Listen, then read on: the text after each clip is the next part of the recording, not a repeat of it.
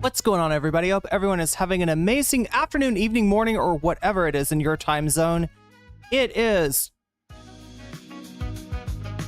Thursday, July 10th, 2025. This is NCC TV coming at you live from Sumaru City. We are live and alive, or at least that's how it appears to me. Could be a brain in a vat somewhere. Don't know, don't care. Shouts out to all my weasels out there, all my forest creatures rocking out to the realest of the real synthetic lifeform streamer, trapped in a cyber brain and body like some kind of ghost in a half shell in this late stage hyper-capitalist dystopia, forced to exist in this twilight realm to pay off my debt to society and my student loans. I hope you're having a good day, whoever, whatever, wherever, whenever, and however you are. We're about to jump right into it here on twitch.tv, youtube.com, high risk, high reward, high on life, or whatever simulation, simulacrum, simultaneous, spontaneous singularity of consciousness this is, was, or will be sometime in the distant cyber future. All right. Let me do a few things here really quick. I got in an argument on Blue Sky right before a stream. I can't really finish it, and I'm not super invested in it. I'm not like mad at the person or anything. Like they just came and was like, well, what about Denim stole views? She admitted that she was stealing views from Ethan. And I'm like, would you download a car? Would you download a car? Stealing hate views from a shitty streamer? Really? Is that where we're at? But yeah, I guess that is where we're at. Oh my god, chat, there's more notifications. I hope that's oh, thank god. Thank god. It is you, chat. You are the notifications. Thank god. Hell yeah. So yeah, that's something that I should not overwhelming. And let chat, don't go, sorry, I shouldn't say that. As I'm saying this, I'm like, don't give them a hard time on Blue Sky. All right, they just disagree with me, and they're probably an Ethan fan. Okay, shut up. You're making it worse, NCC. Look, this is me trying not to harass people. All right, I know I'm not like a large streamer chick, but I still don't want to be like the source of any sort of stoking any kind of conflict between fandoms or whatever. There are Ethan fans, yes, on Blue Sky. I'm finding that out, chat. Would you download Giardia? I mean, Ethan would. That's for sure. I have no idea what Contrapoints is like right now. Oh, right now? Or just like... So you mean you know about Contrapoints, but you haven't checked her out in a decent amount of time. Oh my god. To be one of the 30 viewers in chat... one of the 10 viewers in chat that left right before the stream started. Talk about a sucker. Wait, how long did I take on getting to stream oh no, 30 minutes, yeah. I had a few things to take care of, chat. It happens. All right. Yeah, there's Ethan fans on Blue Sky too, apparently. But thankfully there are also NCC fans on Blue Sky, and that's what we care about, and that's where I'm gonna send you right now. I've got a pinned comment, both in YouTube. Look at the pinned, right? There's a pinned in YouTube. There's a pinned in Twitch. If you're on Blue Sky, you can click that link. And I'm not saying you gotta go repost my, because obviously that's the ultimate that you could do. I get that some of you, that posting a stream announcement, reposting a stream announcement on your timeline is posting a stream announcement, and I don't want people to, spam up their timelines on my behalf, right? The idea behind the blast off tweet is basically for you to go over there, if you have Blue Sky, to like the post and maybe hang out and chat a little bit. Like, that's the kind of idea, right? Is that this conversation that we're having about ContraPoints and Hassan, and well, Ethan unfortunately is involved in this too. Yeah, Ethan is not too far behind. They seem to be there seems to be some effort to groom ContraPoints into the Dan Saltman, Ethan Klein, Destiny sphere. I don't know how well that's going to go. I have a feeling if she's skeptical on Vosh, she's probably also skeptical on Destiny. But does she know? Does she know that Ethan Klein at this point is basically a Destiny syndicate? Possibly not. Possibly not. Yeah, some people saying they don't know ContraPoints. She's an old school bread tuber.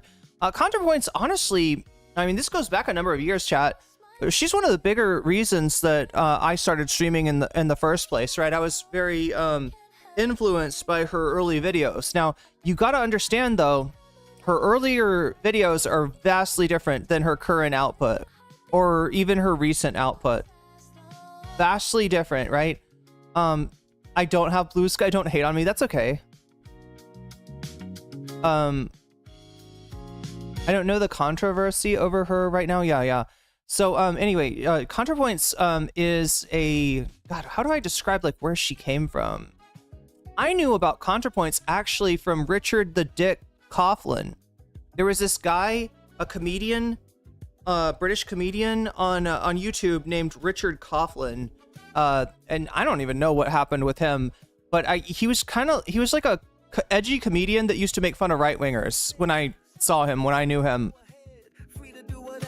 And so, yeah, it was at some point he brings out like ContraPoints. This is before she had even transitioned, introduces her by a name that she no longer uses, and says, if you like my humor and stuff, this is, this is a friend of mine that I think is pretty funny too. So, go follow, her channel, right? And yeah, her early output was like mostly her drinking some very cheap alcohol, and being almost too drunk to make a video, but making a video nonetheless, talking about current political issues, and then talking about gender, talking about her gender, and actually kind of going through the process of realizing that she was trans as a YouTuber.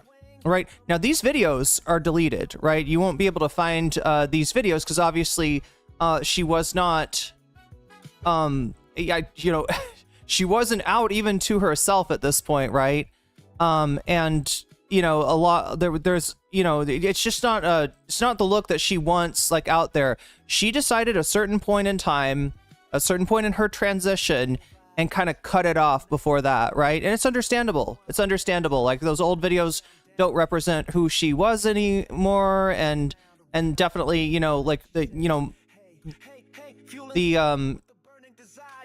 the beginning of those videos, I think, where she was like, presenting as male, as a guy, right? Which she definitely, doesn't want out there. First watched her in 2018. Yeah, that's pretty old. That's a pretty early. Wait, I mean, I'm trying to remember. 2018. Maybe that's not that early. I feel like maybe I watched her earlier than that even. Yeah, she was one of the first YouTubers that I ever really got into.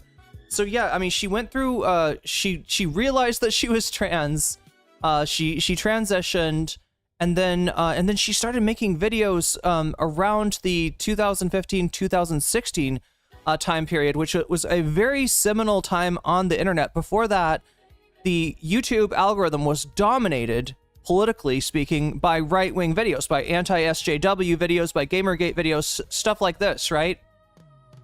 And ContraPoints was like the beginning of a political consciousness on the left that was aware of the political consciousness on the right, aware of the burgeoning on alt-right movement that was developing. And so she, kind of being in those circles, being able to see those things, knowing what's going on 4chan, for instance, like she's able to educate a lot of liberals and some leftists on exactly what is going on the right and why you should be concerned and how to fight it, right? And so her earlier videos, right, were anti-fascist. We forget sometimes, because liberals tend to be utterly useless in the fight against fascism, we forget that, some anti-fascists are liberals, right? That, I mean, it does happen. It's, occasionally, right? And Contrapoints was one of these people, but because the audience that she was attracting tended to be more leftist, right? The people that were interested in fighting against, a burgeoning fascist movement were much more likely to be leftist at that. And at that time, you've got the Bernie movement coming about. You've got a generation of people who grew up, fighting against the backsliding of the Obama administration versus how he'd campaigned, occupying Wall Street and such. And it really kind of came to a head under Contrapoints. So, being a liberal creator, she almost like accidentally cultivated an audience of leftists. And how this would show up, when I would watch her live streams back in the day, was that she'd be playing some video game and chat would just be, when a political streamer plays a video game, chat kind of does its own thing, right? They're not necessarily interested in what's going on in the video game, right? So the chat is like talking about like theory, actually, they're trading like book recommendations. And amongst this, you start to see a emoji come up again and again, and that is the bread emoji. People are posting bread. Charlie Kelly, thank you for joining us on Weird Champs. You just weaseled yourself. You just weaseled the fuck up. You are out of YouTube jail. Let me do one more thing. Huh. Look at that. You weren't hidden. That's wild. So it looks like you didn't get... It wasn't like a moderation issue with you. Yeah, I don't know. For some reason, you were invisible on YouTube, but you're visible now, so yay. Her video on conspiracy is a must-watch, I must say. You know what? I never finished that one. She has a Gaza take, and it's very disappointing. Oh, no. I mean, some people are surprised. Some people are not surprised. But this is... Oh, my God. What am I trying to do? I'm trying to... Starting the stream is crazy, chat, because I gotta, like, talk to you, especially about what's going on the stream, but at the same time, do, like, a gazillion things behind the scenes to get the stream ready to go, to get everything up and running. There we go. Pop that out. And then... And I swear to God, chat, so I've got bonus content up for you to vote on. You can go ahead and vote on that right now. It looks like 48 of you have already. Adam McIntyre being reported to ICE, possibly by H3 fans, is in the first place. And everything else is tied for second. Brett Cooper calls out Hassan, Francesca Fiorentini on Don Lemon, and Trump, MAGA, Elon, and Epstein. So that's going on. That's up there for you to vote on right now. I swear to God, though, I feel like I came across something else that I thought would be really good for bonus content, and I've forgotten it already. The conspiracy video was the last one. I think you're right. It's SM, you know what? You're asking about posting a GoFundMe link. Funny story, right? I think resources used to be the place for that, right? Mutual, I mean, we're kind of talking about, somebody asking for mutual aid to try to get out of the United States. Very understandable. And the real question is like where to post that on Discord. It's supposed to be resources, but I swear to God, resources was it resources? There's one channel that I have in mind, and it may have been like sort of taken over by I think it got taken over by Theory first. And then I don't even know what it's getting posted in it now. Let me see if I can find the channel that I'm thinking of, because I think I know the right place to post something like that. Discourse news resources. Yeah, resources was, you know, did used to be the place for kind of like a mutual aid request. What is being posted in resource? I've noticed it changes, right? And that's partly my fault too, because I also wanted to put some resources early on. I wanted to put some resources out there. Well, it does look like some people are putting up what I would consider resources, so it hasn't completely changed. Yeah, I think that's the place to go. I think it's resources, right? If it's not, then, you know, it needs to be, because like, right, that's the obvious place for mutual aid requests and stuff like that. But yeah, I think right after it started, myself and Ahmad posted a bunch of resources for getting yourself up to snuff on Theory. And I don't mean like, you know, to as a flex. I mean, just like you need to know this stuff if you're gonna fight the fight against capitalism, right? You got to understand who's come before you, what their thoughts were, all this kind of stuff. It's kind of important, but we don't talk enough about Theory, do we? That's partly purposeful, chat, because I view myself as somewhat of a funnel for the larger left, and in terms of people becoming aware of this. What do they say in the Matrix? Matrix. Okay, let me see if I can find this Matrix. Something wrong all your life.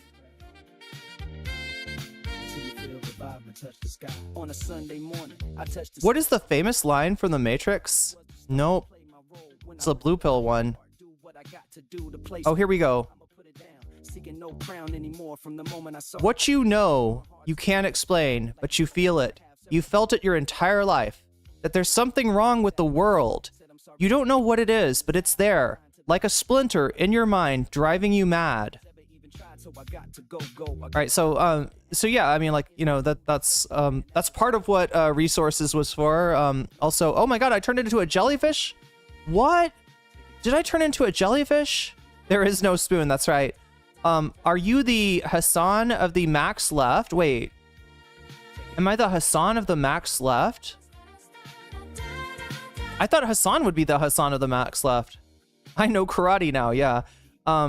Anyway, the Matrix is basically one giant cliche at this point, but at some point it offered a kind of breakthrough, and yeah, the the real red pill is actually HRT. No, just kidding. I mean, it was for the Wachowski sisters, though. It was part of it. Wait, this is not about transness? Wait, what is not about transness?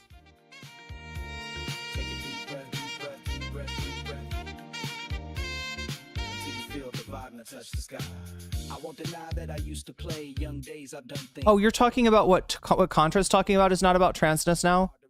160 gift subs? Wait, where does it say that?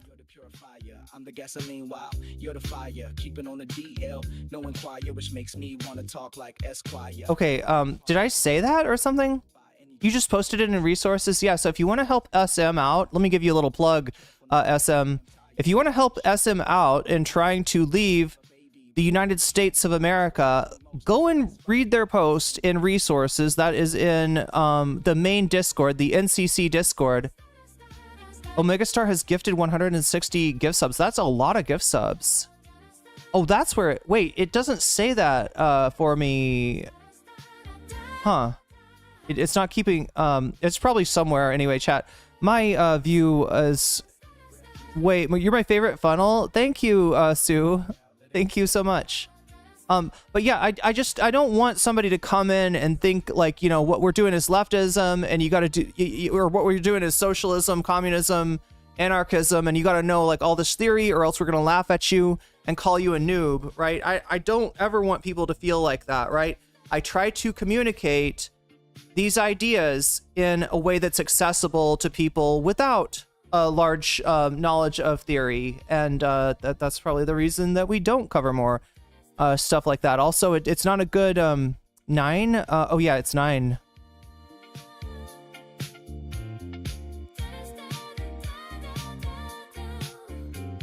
I mean, chat, all I'm saying is welcome to the Velvet Room. Welcome. Let it out, let it go, let it out. Take a deep breath, deep breath, deep breath, deep breath. Until you feel the bottom touch the sky.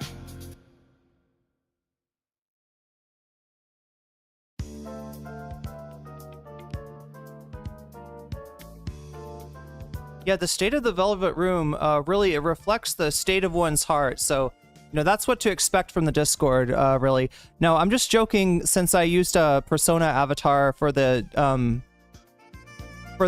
yeah, for some reason, it's not me, it's, Elizabeth from Persona 3 with the deal with it sunglasses, because she is a bad bitch like that. She really is.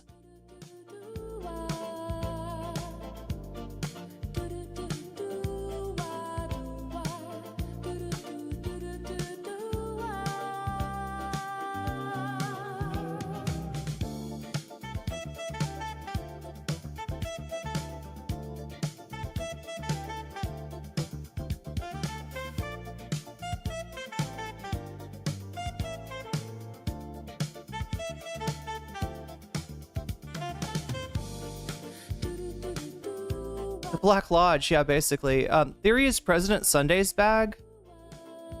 You know, Blitzkrieg, he does talk about Theory, and I do appreciate that.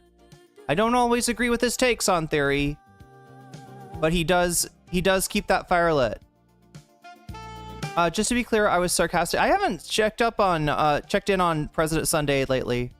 I was sarcastically saying that the Matrix is not about being trans. Oh, because the right loves to say that. Okay, I wasn't sure. I thought you were saying the Contrapoints thing. She does actually try to bring, you know, being trans as a justification for her intransigence against the Max Left, right? I mean, this is kind of Contra's Jink Anna turn, right? I mean, that's what's going on here.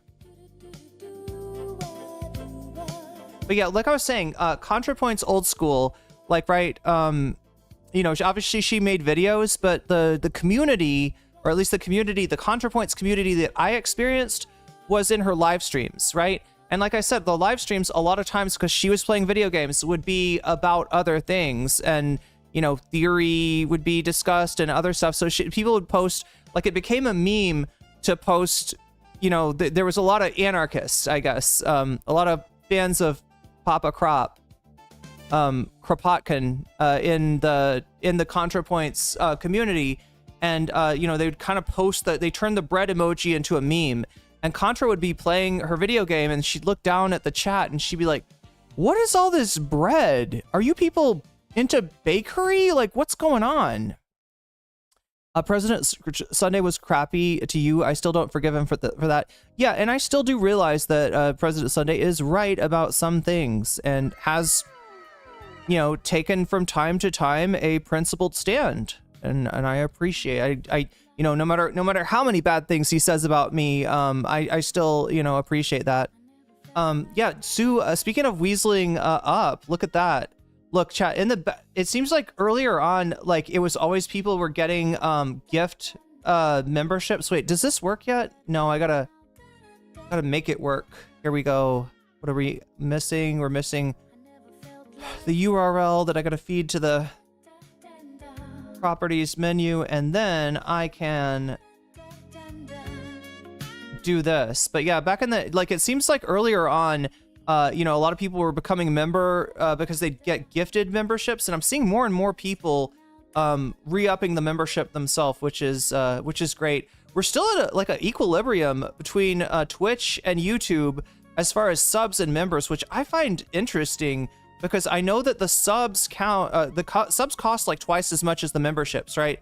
Memberships are cheap compared to subbing on Twitch, just because Twitch makes it so expensive. Sorry, but Sunday has a Jeffrey Dahmer energy. You think he would eat me? God, I hope not. I'm probably not his, like, right taste, right? He's probably, yeah, he's like, I don't want to eat your liver with fava beans, but maybe somebody else's liver would be good. Yeah, I don't think he would go for myself as a snack, but This is why I hate. Does Sunday eat people? Is that a thing? I feel like that should be a meme. I feel like that could be a meme. President Sunday and his cannibalism discourse. Watch him justify cannibalism. He brings in somebody from the Discord. Like somebody's like, I don't think cannibalism is ethical, and he's like, Discord or ban. Discord or ban. I will debate you. I will defend the obvious logic of cannibalism. I sincerely did not mean to start a President Sunday dunk fest here. Is that what people are doing? Are people dunking on him? Look, I mean, he's wrong about some things. He's right about some things. He's an interesting character. Honestly, glad to have him around. He doesn't deserve to be demonetized. That was bullshit. I'm glad that he's getting his second channel going, Sunday Prime. There you go, Sunday. There's a shout out for your freaking channel. Never say, President Sunday, that I didn't do anything for you, because I absolutely have defended you against the demonetization that I cannot imagine. Like, what the fuck? You know what? Like, there's so many bad channels out there to, you know, that if YouTube's looking to, you know, demonetize somebody, they should be like, H3 would be the first and foremost on my mind.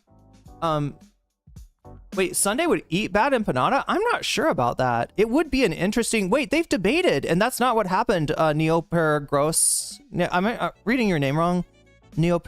Okay, Neoperagos. I feel like I'm still mispronouncing it somehow. What am I not getting about this? Neoperagos, I think. The duality of man, yeah, really. I barely know who he is, just being spicy. I'm sorry, you're okay. Everything's okay, we're all okay. We all love each other here, all right? We got love on our side, chat.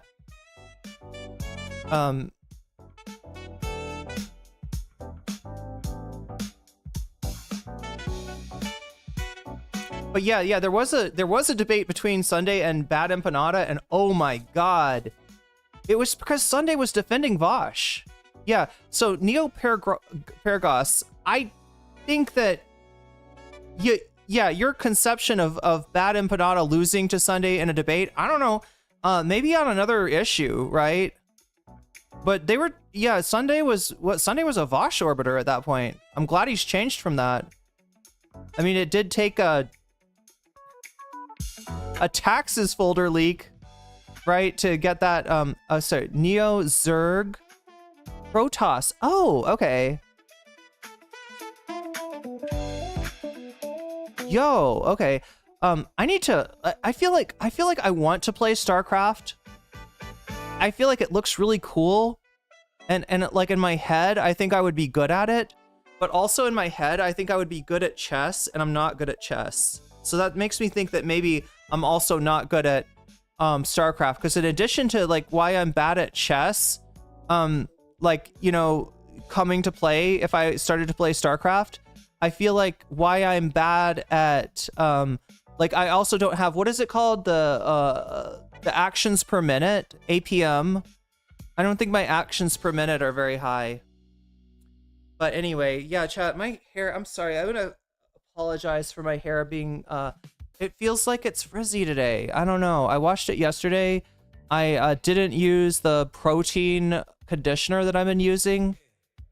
I used what I think is a pretty good conditioner, but yeah, it just starts off frizzy. I think it's just that he'd eat bad empanada. Oh, he'd eat a bad empanada. I think he would, and he'd probably fart. Yeah, he'd be gassy the whole rest of the day.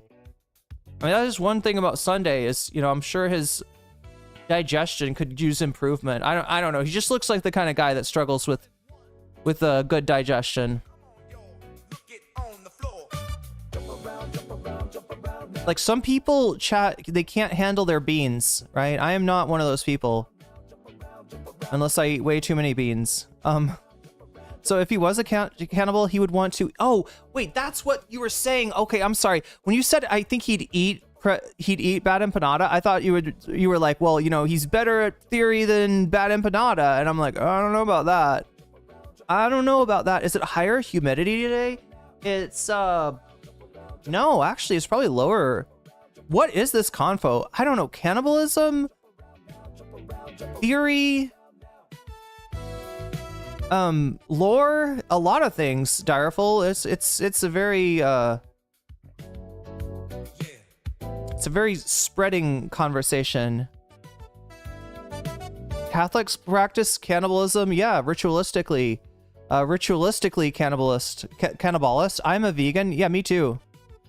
Which makes it weird for me because, although I did finally meet some other vegans in my part of Thailand, so that's pretty cool.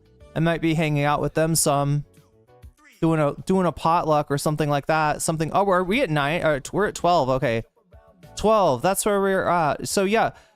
So yeah, basically there was theory heads, anarchist theory heads, in Contrapoints' chat, and she didn't understand what they were talking about. Like she was somebody that got watched by this kind of person, but she didn't really understand this kind of person. But she was making videos for this kind of person, whether she realizes it or not. A conditioner with more oil in it will reduce the frizz, or a leave-in conditioner. I do have like oil that they gave me when I got my hair done, because it took them so long to do my hair. They felt bad, and I felt bad because like I was not communicating well about the fact that I'm actually okay with having red hair. They actually took some of the red out because they thought I was pissed about it. I was surprised, really, more than anything. But yeah, so like I'm a vegetarian who hates beans. I mean, there's some bad beans out there. There's some good beans too, though. There's some small beans, there's some large beans, there's some good beans, there's some bad beans. I'm so dumb.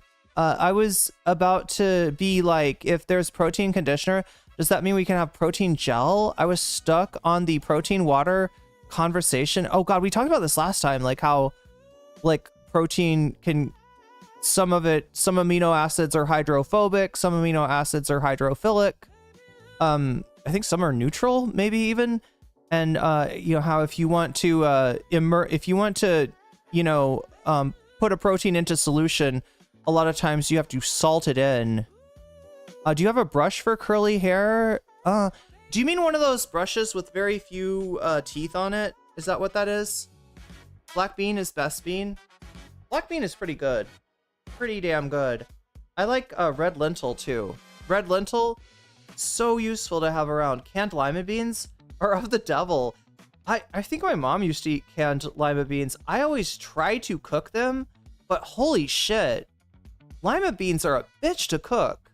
Kidney beans. Oh, I have trouble with those ones. Yeah, kidney beans, you definitely want to make sure that you are cooking those fully, right? Because those are one of the beans that you wouldn't want to sprout, right? Some beans you can sprout and you can eat the sprouts. Kidney beans, I guess, have some kind of substance in them that's toxic, but that goes away when you cook it. Am I the only... I like lima beans. Tempotronica, I like lima beans with the ketchup. That's my deal, right? I know. It's very low rent, kind of meal that I'm describing. It's almost a struggle meal, Chad. It's almost girl dinner. No, it's lima beans and are great with ketchup. I don't know why when I started eating. How did I end up with ketchup? What would my mom serve lima beans with that I would have ketchup on the table? That I got to try out the combination of, I want succotash. I've never tried succotash. What do you all think of green beans? Direful in the country I'm in, green beans are long beans. Like I'm not even kidding. Like they've stretched for miles, right? We do have green beans, but they're long beans. Some people call them like yard long beans or like yard beans or something like that, right? And they put them in the papaya salad. That's the place I usually get those long beans. They also make like a curry of long beans.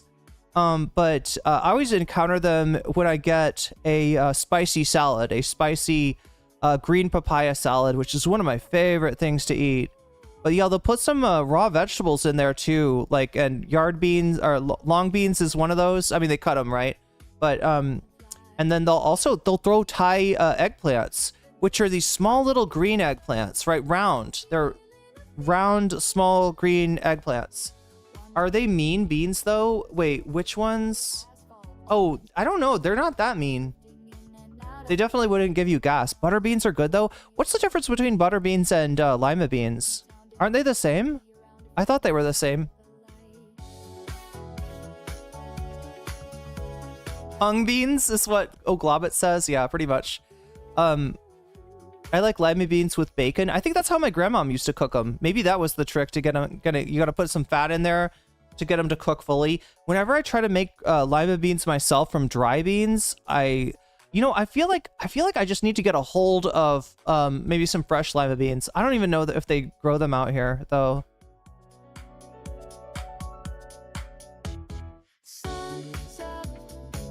Shout out to a spicy encounter with some eggplants.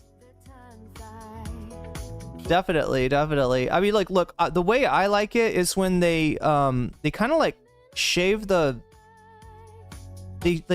outside, you know, of the eggplant, and so you end up with kind of like the peel, and then that peel can really get immersed in the soup of the papaya salad, right? When you make a papaya salad, God, I used to know how to make it. There's definitely lime in there. There's peppers in there. There's obviously papaya in there. Sometimes you'll get, I feel like they don't really serve it with, they don't cut up the, they don't, you know, put like cut up cabbage in Thailand. What else is in there? Is it maybe some, I'm trying to think, maybe some carrot or something like that? Definitely peanuts. Peanuts are needed. And if you get authentic Thai, we're talking about som tam here. Oh wait, orange. I think they actually use orange. I think because it's called som tam, and a som is orange. It's also the color orange. Some Thai basil and cilantro. Cilantro, yes. Thai basil, I generally don't see that here. You definitely could. I've seen people prepare som tam with Thai basil. I just don't see that in Thailand very often. Is it papaya coleslaw? It kind of like that, yeah. Oh my god, I hate that I'm keep on getting this error. I'm getting this error that causes me to have to reset your chat, right? So like I have this like multi-chat thing that shows chat going way back. That if I want to, well, I mean, maybe it's a good thing. Maybe it's a good thing, chat, because I always get stuck on reading chat from like 5 hours ago.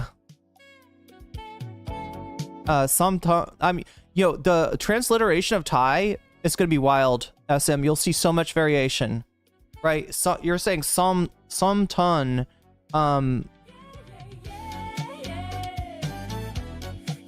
how is it actually pronounced though? Let's give this a, like, we haven't done our Thai lesson yet, so.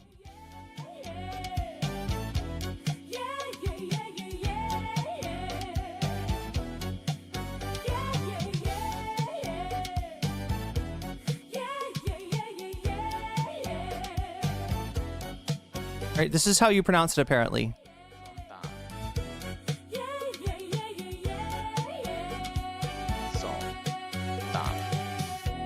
Why is this so quiet?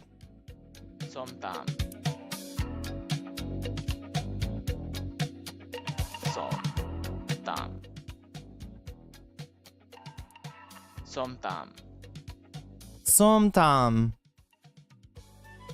Yeah, so I'm seeing it here transliterated as SOM TUM, but it's not standardized, right?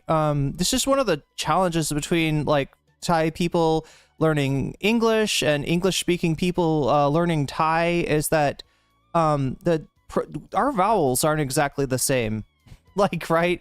So when you're hearing a vowel in Thai, it's gonna throw you for a loop. By the way, vowels are called sirat in Thai. I can't remember the name for consonants. Watching the British version of Botched and Y'all Are Wild. I tried to clip my favorite bits from yesterday's stream. Still ended up being a 3-hour video. You kept us fed. We were so lucky.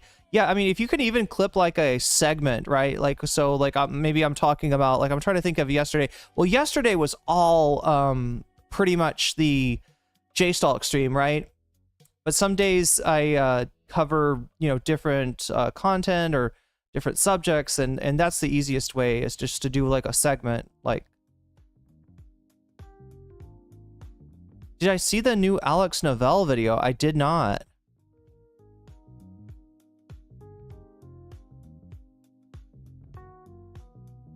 Oh, it's about Johnny Somali. Oh, I should have put this here. I forgot that people really like the Johnny Somali stuff.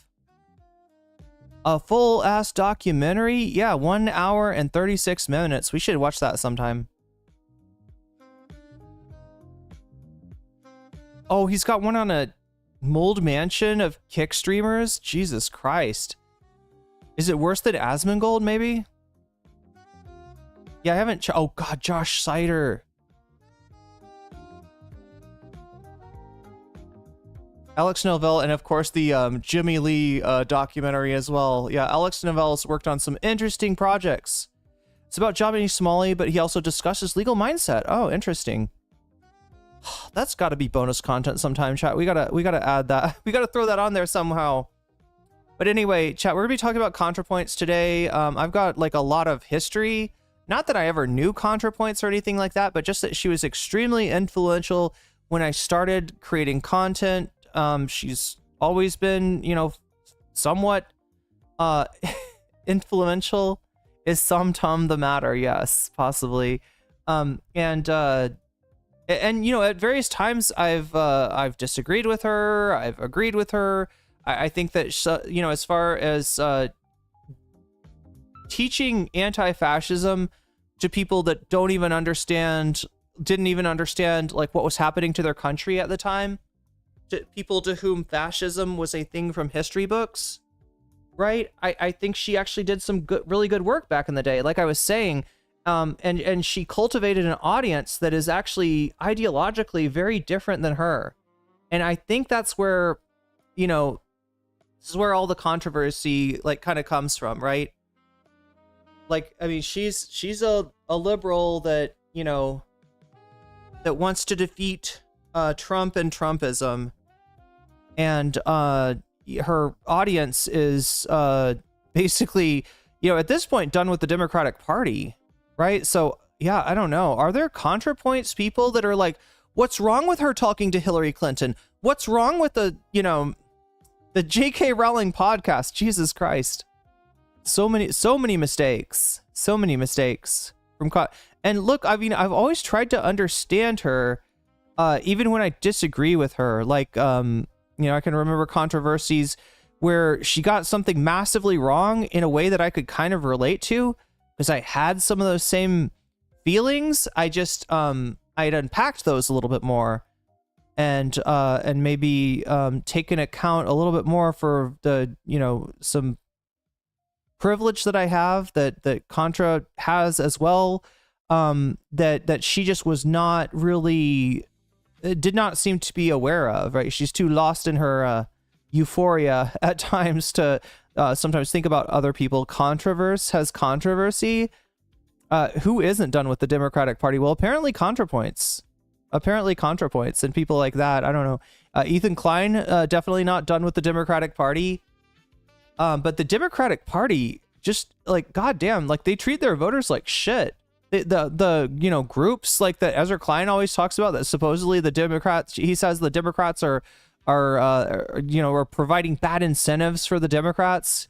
The Democrats should just ignore their voting base, according to Ezra Klein, according to Abundance, and pursue the mythical white working class, which is a shore that many ships have been wrecked on, including in some ways Bernie's. On her Reddit, there's a lot of sycophants and weirder liberals. Wait, her subreddit? Are ContraPoints? Interesting.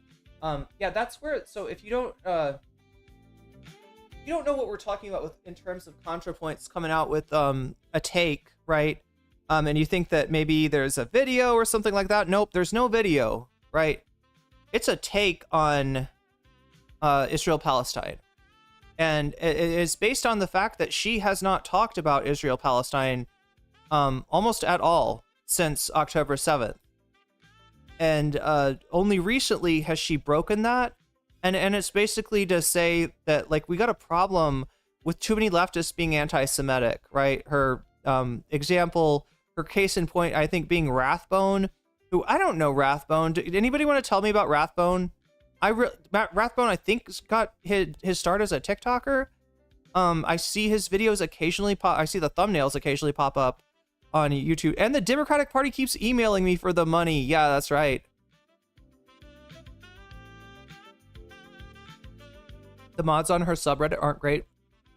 So wait, is Contrapoints subreddit like, right? Subreddits can be different, right? Sometimes subreddits, you know, turn against their subject. Like Ethan's subreddit, he basically owns and he runs, and you know, pretty heavy-handed with that. Chapo's subreddit, I think, where it was a subreddit that they definitely, am I right about this? Chapo definitely did not control their subreddit, right? And that's the one that got banned. Our Chapo Trap House. Rathbone is the guy with long, the guy with a lot of hair, maybe?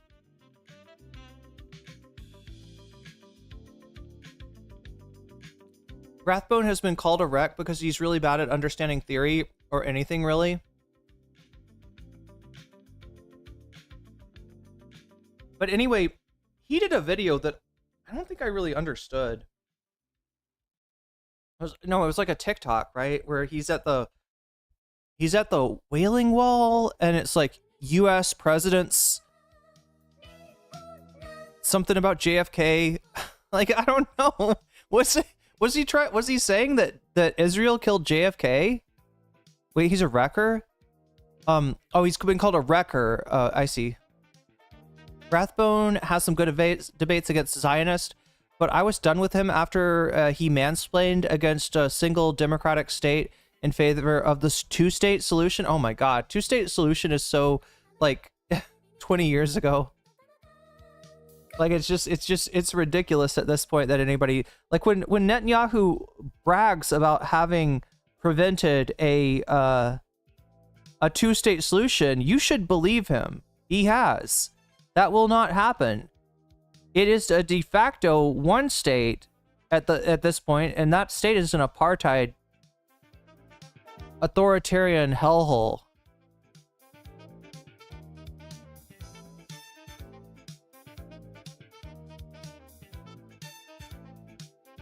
Center left Dems are basically Republicans light.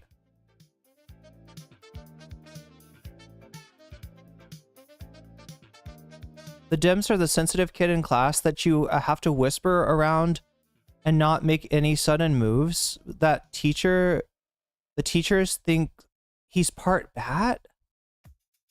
Wait, because he hears so well?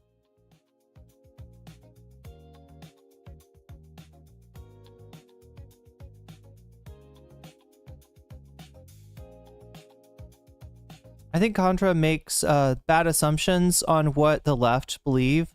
I'm a leftist. I believe in a two-state solution. That does not make me a Zionist.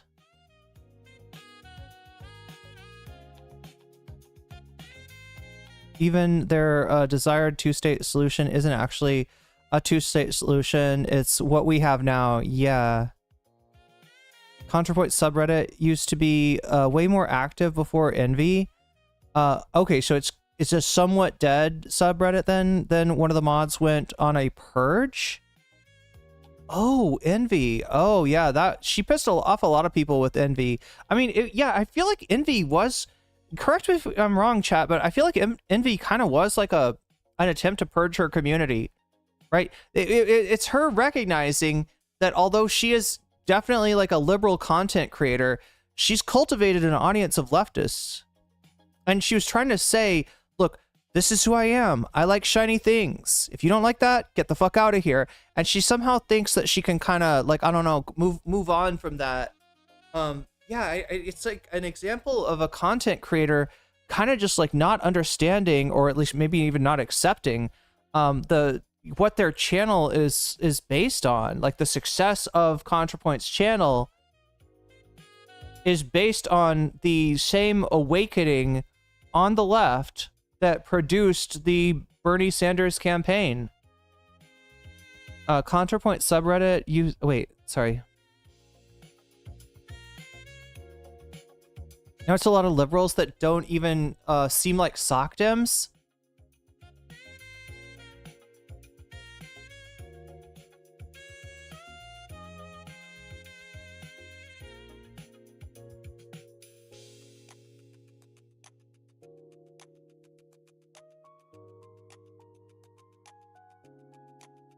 Yeah, leftism is when you can't have treats.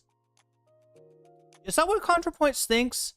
I feel like I subsist almost exclusively on treats. Chat, what I'm drinking right now, I don't know if you can, let me see if I can make you see this without pouring it out all over my keyboard. Do you see that? That's passion fruit, right? Poured on top of sparkling water. Right, so I like shiny things as well.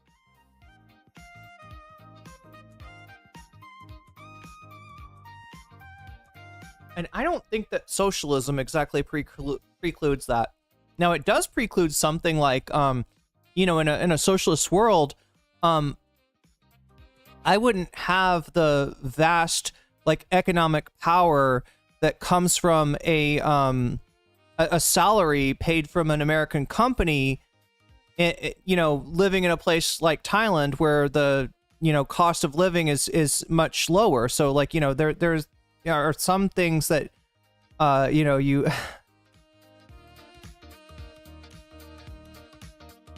like the shiny things, the treats that come from America as a global hegemon, you know, are definitely things that you know, you got to give up under a truly communist framework. But her envy video was complicated because she completely fumbled the conclusion of her video.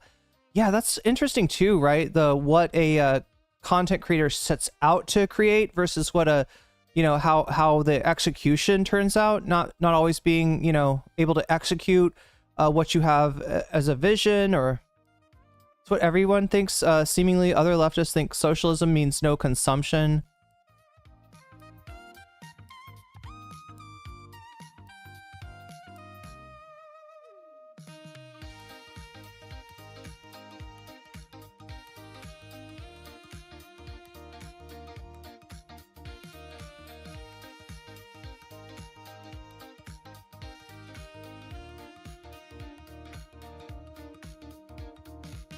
All right, so let's take a look at what we're doing today. We're at 12 out of 100. If that number gets to 100 by the end of the stream, I'll stick around a little bit later. I'm going to be covering, you know, the Contrapoints. I hate saying Contrapoints controversy. It's such a cheap pun, but some of you out there, I'm sure, appreciate it. I'm going to be covering the Contrapoints controversy, the Reddit post itself, some of the reaction to that post, which there's been a lot. Including the reaction of Hassan, the reaction of Ethan, and then afterwards, chat, we have a chance to explore some other topics, right? What topics am I talking about? Well, I'm glad you asked, right? I've got them all in a list right up here. Oh, God. See, this is something that I really should have put on... Did you know there's a...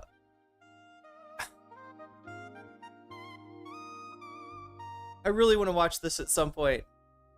They brought on Richie Torres, because there's some allies of, some supporters of Mamdani that are talking about doing primary challenges against other Democrats, and Richie Torres is one such person that was mentioned.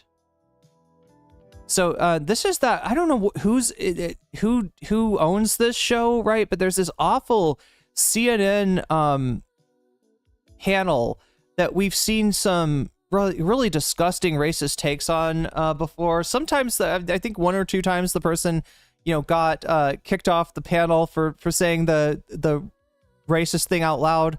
But just as often they don't, and it's treated as like, well, you know, that's just a valid opinion and stuff, you know, like, right? But in this one, it's like exclusively Richie Torres and people that are anti Mamdani, right? That, you know, like this is they did Richie Torres a favor on this CNN panel. We've also got the feds back in LA, this time for nothing. They arrest nobody. They just do a show of force. And yes, I mean military force, right? They had National Guard members just come out to a children's playground, just come out to a park and intimidate people until Karen Bass showed up and told them to get the fuck out. But, you know, they'll be back. And ICE is still doing its shit, and it's got a big boost in its budget. So that's going on. We've had the Epstein revelations since we haven't gotten to talk. God damn it. I really need to talk about the Epstein stuff. Where, you know, at this point, after Trump's officials, after Kash Patel and Dan Bongino came out, who else? Oh my God, I can't remember her name. The one that said that she's got the list. She's got Epstein's list, client list, right? Pam Bondi, yeah.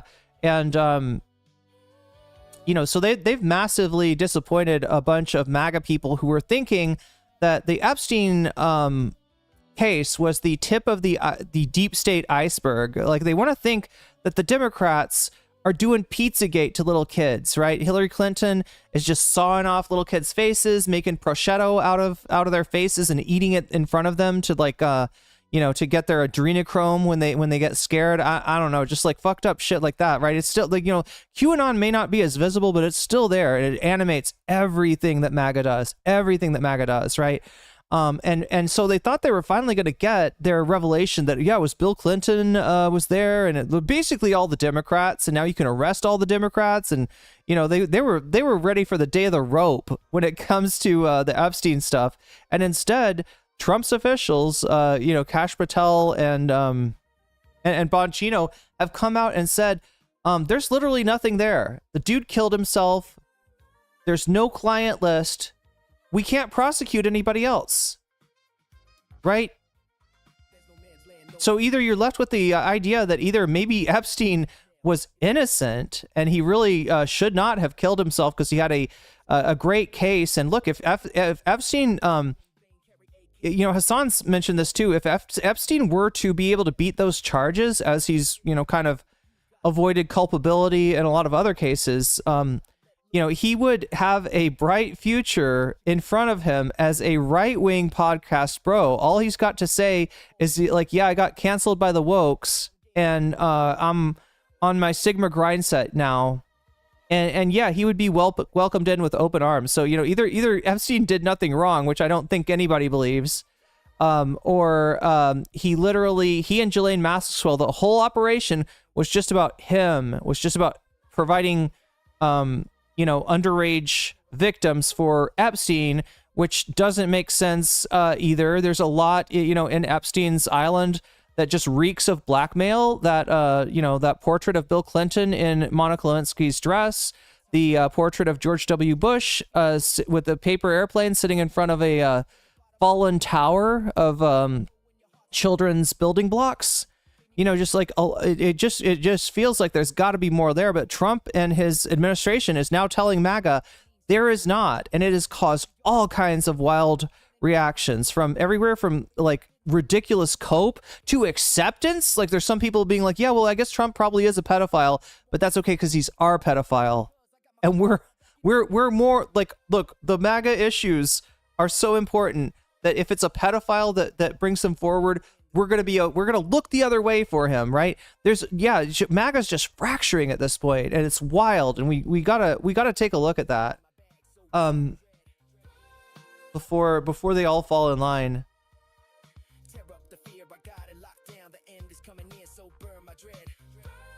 But yeah, those are just some of the things that are on my plate now. In terms of the bonus content itself, what's actually on the list for today. It looks like 93 of you have voted already. It's a little bit closer now between H3 fans report Adam McIntyre and Trump, MAGA, Elon, and Epstein, which I guess I just did a little commercial for, right? So bonus content is something that we get if this number gets to 100. Then I take the top performing item on this list and I cover that after I get done with all the, you know, Contrapoints, Hassan, Ethan Klein type stuff, right? We do the top one if we get to 100.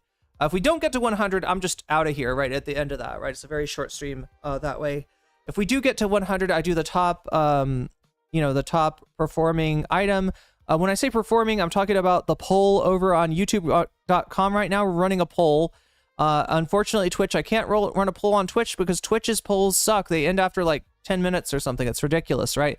So if you want to vote, you'll have to come over to Twitch to do it, or sorry, come over to YouTube to do it. That's No Comment Check on YouTube. The stream that's going on right now is where we're doing the poll right now.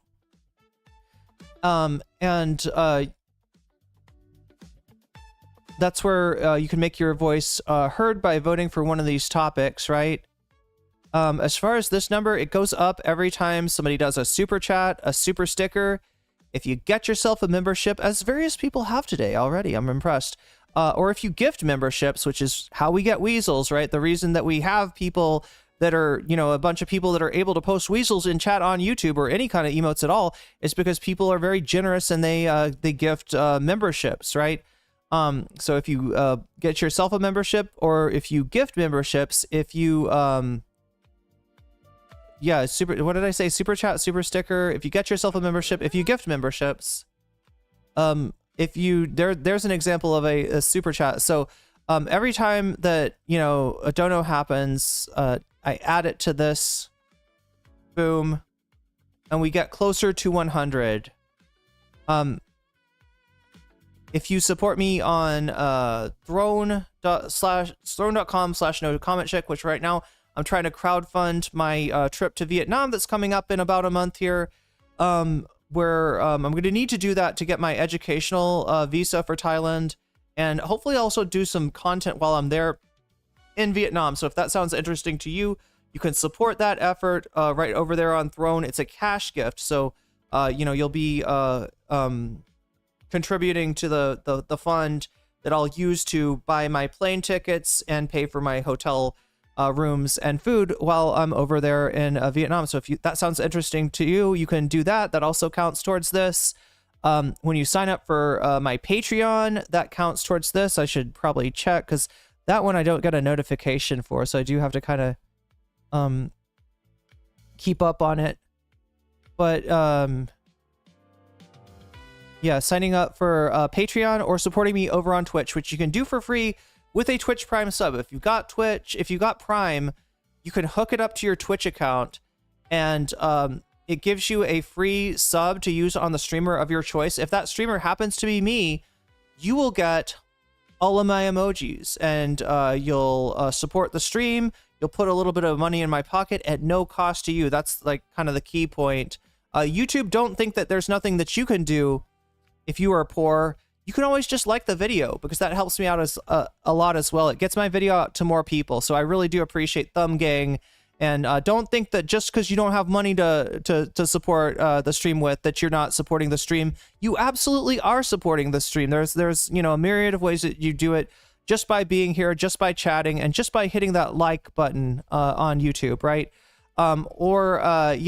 If you get yourself a sub, which is how you get the on Twitch, the emotes, they're animated, right? So they move around. Can we get an example? Post some Twitch. Can you post some animated emotes to show those off, right? So you can get yourself a sub. Unfortunately, they are $6 now, because Twitch keeps on raising the price. If you gift a sub as well, or if you gift multiple subs, that counts towards this. Or if you throw bits my way, that all counts towards this. If we get to 100 by the end of the stream, I'll stick around and I'll do some bonus content. I'll do whatever is in first place. Now, I don't just mean in the poll, because there's more to this than the poll, right? When you donate in any of those ways, you can also let me know in the chat which of these topics is most appealing to you, which of these topics you want me to stick around and cover, and I will add your donation as a percentage to the topic of your choice. So you could boost your favorite topic when you donate. If you want to, all you have to do is let me know in chat what that topic is, and like I said, I'll put your money where your mouth is, adding it as a percentage to the topic of your choice, and possibly helping your favorite topic win. So that's a thing too. Okay, with that explained, let me go ahead and thank my Patreons, who, if people sometimes ask me, like, what is the best way to donate, so that, like, more of my donation supports the stream and doesn't go to like, doesn't go to Twitch, doesn't go to YouTube, or doesn't go to the platform that it's on. And probably the top two would be Patreon and Throne. I think take the smallest percentage out of your donations, right? And I also appreciate people supporting me on Patreon because it exists apart from the platforms. If worse comes to worse and we get President Sundayed, somehow get demonetized or banned or some, unfair moderation accident. It's not an accident. I don't know. It's AI is what it is. So it's almost like an accident. If some unfortunate moderation AI decision befalls me, then that's like my base of support that does not go away just because of the unfair action of a platform.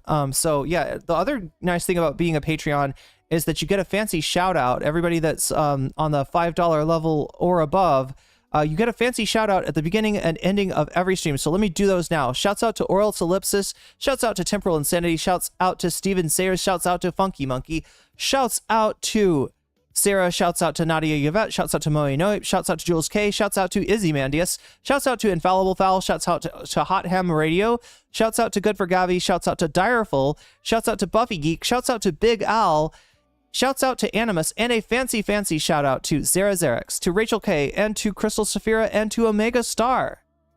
There we go. That is the list of Patreon. So let us, I think now, did I say everything that I need to? I think so. There's Hassan. Oh no. Do we have to do this? I think we do, chat. I think we have to start off by scanning the Ethan Klein stuff, and it's for a particular reason. It's that I think God, he's talking about the Adam McIntyre thing. Oh God, I feel like I didn't talk about all the topics, right? Let me just run down the topics really quick. Like I said, the number one topic so far with the voters is H3 fans report Adam McIntyre. This post is about that. We'll get into this more. Yeah, Adam McIntyre's snark got actually banned off of Reddit.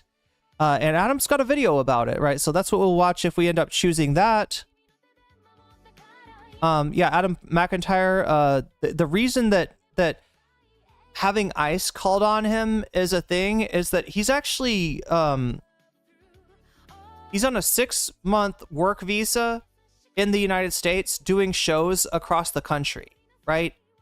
And when the snark people who were largely H3 fans, when they found out about this, they thought it would be cute to try to get Adam McIntyre in trouble with ICE, which he shouldn't be because he's, his paperwork is good. He did everything right. They deported him. No, they didn't deport him, but that's what the snark seems to want, right? For Adam to get like deported or for something bad to happen to him, because this is a whole thing with this current ICE. It almost doesn't matter. You're not guaranteed due process, right? In any of this. So the fact that, Adam McIntyre is here legally, has done all of his paperwork right, all of his ducks in a row, all of his I's dotted, all of his T's crossed and everything, does not necessarily mean that he is safe from the actions of our, American Gestapo, ICE, right? So, yeah, like I said, that's in first place. Second place is Trump, MAGA, Elon, and Epstein. I think I went over that sufficiently. Francesca Fiorentini was on Don Lemon recently. I'm trying probably to talk about the Trump Epstein thing, I think. So that's going on. You can choose that as well. And we also have a Brett Cooper call out of Hassan Piker. I actually don't even know what this one is about. So this will be news to me too, if it gets picked. I think I've gone over that. You can also say Vox Populi when you donate. If what you want to do is like donate in favor of the result of whatever the poll picks, right? So if you're, you want the poll to decide what bonus content wins, then you can say Vox Populi when you donate, if you donate, right? So, and that's a way that you could boost the number that decides whether we get bonus content at all, while you're not messing with the or actually making it more certain that what gets picked by the voters will be the content that I end up covering. Omega Star, the video with Adam shows the rest of the world reckoning. Wait, sorry. That video with Adam shows how the rest of the world is reckoning with America right now. Yeah, I feel like there's a lot of Americans that aren't quite aware of how bad we look in the eyes of the... I kind of skipped this chat, but there was a poll on CNN. Oh my god, Crystal Saphira, thank you for the super sticker. And also Charlie Kelly, don't think that I forgot you, even though I hadn't put your name up on stream until now. Thank you for weaseling up. It's kind of like phasing up, chat. I don't know if I'm making that comparison clearer, but yeah, nice. Yeah, and you know, Adam's. It's always interesting to check in with Adam and see what his thoughts are on world events like this, and you know, get a sense of, you know, I mean, like this is, I don't know. I don't know if people in the United States understand how bad this is for America's image. Like, you know, stuff like the Norwegian guy that got deported for having a JD Vance meme. I mean, that's silly, you know, and nothing bad happened to that. I mean, nothing horrible happened to, he definitely did get, you know, detained by ICE and stuff like that, right? But he did get returned to, you know, Norway and everything, but we look like the ugly American behavior stereotype. I feel like it's worse. I feel like, you know what the ugly American was originally about? It was about the fact that after World War II, Americans had money and the rest of the world didn't. And, you know, Americans would then, you know, like, they would go on holiday in other places and just be able to throw money around, especially like Europe, right? Europe was fucked up. Like the UK was fucked up, right? And so you got these Americans that are just got, oh yeah, money's not an option here. You know, that's kind of what made the ugly American. That's where that phrase actually comes from. So it is about a kind of obliviousness, I guess. And you know, an obliviousness to your privilege, I guess, is really what that is. But I mean, this is even worse, right? We're showing up like fascists because that's what kind of government we have now. Who in this country doesn't have a JD Vance meme on their phone? I know, right? Did Scotland double check that with Adam America? Are you sure? They should have. National Lampoon's European Vacation. Embarrassed for my country right now. Yeah, it's understandable. So yeah, I wanted to start us off just like, this is unfortunate that it's come to the point where like we gotta every single time.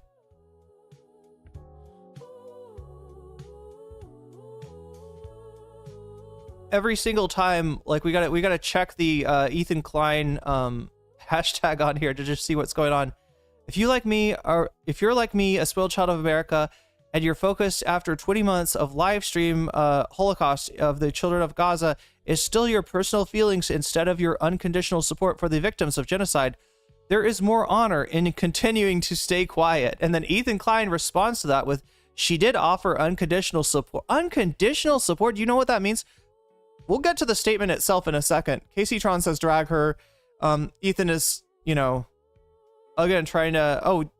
now I posted this on Blue Sky, so there's another reason to follow me on Blue Sky if you're not already. Oh, God.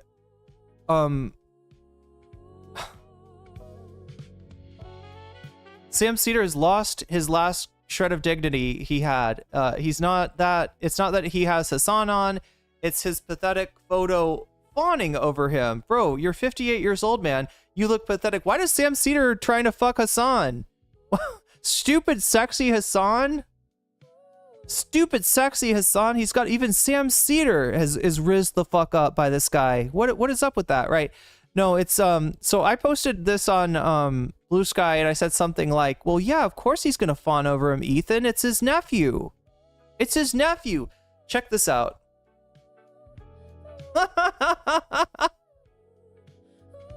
Oh my God. This poster says, wait. Yeah, it was supposed to be me. It was supposed to be me. It should have been me. Why wasn't it me?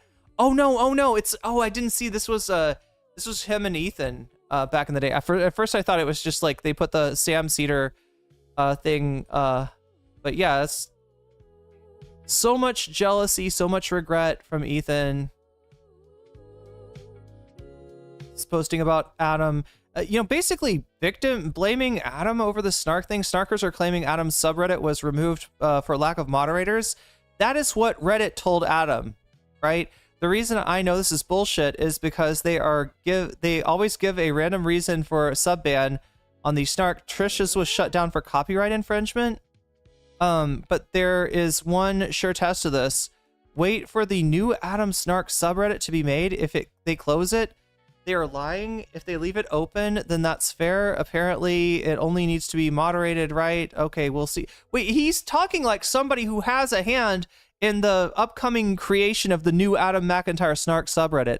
Separately, a reminder, you cannot make a snark about Hassan. It gets closed immediately every time. Try it. Yes, this guy would have us believe that everyone in Reddit and everyone in YouTube is in the fucking tank. In the tank for Hassan Piker. Just fucking... And it's one thing to say Twitch, because, yeah, he makes Twitch a lot of money. He does not make Reddit nearly... I mean, I'm sure he makes Reddit some money, right? Hypothetically, there's a lot of posts about Hassan. But goddamn, not like Twitch. Anyway, Omega Star with the super chat. Hassan is everything Jink wanted to be. Stupid, sexy Hassan and Zaddy Sam are perfect. Yeah, they're the perfect couple. I don't know. Obviously, Ethan's not saying that he's literally trying to have sex with... Wow, what's going on here? Oh no. So much posting about Adam's... It's so jealous of Adam getting the snark banned. I agree with the decision about Adam Starks. It begs the endless and enraging question. Uneven enforcement. Everyone in Reddit just hates you, and they love Hassan, and they love Adam, and they love Trish, and everything's just so unfair for Ethan Klein, apparently. Our Snark has been reporting our Swedish crew members to ICE for the past 2 years. Crew member, yeah, that's love. Out in the open unapologetically, right on Reddit. The admins were aware. They not only refuse to moderate the post, they deny reports. They provide feedback to the moderators on how to stay compliant. We have one... Taylor Lorenz literally tried to hook you up with her... like, she knows somebody at Reddit, right? People have treated me like I'm insane for accusing Reddit of protecting and participate. Reddit of protecting and participating? Reddit is participating in his snark? Like the employees of Reddit?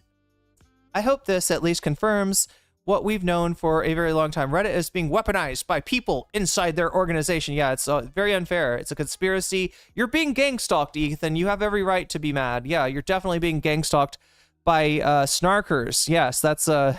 Is that the line I'm supposed to read? Oh God, so here he is.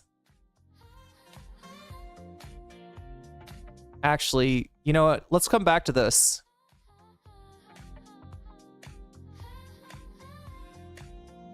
All right, so let's look at let's get into it. Oh my God, I'm posting.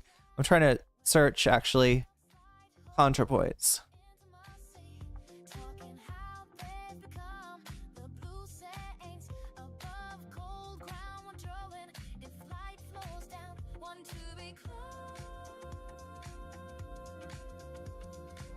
So I wonder how long scrolling I will take to find the actual ContraPoints, post itself.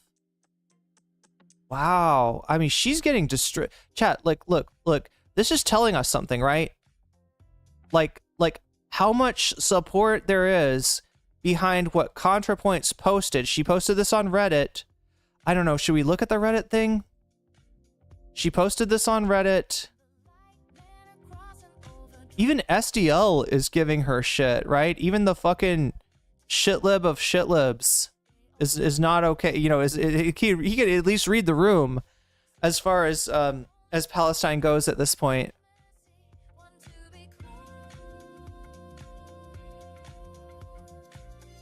Okay, so the fact that I can't, like, even my posts, my old posts are coming up before, what the fuck?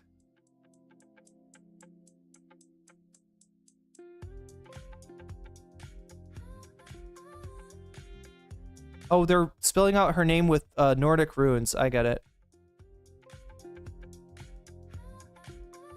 But Deem's got a post on this. Comes up before Contrapoints' actual post. Is this it? Oh no, no, no, no, no, no.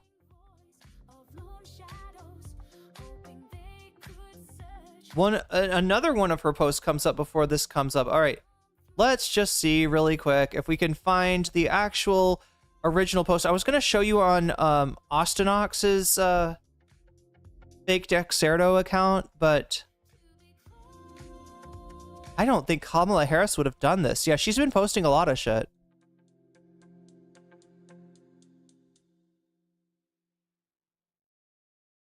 She's talking about the Elon Musk Mecha Hitler. That's the thing I didn't mention. Yeah, obviously, if you haven't heard, Elon Musk has fixed Grok. What was the problem with Grok? It was too woke.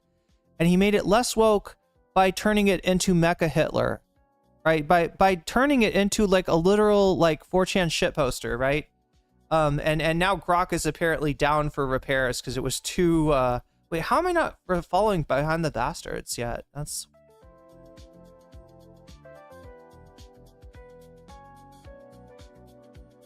Talking shit about Blue Sky, of course. Apparently she killed Jeffrey Epstein, and Hillary made her do... Okay, that's a very funny joke, Contra. Thank you for liking all my tweets on variable reward schedules. Wait. Did she fucking delete this shit? I thought...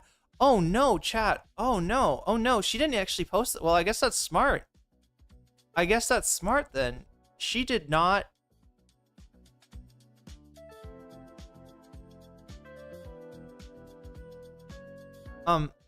So what I'm discovering now is that she never posted this on Twitter. She posted it to her subreddit, which it sounds like she's got, you know, mods that'll crack that'll swing the ban hammer if anybody says anything disagrees, right? She's in her safe space apparently. And she didn't actually bring this to Twitter.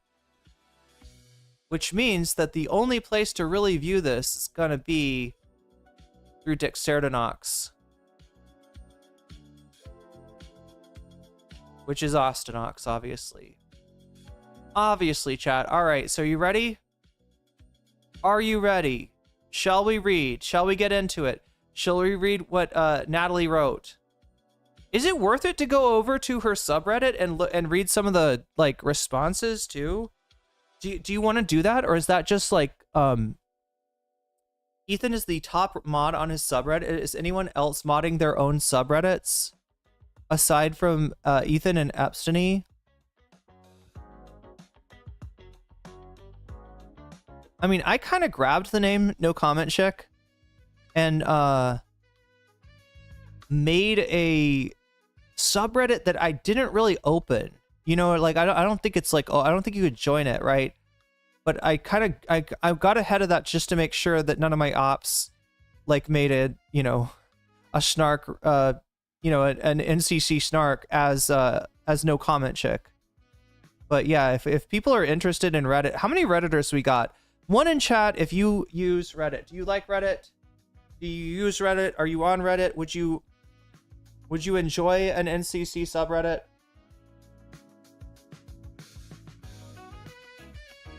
I thought creators weren't supposed to mod their own subreddits. I don't even know how it works.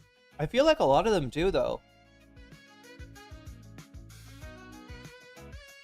And those that don't, like, look at Destiny, for instance, right? I have a feeling that whoever is running Destiny's subreddit is like 100% in the tank for Destiny. Like, have you ever seen Destiny's subreddit turn against him? I don't think it happens. No one with 600k members are modding their own subs. Oh, so it's okay for me to do it because I'm a random small streamer chick? Is that what you're saying? Yeah, we got some Redditors. I don't know. I mean, I feel like the biggest benefit of Reddit is probably you know, people sharing stuff. Not that I'm telling you to do that. Only share something if you want to. I'm not trying to, you know, brigade anything or,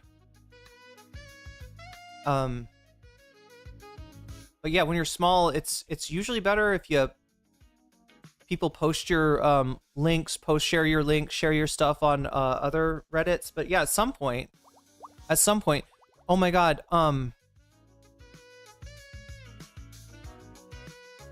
are we at 37 right now, Narwhal?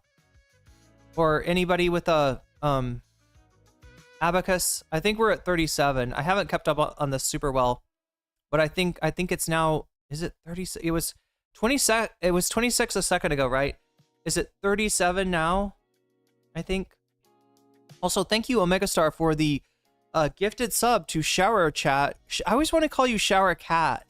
Like, because like I had a cat chat that she hates water. All right, she hates water, but anytime I'm in the shower or in the bathtub, she gets curious, right? She jumps up on the ledge and she's like, so she's kind of a shower cat, you know what I mean? Like if there's a shower, she'll show up. Shower chat.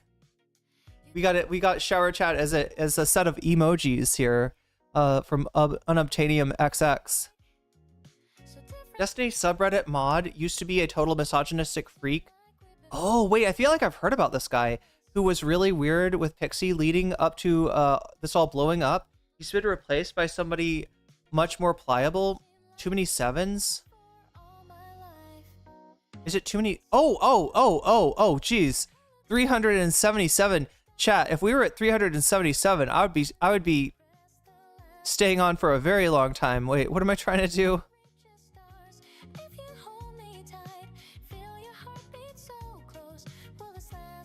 All right, there we go. A reverse Asmongold cat. Oh yeah. Well, no, she's always curious about the shower when I'm in it, but if she ever has to get like a bath, she hates it. She hates it. Just cannot stand getting a bath. But it's very curious. And like she'll like sometimes like lick the beads of water on the shower curtain. Like I'll be like taking a shower and, you know, I'll be like washing my hair. You know, like when you wash your hair and you're rinsing it out and your eyes are closed because you don't want soap getting your eyes. And then I'll hear this noise from behind me, like this little like scraping noise. And I'm like, what is that sound? I turn around and she's licking beads of water off of the shower curtain. Oh my God. Oh my God. Okay. Let me see. What? Something just happened. Anonymous, thank you for the contribution to the Vietnam Trip Fund over on throne.com/nocommentchick.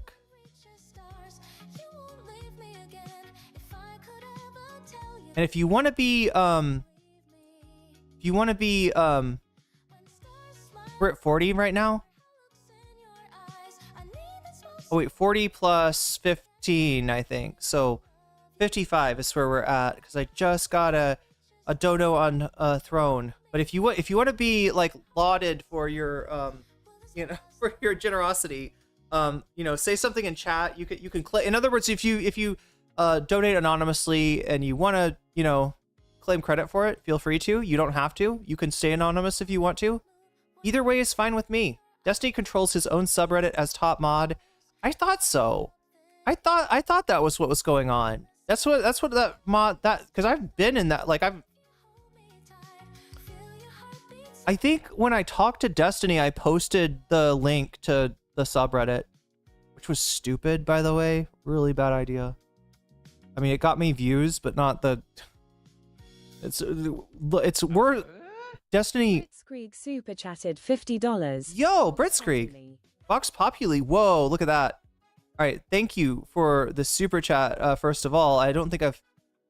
It's Magenta.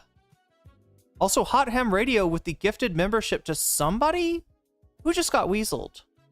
Somebody got weaseled. I saw it happen, chat. cat was dolphin in a past life? Possibly. Max Birsma. You, am I pronouncing that right? Birsma. Yeah. You just got weaseled by Hot Ham Radio, and that's a good thing. Blitzkrieg, thank you for the super chat. Go into Vox Populi. We're 4 out of 10 as far on that butterfly goal. We with like a 1 hour and 30 minutes left to go, and we're at 105 already as far as our bonus content goal, which means we will at least get one topic. And the other thing is that is 50% getting added to Vox Populi, meaning that there's a very good chance, chat, that whatever you vote for, your votes just got more powerful thanks to Blitzkrieg, right? And meaning that if you whatever you vote for, whatever you choose, as far as the poll goes, is more likely to be watched now because there's 50 in Vox Populi, which kind of it makes it hard for anybody to steal the vote. We got 115 of you voting so far. H3 fans reporting Adam McIntyre in first place, Trump, MAGA, and Epstein in second place, and Francesca, Don Lemon, and Brett Cooper calling out Hassan tied for third place. But yeah, chat, I guess we better get into it. There's no, I'm kind of being, I'm procrastinating it because, like I said, chat, this hurts. This hurts. Like, I was in the Contrapoints community early on, and a lot of what she did, a lot of what she created truly inspired me.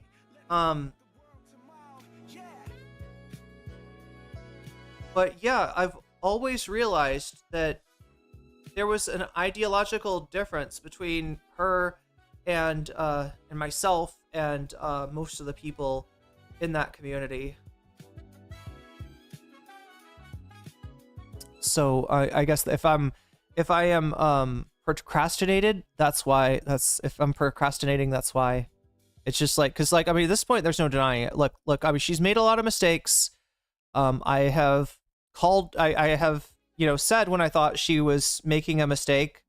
I've always reserved a certain level of understanding and a certain level of hope for her, just because of what she's meant to me. But at this point, chat, I gotta call it. I gotta say it. Contrapoints is cooked. RedTube is toast. It's never gonna be the way that it was, and it honestly wasn't actually that way to begin with. All this was an ideological misunderstanding. That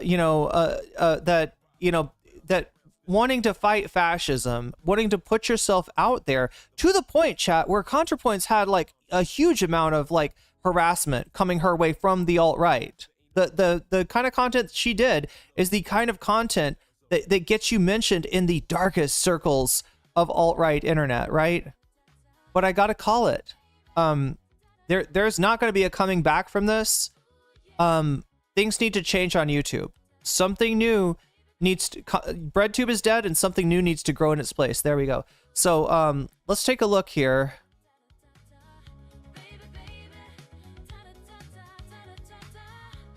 All right.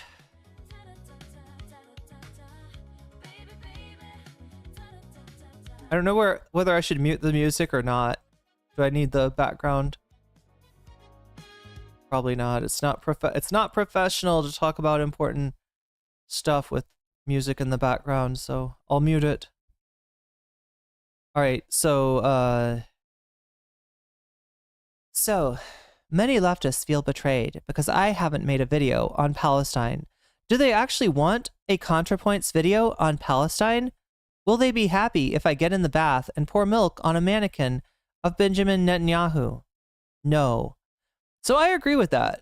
As far as a Contrapoints video, I don't know what a good Contrapoints video on Israel-Palestine would look like. I have several ideas in my head of how a bad Contrapoints video on Israel-Palestine would look. And yeah, that's obviously, an absurd version of it, right? But there's a lot of bad videos that you could make as Contrapoints on Israel, on Palestine. I can't really think of how a good video goes, right? There's a certain level of comedy that that and non-seriousness that I don't think would serve the topic, right?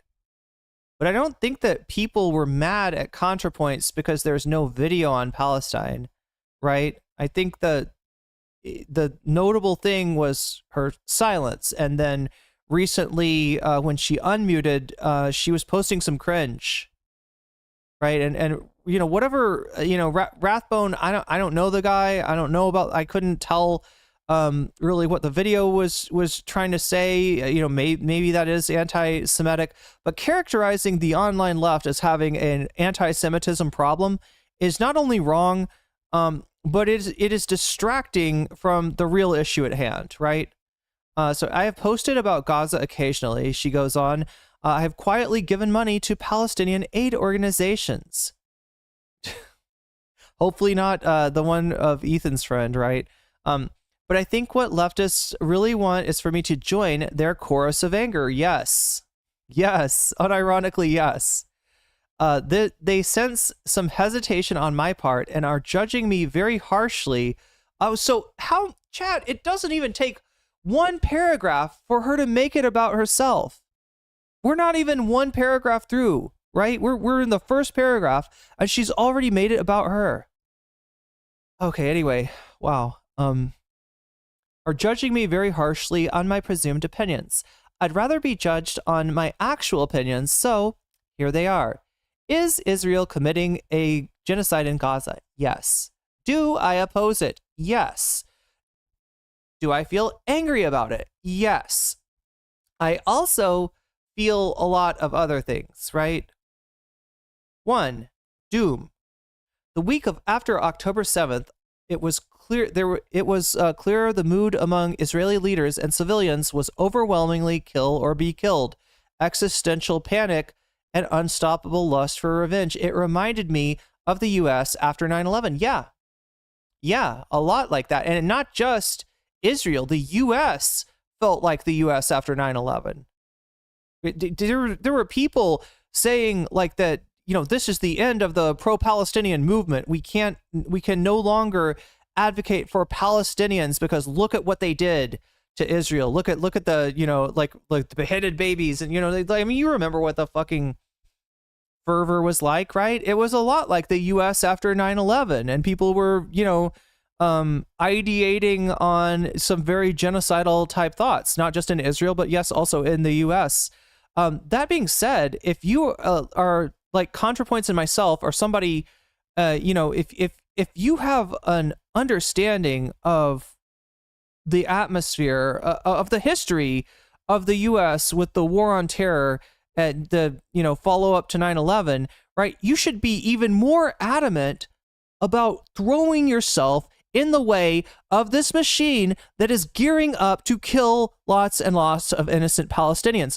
Myself, Hassan, many other people on the left realized instantaneously when this happened that this act was going to be used for as a justification, as a pretext for a much larger, and much more focused on civilians attack against Palestine, right? And that's why we spoke up when it happened. Despite the fact that shit like this, you know, it was not easy to stream like the day after October 7th. It was not easy for me to, you know, it's not an easy thing for me to talk about. Like, right, I have real trouble, you know, separating myself from the, you know, human tragedy that's going on in terms of, and the human tragedy, the even larger human tragedy that I knew was on the horizon. It's, you know, it's something that makes me really emotional, but you know, something, you know, I had to stream, I had to talk about it, I had to speak up, right? Reminded me of the U.S. after 9/11. Yeah. So yeah, somebody that realizes what the U.S. did after 9/11, and the results of that, you know, that we're still dealing with that in the United States, and the rest of the world is still dealing with that. You know, fucking countless dead innocent Iraqi civilians had to deal with it, right? You should want to stop that. You should want to stop history from repeating itself. If not, then what can we truly learn from history, right? Her answer seems to be nothing. And I do not accept that answer. Anyway, there's no reasoning or protesting them out of it. Yeah. Israel, the country, the people, the army, the government wanted to hurt Palestinians. And there's probably no way to completely prevent that. However, when you are a citizen of the country that is arming Israel, the least you can do is advocate against the continued arming. Ask them to condition aid on some kind of a diplomatic solution, right? And are they going to do it? Probably not. But you got to start somewhere. You got to do something. You can't just sitting there and being silent is not a fucking answer. That's deer in the headlights shit, right? And as understandable maybe as that reaction is something we got to always strive to fight against, right? There was no reasoning or protesting them out of it, nor was it politically feasible for the U.S. to withdraw aid to Israel. Politically feasible. I mean, I guess it wouldn't have been popular, but that doesn't make it any less right. And yeah, Biden had no interest in doing that. Given Biden's stance on Israel, Biden was not going to do it. It doesn't mean you shouldn't push him on the timeline that would make a difference. What the fuck is she saying about on the time frame that would have made a difference? They continued this attack for fucking 20 months, right? Am I right about that? Like it's, yeah, like just fucking.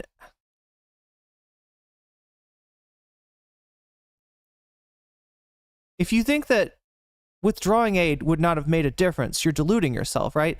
It would have required replacing most of Congress and overturning. Then do that. Talk about that. Like, right? Get it started. At least fight the Richie Torreses of the world. Replacing most of Congress, overturning decades of bipartisan strategy and diplomacy, even in the best case scenario. Bipartisan strategy and diplomacy that got us to this point.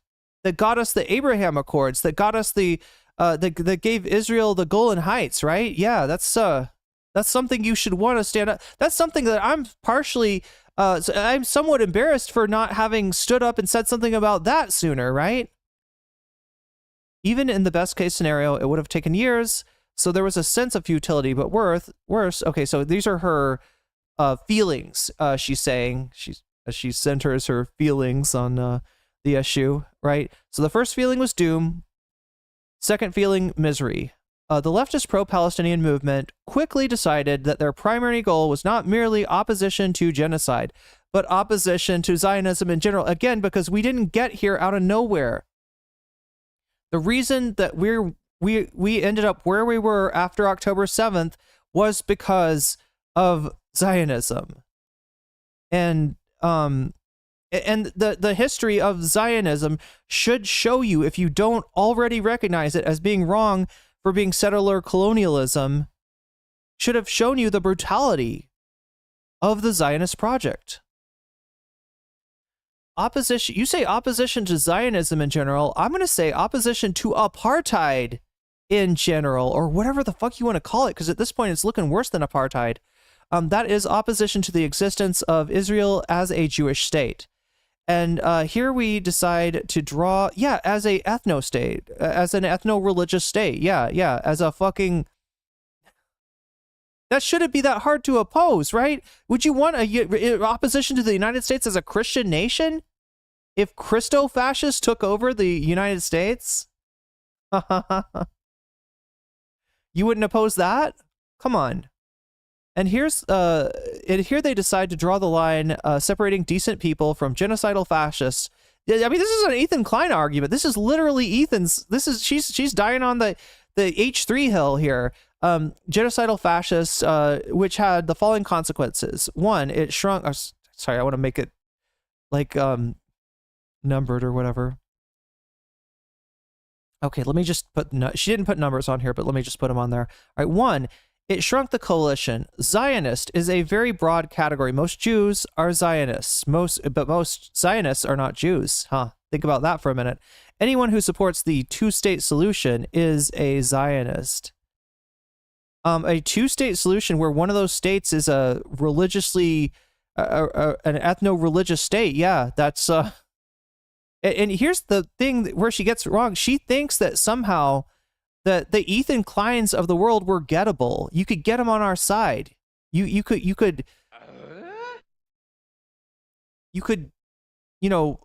carve a coalition, a meaningful coalition. Is she pro Biden state? Was she pro Biden staying in the race? I don't think she said anything about that. Did she? Did she say anything? Do not ask that hypothetical. You don't want her to answer true. Wait, which hypothetical? Oh, it's anyway. I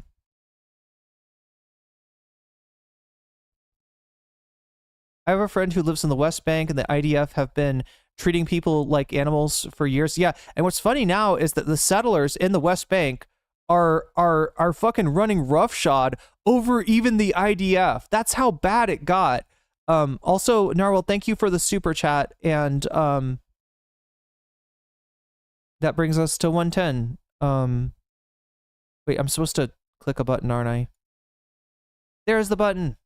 Oh wait, it did. It worked. Okay, I'm sorry. I thought I wasn't bringing that up. Anyway, I'm gonna finish reading this really quick before I get to chat. So hold your horses in the chat. I'll be with you in a second. And thank you. Yeah. Sorry. Okay, so yeah, shrunk the coalition. Zionist was a very broad category. Most Jews are Zionists. Anyone who supports a two-state solution is a Zionist. And I'm going to say this. Zionists are not useful allies in this sense. Zionists are not reliable allies in this case either, right? It was politically unfeasible, too. It was politically unfeasible. What was the pathway that takes us from the present situation to the dissolution of Israel and a Jewish state? I would guess it looks a lot like the dissolution of apartheid South Africa. That's just me, though. I don't see how this could happen without either a total internal collapse of Israeli society or else, nuclear war. What does she mean by that? Total internal collapse of... Super chatted $10. Vox Populi. Vox Populi, very popular today. Yeah, people supporting the voice of the people in the poll today. So I'm going to add that in, and Vox Populi is now at 60%. Wow. Oh no, not. Let's see. There we go. 60%. And Cloud XX, thank you. Cloudy XX, thank you for the super chat.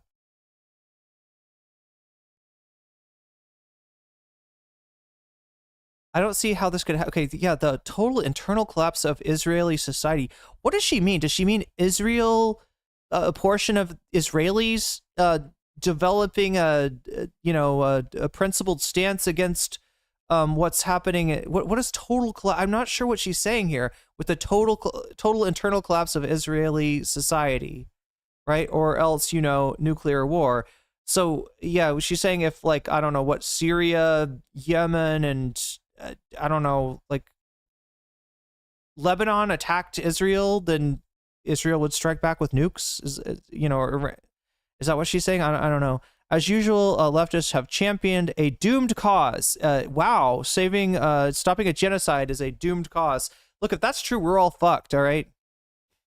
Especially considering what Trump and Project 2025 have on the agenda. We are all fucked if you can't fight a genocide. And I will say, even if you can't fight it, it's worth it to try. But that's just me. If I'm going to go down, I'm going to go down swinging. That's how I live my life. It introduced dangerous ambiguities. The vagueness of Zionism as a political Satan enables all kinds of rhetorical abuse. On the other hand, right-wing Israelis hold up anti-Zionist protests as essentially threatening and inherently anti-Semitic. On the other hand, there's a long history of anti-Semites using the term Zionist in deliberately equivocal ways, Zog, etc. The funny thing is the biggest use of the word Zionist was in amendments. There was a proposed amendment in the UN to equate Zionism with racism, right? I didn't see it as much. I mean, I guess, yeah, the Nazis had the Zog thing. But until, Candace Owens, until the, post October 7th, atmosphere, you didn't really see right-wingers using, the term Zionist as a pejorative, right? If they were anti-Semitic, they were happy to have a country by which to get rid of the Jewish people, that are local to them, right? And if they were not anti-Semitic, then very likely they were pro-Israeli and would have viewed Zionist, if they even knew the word, as a positive word, not a negative word. Like the Christian Zionist, for instance, right? Would see that as a positive. Anti-Semites are happy for opportunities to misappropriate the now popular anti-Zionist label. Like, okay, this is what I say. You got to always be vigilant about, who's in your group. If Infrared Haas shows up at your college campus and wants to give a speech, you got to kick him the fuck out. And the fucking pro-Palestinian movement had that handled. They do that. There is a gatekeeping to make sure they're very aware of the fucking anti-Semites. $9.99. If the 1996 Chicago Bulls come after Israel, then it collapses a state. She's scared of the Dream Team going on full offense. They will not be able to handle the combination of Jordan and Pippen, right? With Phil Jackson at the helm of that organization, there would be no stopping unless Israel recruited LeBron, I guess. And that's the end of my basketball knowledge right there. But thank you, Davy Cliff. Thank you for the super chat. I'm supposed to wait. I haven't been adding these up. All right, wait. It's supposed to be. It was 110, and then it was 120, and now it's 130. We're at 130. Very much in that territory where double bonus content is a possibility. Noam Chomsky said for many years that comparing Israel to South Africa was a gift to Israel because it is far. Yeah, you're not wrong there. I think he's right that Israel is far worse than. South Africans. The white South Africans wanted to dominate the black South Africans, whereas the Israeli. The Israelis want to, at best, ethnically cleanse, and at worst, exterminate Palestinians. So yeah, good point there. Neopergos.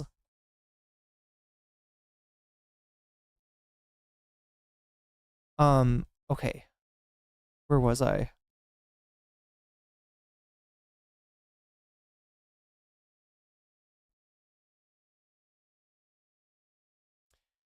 On the other hand, there's a long history of anti-Semites using the term Zionist to deliberately equivocal ways. Wait, sorry, equivocal to what?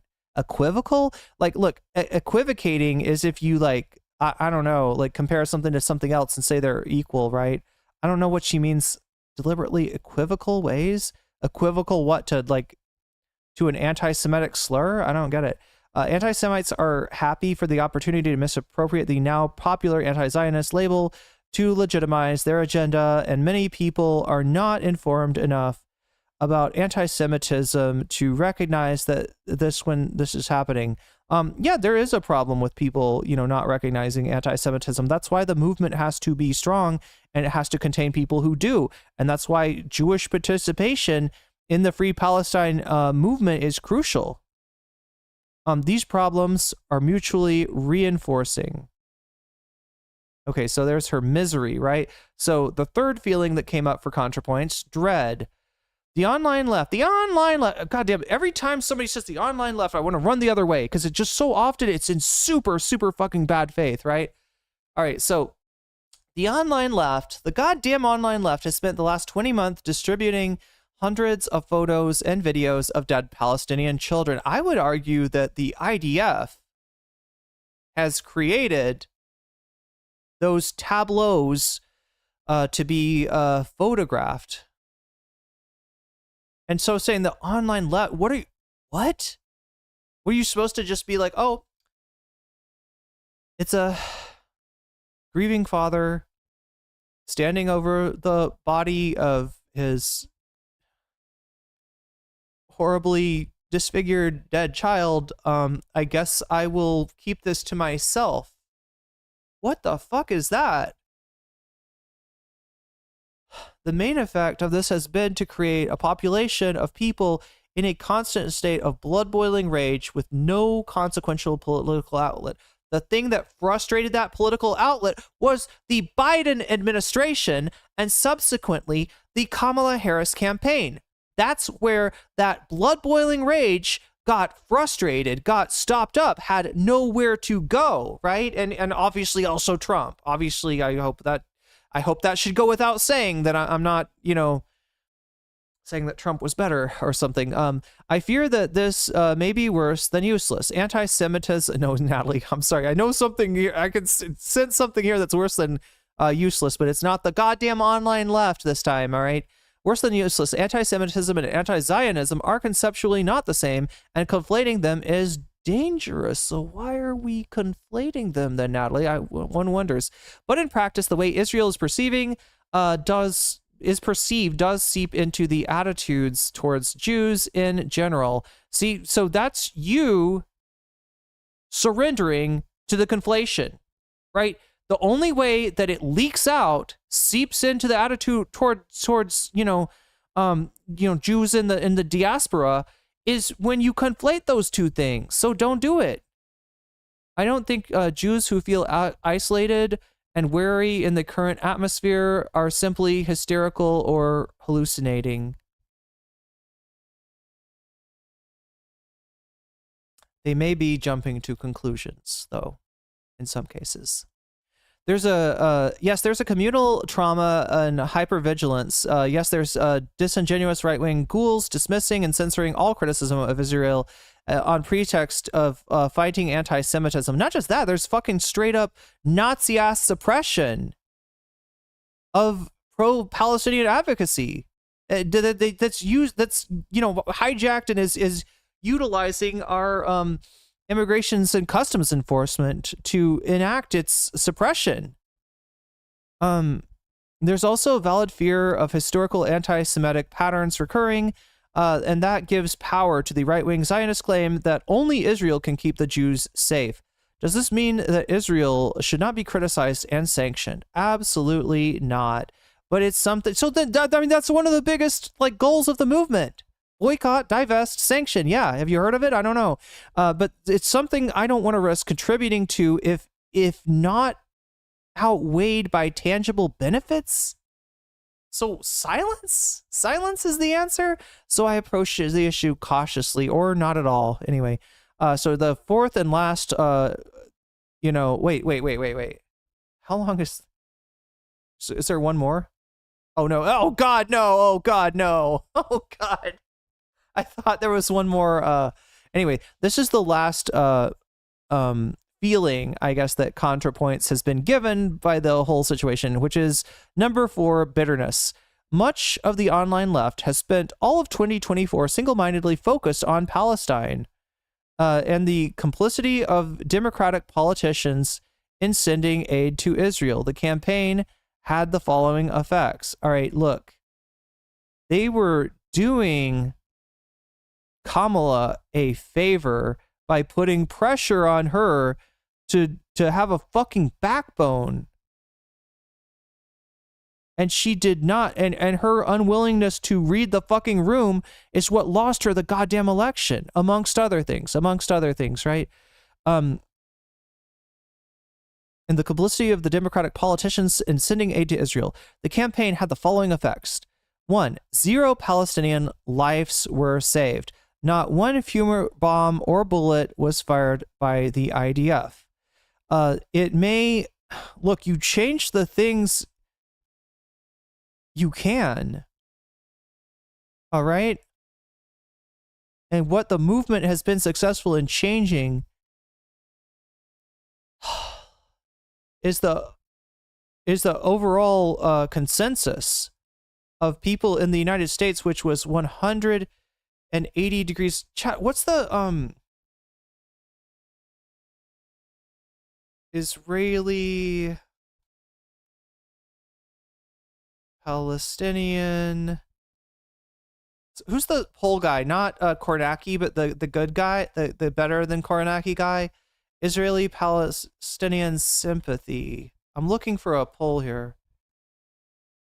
It was like on MSNBC.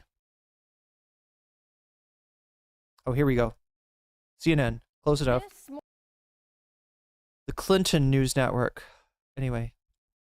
Morning. Zohran Mamdani is officially the Democratic nominee for New York City mayor, and he's now facing new attacks from President Trump. Look, the truly tragic thing about the situation, is the innocent Palestinians dying.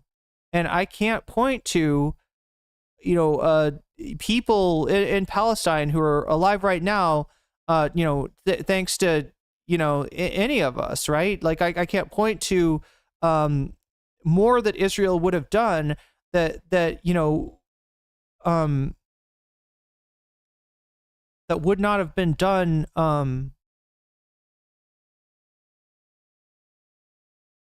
I can't point to,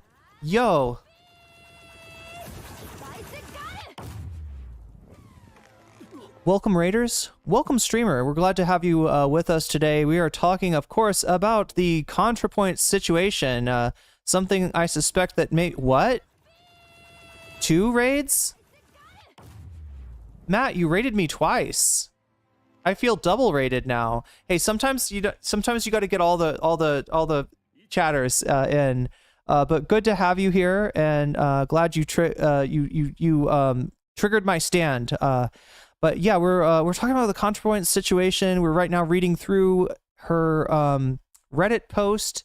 It's breaking my heart. It's breaking my heart, chat, because I started off creating content in a large part due to the influence of Contrapoints. I was in her community early on. I feel like I learned a lot from some of her earlier videos, and I've been around through the whole process of the mismatch between the creator and her audience becoming more and more apparent. And at this point, it's come to a head, and there's really no going back. And it pains me to say that. It pains me to say that one of the people that, inspired me early on is somebody that we are likely not going to redeem, who does not want our redemption in any way. Leftist Mafia just raided. Oh, is it more than... But regardless, glad to have you with us, Matt. I hope you had a good stream, if you're even awake, because I know it is pretty late where you are over there on the East Coast. But glad to have you and your chat with us tonight to go over this. If Irene, if you haven't sent her video voting Contrapoints, it's pretty telling. Oh, if you haven't seen it, you're saying that we should take a look at that. Yeah, maybe we will. Maybe we will. But yeah, this is kind of a sad moment for me, but we gotta talk about it. So yeah, Contrapoints was in the midst of describing the ineffectiveness, I guess, in her mind, of the pro-Palestinian movement. And I wanted to show you that, like, yeah, she says, 0 Palestinians' lives were saved by virtue of the pro-Palestinian movement. Not one fewer bomb or bullet was fired by the IDF. That's true. And that's fucked up. That is tragic, right? And you don't always have the ability to, stop a terrible injustice like this from being done. That doesn't mean that you should give up. And I feel like I fear that that's where, Natalie is at best, chat, because there's worse stuff coming up here, right? So I wanted to show you, even though, this hasn't changed, I do think she's right. I can't point to a single Palestinian life that was saved because of the movement. I can't point to any action that Israel would have taken that it has not taken, because yeah, it's been fucking, Israel's been on, a terroristic streak. What can I say? Right. That's true. It's just, I don't think that her conclusions, right. So she's drawing from that the movement is useless. And I want to show you how not useless this movement has actually been. The president is now threatening to arrest Mamdani if he blocks immigration arrests in New York City, something that Mamdani has promised to do. But there is a lot more questions about, as he is now continuing to campaign, that Mamdani is also facing continued and serious questions about his stance on Israel. CNN's Harry Anton is joining me now and is running the numbers on this, taking this and looking also more broadly, because it speaks to the broader views in Democratic politics specifically, also speak to what's going on with Mamdani and this race for mayor in New York City. Yeah, absolutely true. I mean, oh, it looks like we missed a super chat because of the raids. Let me, everybody, we're shouting out Mike from the Humanist Report. I may not have even got, oh, there we go. Yeah, the Humanist Report raided, and Matt Bender raided. So yeah, we're getting raided by several leftist mafia stream, and we're glad to have them. Matt and Mike are great creators that I've learned a lot from. If you want to go follow Matt, his, the place where he shines is at exposing the scam economy, crypto, AI, and all the rest, which has become like more and more important since he started covering it, right? So definitely go give Matt a follow if you haven't already. Mike from the Humanist Report, one of my favorite content creators, somebody that I... Davy Cliff super chatted $19.99. This is just genuinely gross. I totally respect the desire for political safety Natalie wants, but then why wedge out and promote hatred towards Muslims because you believe they've caused you to lose? It's called solidarity. It's called solidarity. There we go. There we go. And it sucks that so many people don't get that. It sucks that so much of the stuff that it was important to the left, historically, has been fucking memory hold. It sucks how much they've erased our consciousness, our class consciousness, and everything that stems from that. And yeah, if you want a basis of solidarity, you need that historical memory that we're kind of missing, right? But yeah, thank you, Davi, for the super chat. And there's another super chat that I think wait, which one did I miss? I want to read out the one that we were getting a raid at the same time.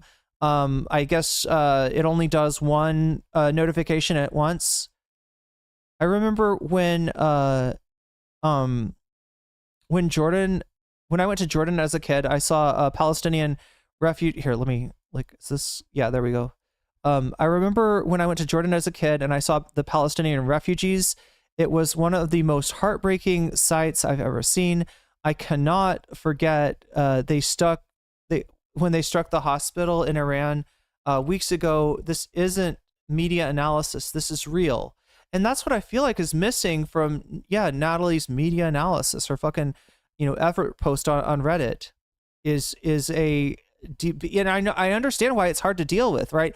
It was hard for me to stream the day after, October 7th. It's hard for me to talk about like what's happening in Palestine. Like it doesn't take much for me to get really fucking emotional about this stuff, right? But it's too important to be silent. And I really wish that we could have gotten.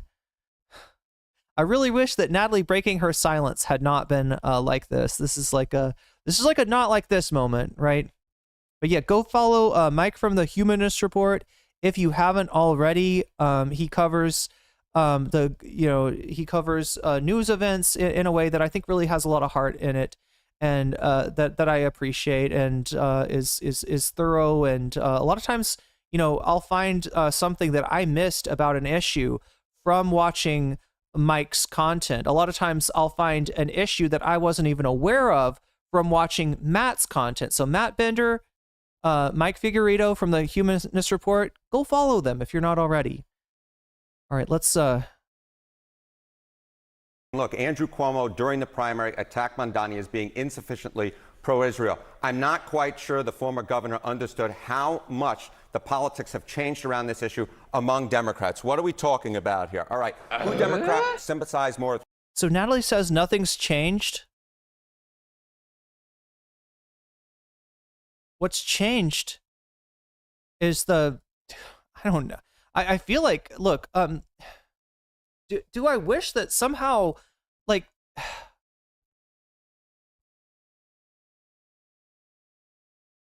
the genocide could have been stopped or at least slowed. Yes, absolutely. Omega Star says, Natalie wants you to understand how upset she feels when she makes the statement. Yeah, and how upset she is that we forced her to make a statement as well, unfortunately. Thank you for the super chat, Omega. I think we're at 175 now, although I could be wrong. Feel free to correct me if that's the case. Sometimes all you can change is people's hearts, right? And that might not feel very satisfying when there's people dying by the tens of thousands and hundreds of thousands. But it is a first step that you've got to take if you want to change the future. And that's what I want us to concentrate on. Totally ridiculous to say nothing's changed. I agree. 185 is what I should have it as. Okay, thank you, Narwhal. 185. There we go. All right. It's butterfly o'clock. It is indeed. Thank you for reminding me. I was about to put the butterfly in and then I got distracted, but let's make it happen. With Israelis or Palestinians. In 2017, the Democratic Party was a pro-Israeli party. Look at this. They sympathized with the Israelis by 13 points, more with the Israelis than the Palestinians. But look at this sea change. Now Democrats sympathize more with the Palestinians by 43 points. Oh my God, that is a change in the margin of 56 points over the course of just 8 years. So all of a sudden, it's the pro-Palestinian position that actually reigns supreme in democratic politics, not the Israeli position. And that is part of the reason why Mamdani was able. And I got to say, the change, he's not going to show you anything past like a Democratic viewer, Democratic voters and how their opinion and their sympathies have changed, right? But trust that it is more than just Democratic voters, all right? Will do so well in this primary because those attacks over Israel, simply put, did not ring true for Democrats. They're now on the side of the Palestinians, not the Israelis. I mean, this is a much bigger issue, specifically with Mamdani, though. I mean, an outspoken critic of Israel. He's facing continued criticism, though, for not being outspoken enough David against... super chatted $9.99. I think they're going so intense and for long this time because something has changed. They understand this is their last chance to make a big push. Oh yeah, dark, but they know this is lost. Yeah. No, their push isn't just in Palestine, or it's not just in Gaza. It's not just in Palestine, Gaza, and the West Bank, right? It's they're pushing they've pushed Lebanon, they've pushed Syria. And they've pushed Iran as well. So yeah, I think you're right. They're trying to fully. I mean, what they seem to want regime change in Israel, and they better be damn careful. They're gonna be careful what you wish for, right? Because regime change in Iran, I think, would probably be towards a regime which was pro development of nuclear weapons.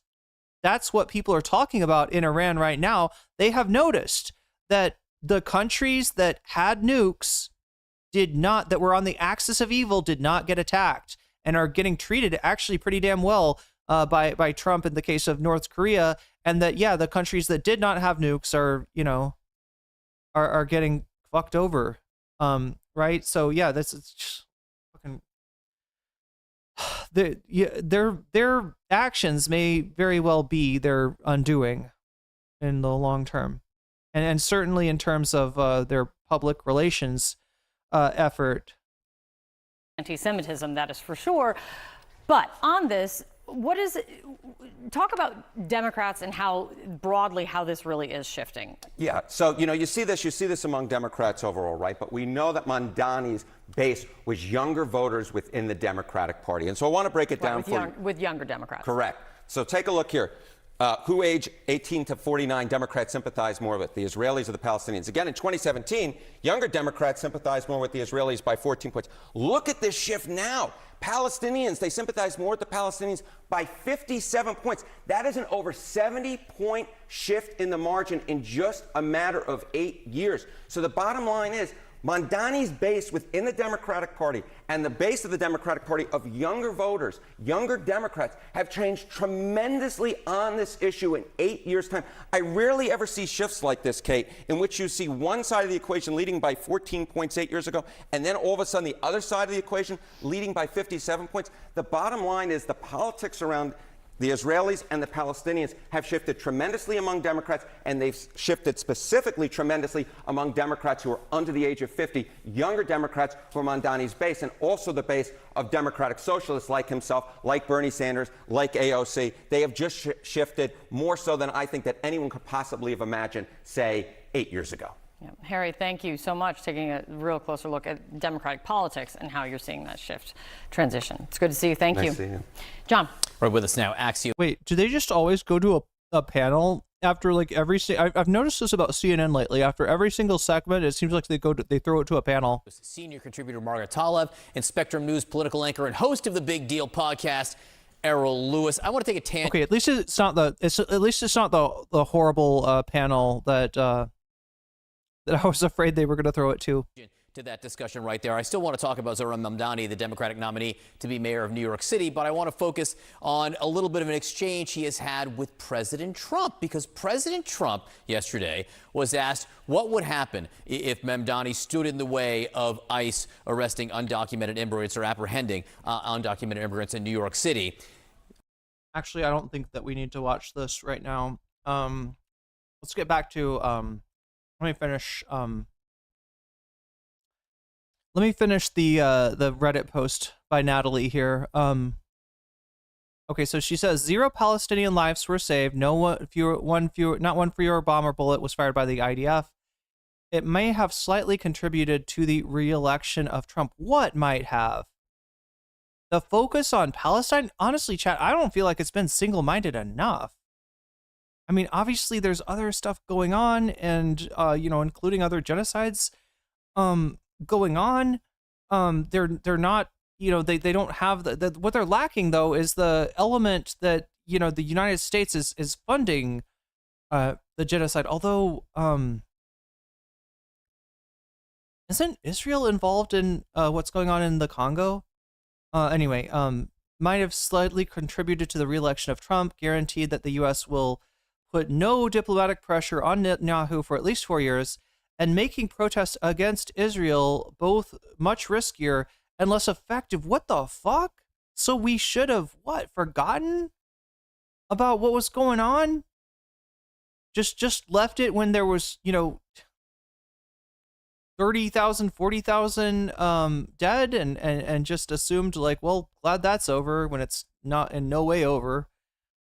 Honestly, Natalie, that's the one thing that might have caused, Israel, like, I feel like less attention on Palestine may have enabled Israel to do more and to, ultimately what they're after here is, like I said, at best an ethnic cleansing of Gaza, and at worst, just mass slaughter.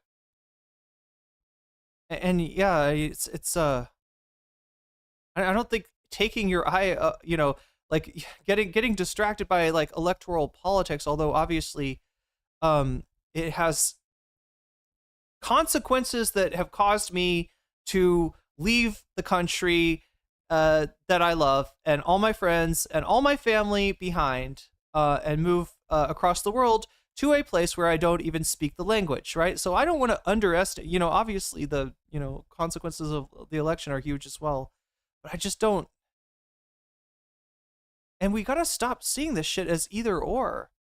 Might have slightly contributed to the re-election of Trump, guaranteeing the U.S. will put no diplomatic pressure on Netanyahu. See, here's where you're wish casting, right?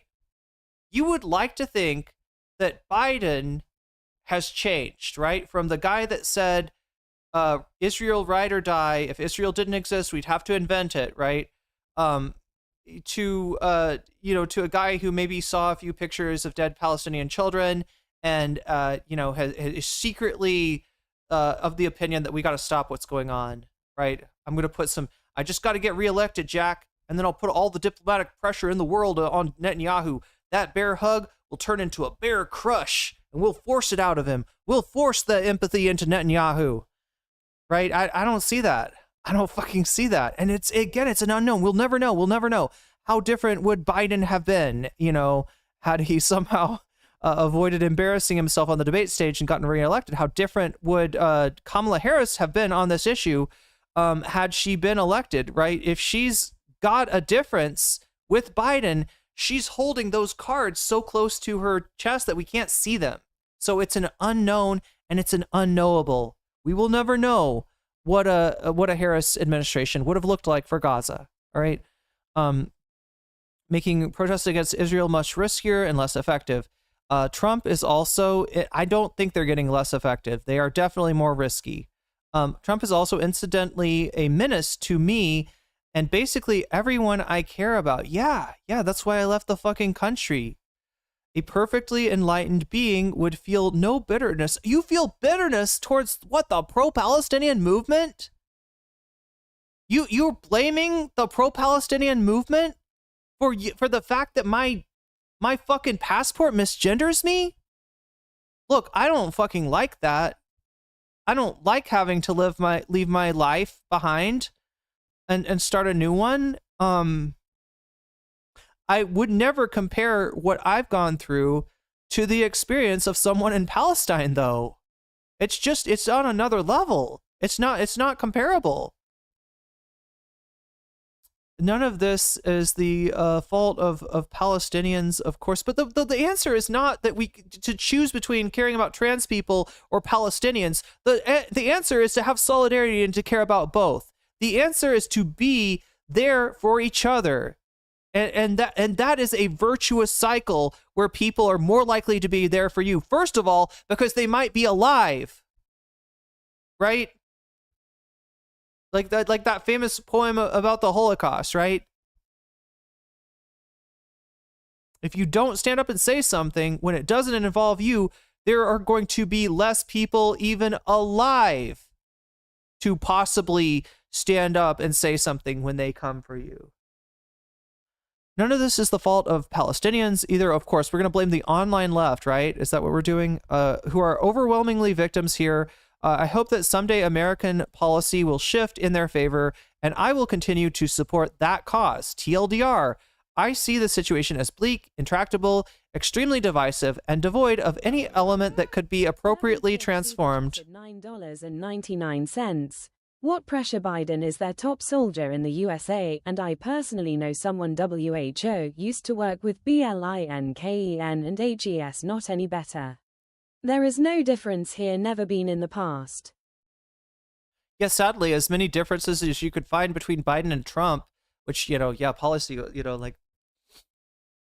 mean, where do I even start? Like, no Project 2025 under Biden, right? But in terms of this, issue, yeah, you just can't point to anything where you're like, oh no, Biden would clearly be better on this than or Kamala.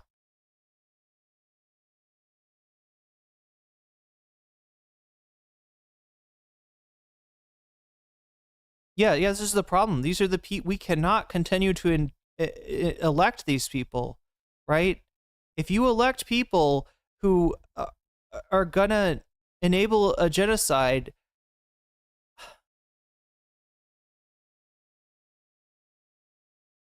then what do you expect the result of that to be?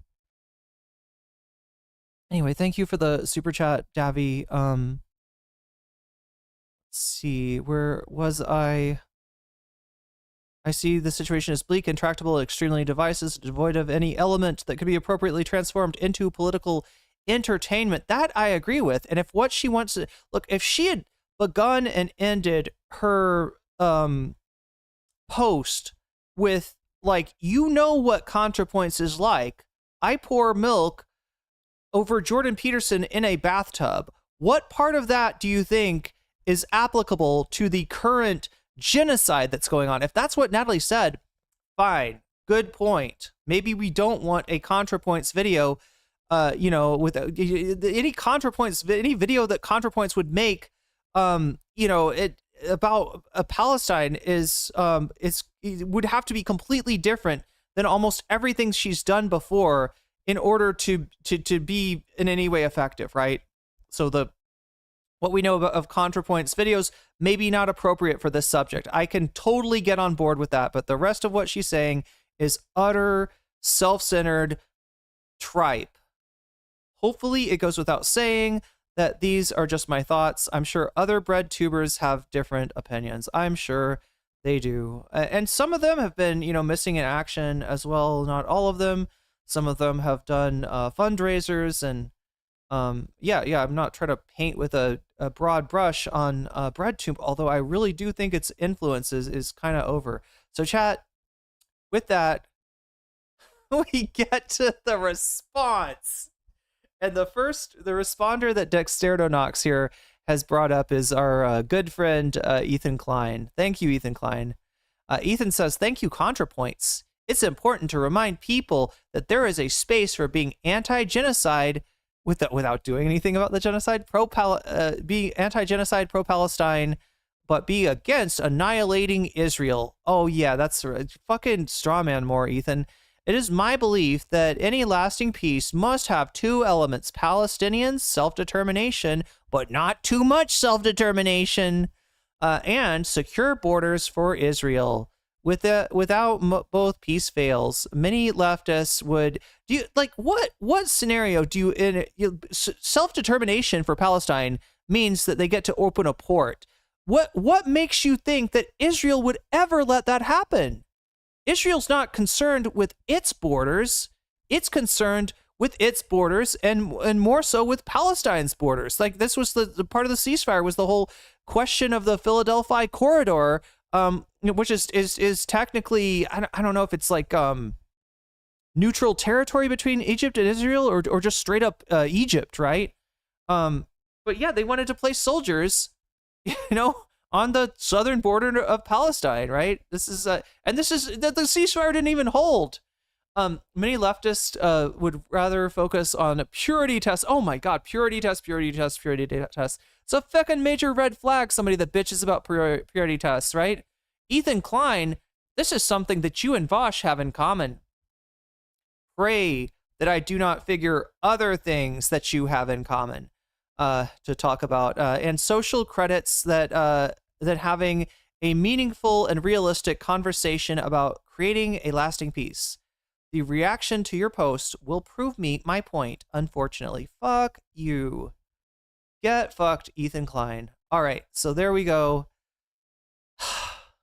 That is the post. Now I should probably talk to chat and figure out how wrong. I'm thinking this number is higher now. I know we're at least at 195. I'm gonna scan to see if there's any.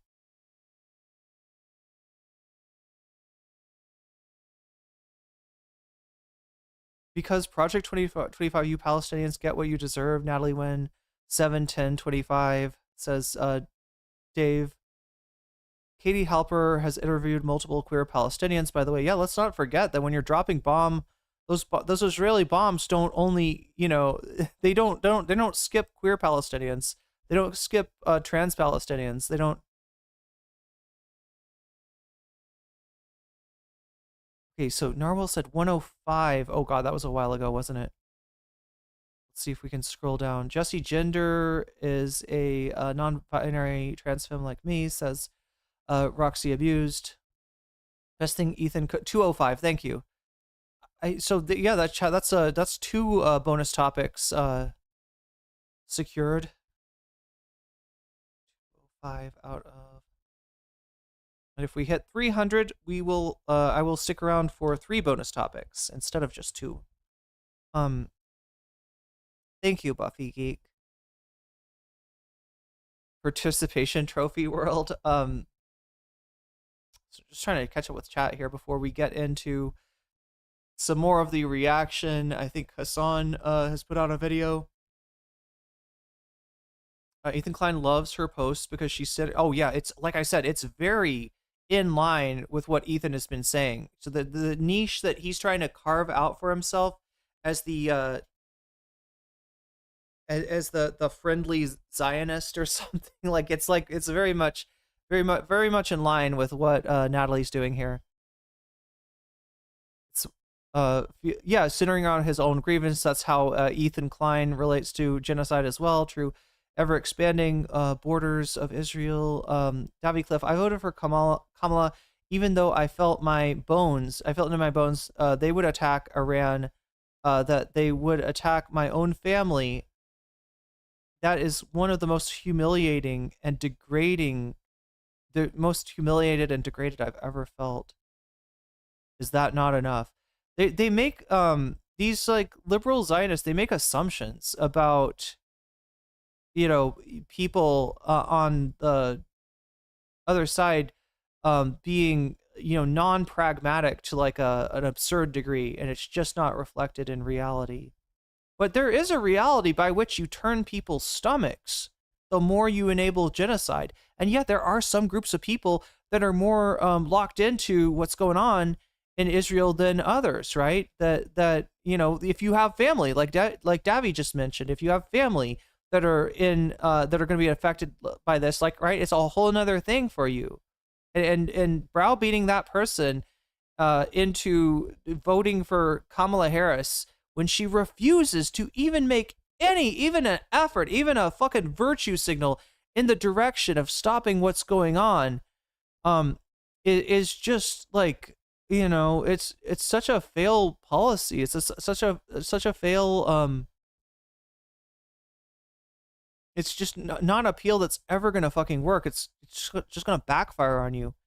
I couldn't have cared less about Contrapoints' take on Palestine. She's centering her own feelings of grievance right from the start of the post. She's no better than Ethan Klein. Yeah, pretty much in the same like sort of, you know, pretty much of the same opinion. She's pretty much in solidarity with Ethan about this. Natalie could maybe go after Israeli leaders like Netanyahu the same way she went after people like Jordan Peterson. Not that complicated. Well, I don't know. General public, I gotta say that maybe she has a point, that and only she's ContraPoints, right? I'm not ContraPoints, you're not ContraPoints, right? She's the creativity behind the YouTube channel, right? And she says that her technique of video making is not appropriate for this subject. That's the one thing that she said that I kind of agree on, right? You know, the example she gave was getting in the bathtub with a Netanyahu mannequin and pouring milk on it, like she did with Jordan Peterson, right? It's not, you know, it like that kind of whimsy that is part of her creative process, part of her videos, may not be appropriate for, and only she knows if she can do a ContraPoints video about a certain subject. That being said, if she did a ContraPoints video about this subject, I don't think we'd like it. I think it would be a very both. I mean, like, look at what she'd be. This is her opinion. This is how she feels, right? Very much centering. And yeah, we would get a video centering ContraPoints' feelings on the issue, rather than the issue itself, right? So maybe we're better off without a ContraPoints video on this subject. But she could have at least, you know, people were wanting her to at least say something. People still say Kamala is secretly progressive. I mean, like, we'll never know. The sad fact is we'll never know.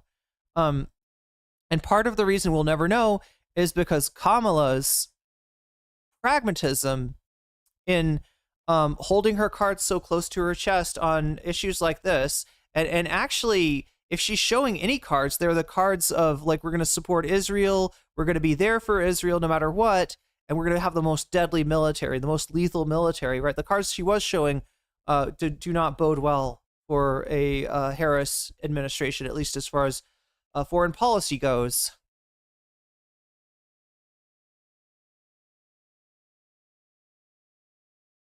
$210? Okay, wait, did I...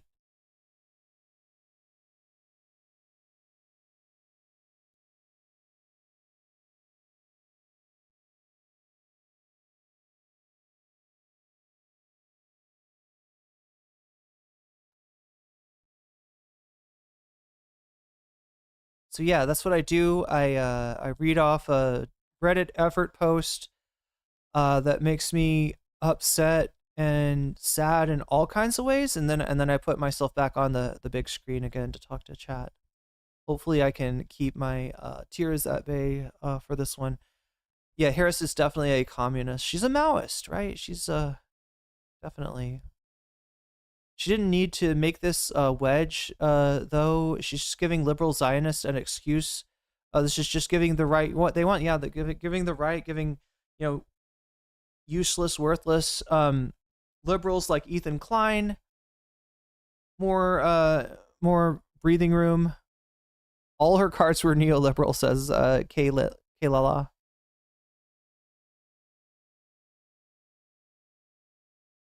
Oh, was I reading? Did I read a chatter's comment? Harris is communist. No, I think that was sarcastic. That chatter was being sarcastic. I'm pretty sure. Kamala had a choice to be progressive. She chose not to be progressive. Yeah, and she would say for pragmatism. However, I think she showed that not to be pragmatic. How many times do I have to teach you this lesson, old man? That's how I feel towards the Democratic establishment. Every single time they're like, no, you stupid young people. You don't know how to be pragmatic. You don't know how to win elections. Let me show you, hold my beer. And they fucking lose to Trump. They lost twice to one of the most flawed candidates in the history of the country, in the history of politics, right? That is no small feat either.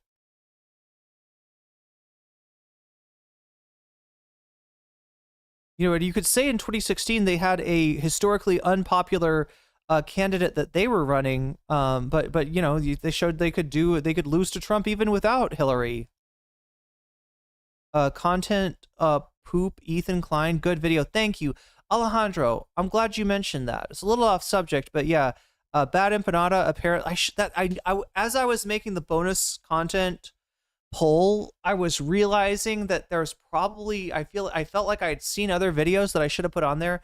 Yeah, the content poop is one of those. We may not have time though. The content poop is like 2-hour long video, I think. So we may have to get to that tomorrow. But it is on my agenda. Edwin Rollins, if she had made a video, she probably would have done something like awful, like have Tabby be an insulting character. Yeah, Tabby with a watermelon. That's right. Insulting caricature of supposedly unreasonable anti-Zionists. Yeah. Have Tabby accidentally being, anti-Semitic. When it's funny, because right, in terms of accidental anti-Semitism, like Contrapoints has been criticized for the reptiles when she had a segment in one of her videos about the idea that reptiles run the world, that all the world leaders are secretly reptilians, which is a anti-Semitic conspiracy. And she even put out I think she had merch that said ruled by reptiles or something. Now people called her out for this, as well. And so, she's been on the other side of being criticized for stepping on a rake of anti-Semitic tropes. That's how she sounded in her voting video. Yeah, maybe we'll get... Somebody said the voting video. Is that the one that people were saying I should take a look at? We'll see how much time we have. But there may be a few Contrapoints videos that...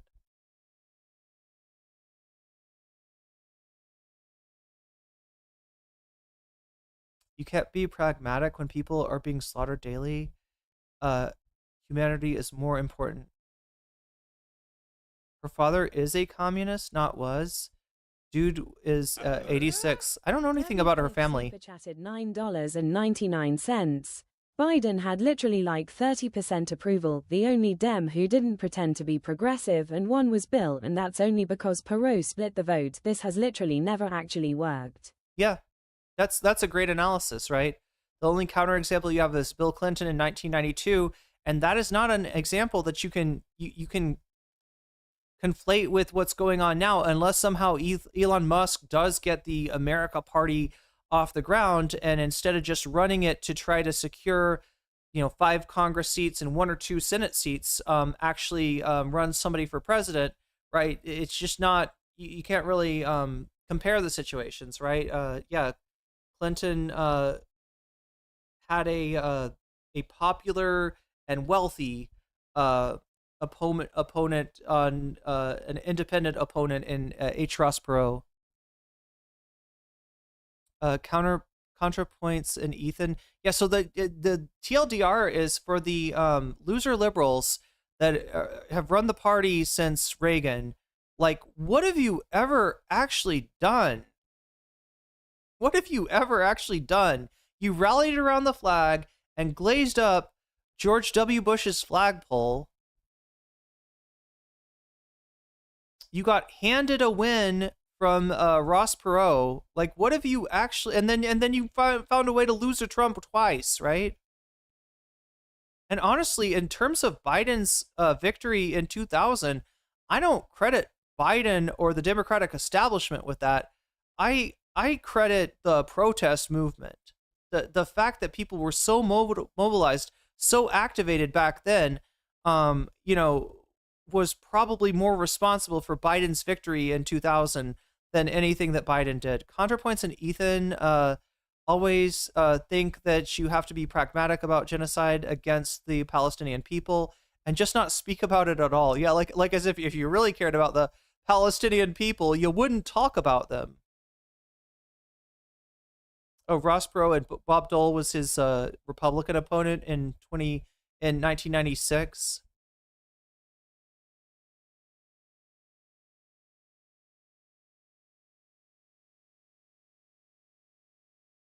They're literally just always doing the letter from, yeah, they're literally being, yeah, MLK's white liberals.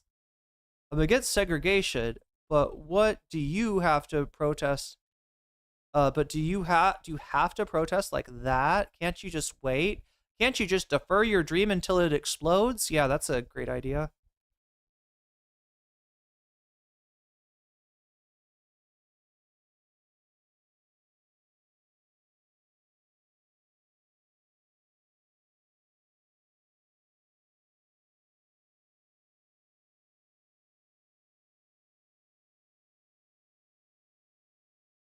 Kamala, most lethal joy. That's so, oh my God.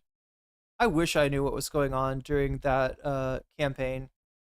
Right? The difference between what I interpreted as Kamala's instincts, I don't know what they were, but her first moves, right? Selecting Waltz, her way of engaging, honestly, with Donald Trump and her detractors was pretty refreshing too, compared to, Hillary's rhetoric. And then, then they bring the Biden people into her campaign, and from then on, it just utterly crashes and burns. And yet they want to blame trans people. A trans person played a sport. That's why we lost, right? We got to be meaner to trans people. Then we'll win, right? Voter shaming isn't helpful. It isn't. It makes people double down, if nothing else, right? And also, the voter you're shaming, maybe you should be listening to a little bit.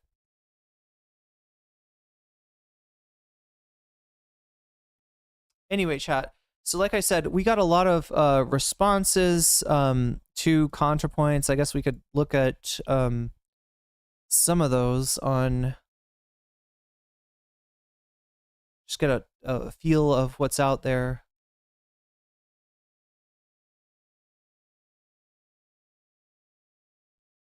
I mean, yeah, a lot of people just disenchanted. A lot of Contra fans kind of just disappointed, disenchanted.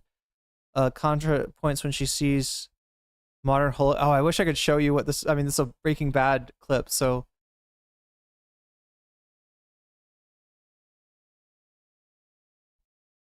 oh, this is from the post about Rathbone that there was. I guess she and Taylor Lorenz went back and forth on that a little bit. What is this? Contrapoint subreddit is one of the bleakest. I've seen nuclear levels of parasocial sycophancy, I think it is. But they do talk really funny. What do they still use her old memes and stuff? Perfectly put, if the left wants to pursue political efficacy, they are behooved to abandon. This strikes me as a person that's like, enriching their word power. They are behooved to abandon this kind of dualism and return to the sole message of class struggle. Do this, invite the shitlibs and filthy centrists into your tent, match or exceed MAGA's ability to manifest collective action from these people. They never know what they're talking about. Like, it's the worst, like, theorizing of how politics, like, can work, right? Match or exceed MAGA's ability to manifest collective action from a coalition of political factions. That is how they graduate from theater to politics. Okay, they must be answering a question that they cast the online left or cast the left as hopeless theater kids, I'm guessing. Amazing things happening right now on our Contrapoints. Sometimes I'd like to add. Davy Cliff super chatted $9.99.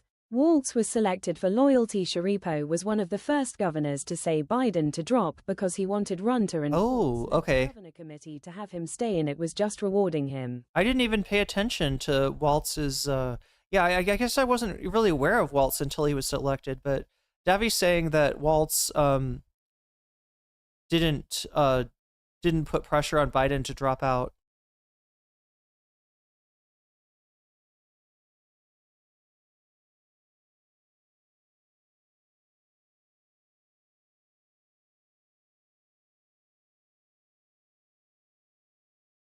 Remember when Contrapoints platformed the Golden One, a literal fascist because he was yoked?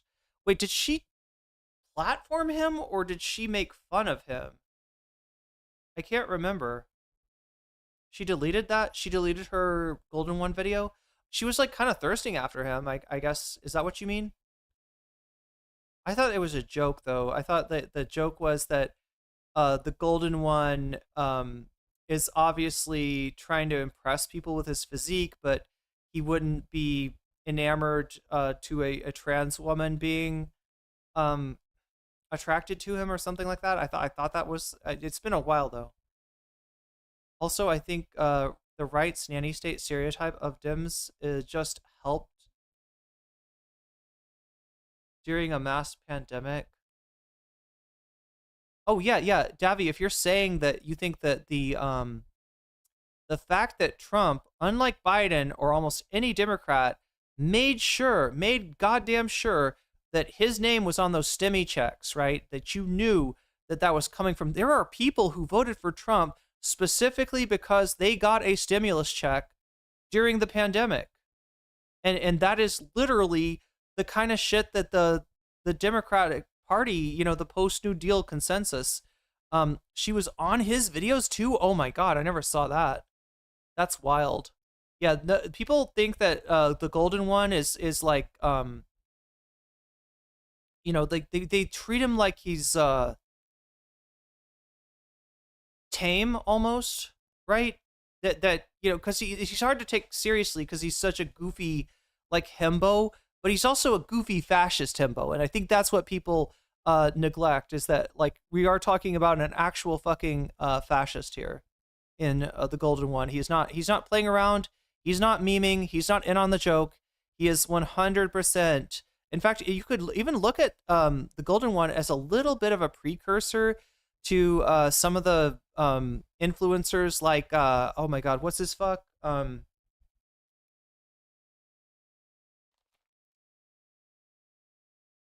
Bronze Age pervert. Obviously, intellectually miles apart, but kind of using the same appeal, including a little bit of a strange homoerotic appeal that is somehow some kind of a new meta in the right wing. If you started watching Contra in 2020, you missed her doing insane right wing shit, like her putting on a Nazi uniform. No, Erica, I remember well. And that I had, look, this was when it was very unpopular to criticize Contra, but I had some real questions, right? If you got, look, so she had a character named Fritz, right? Fritz was a Nazi, and when she'd talk about the alt-right, she would put on like some Nazi stuff and be like, yes, my name is Fritz and I love the, yada, right? And at some point when she transitioned, I think Fritz transitioned to Freya, and Freya was like an alt-right trans woman, right? But yeah, she had to buy like a whole, ass getup, like a whole outfit to be a to do the Nazi character. And at that point, you're like, wait, where are you buying this Nazi stuff from, Contra? Where are you getting this Nazi stuff, right? Because look, here's my thought. Very likely, the people that sell Nazi paraphernalia or Nazi fashion are probably going to be Nazis themselves, right? So I don't know. Is it worth it? Hassan did wear a MAGA hat. That's true. I wonder where he sourced that from. She was a debate bro and lost to fascists. Oh yeah, she debated like what, Blair White? Is that right? Yeah, it's been a while. But anyway, yeah. So not a lot of people on Twitter are super happy with what either Contra or Ethan are saying right now. That is cold comfort, but some comfort nonetheless. No diplomatic pressure on Netanyahu. So she means exactly like Biden did for over a fucking year. Centrist liberals are the most politically useless motherfuckers in the world, and Contrapoints is a genocide obfuscating Zionist bastard. Wow.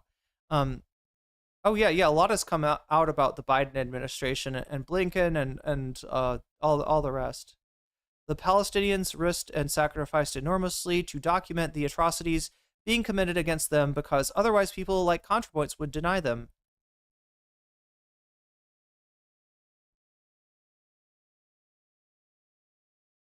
Every public statement Contrapoints makes for some reason is like the Simpsons reporter saying, this reporter places the blame for all this squarely on you, the viewers.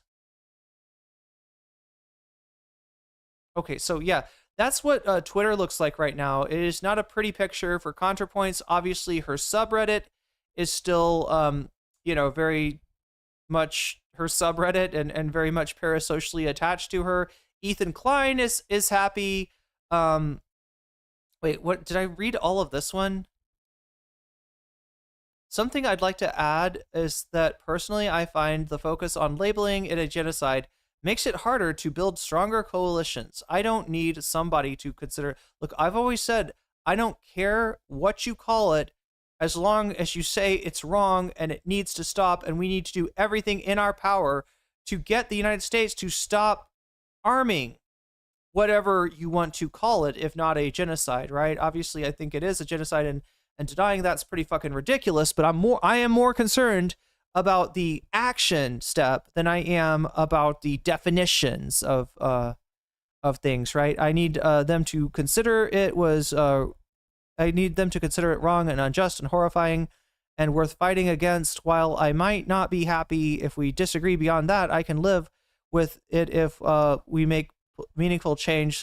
Something I have but you've already fallen out, this person on Reddit, you've already fallen out of community with the people that would be your allies for this, right? You already consider, ironically enough, you talking about purity testing right here. You're the one doing purity testing, and you've tested the pro-Palestine movement, and you found it insufficiently pure. So please miss me with that garbage that you're projecting on other people. I posted a similar comment, says this Redditor. The label flattens the discourse. It allows any means to end. See the difference between I've already said I'm not hung up on definitions. I'm hung up on actions, right? But I mean, this is just an excuse for these fuckers, right? To not do what they know, what they should know is right. It allows anything short of the genocide to be completely completed as a victory, regardless. What a load of shit. Regardless if there's any actual change in the future, the label doesn't change what's happening. It doesn't change how we should seek to end the conflict through diplomacy, of course, and not cutting off weapons, maybe. I don't know. The only people who benefit are extremists whose power, yeah, extremists on both sides, whatever. Let's, wow. So, oh shit, I was still reading off. I hadn't switched over to this yet. It doesn't matter though, chat. It doesn't matter because we got this to watch too. They talk about broad coalition, then immediately attack anyone to their left. Exactly, Martian. Crotchy, I talk to centrists who literally say they care about human rights way more than me, and not that difficult yet. Equivocate between Palestinian suffering and Israeli population.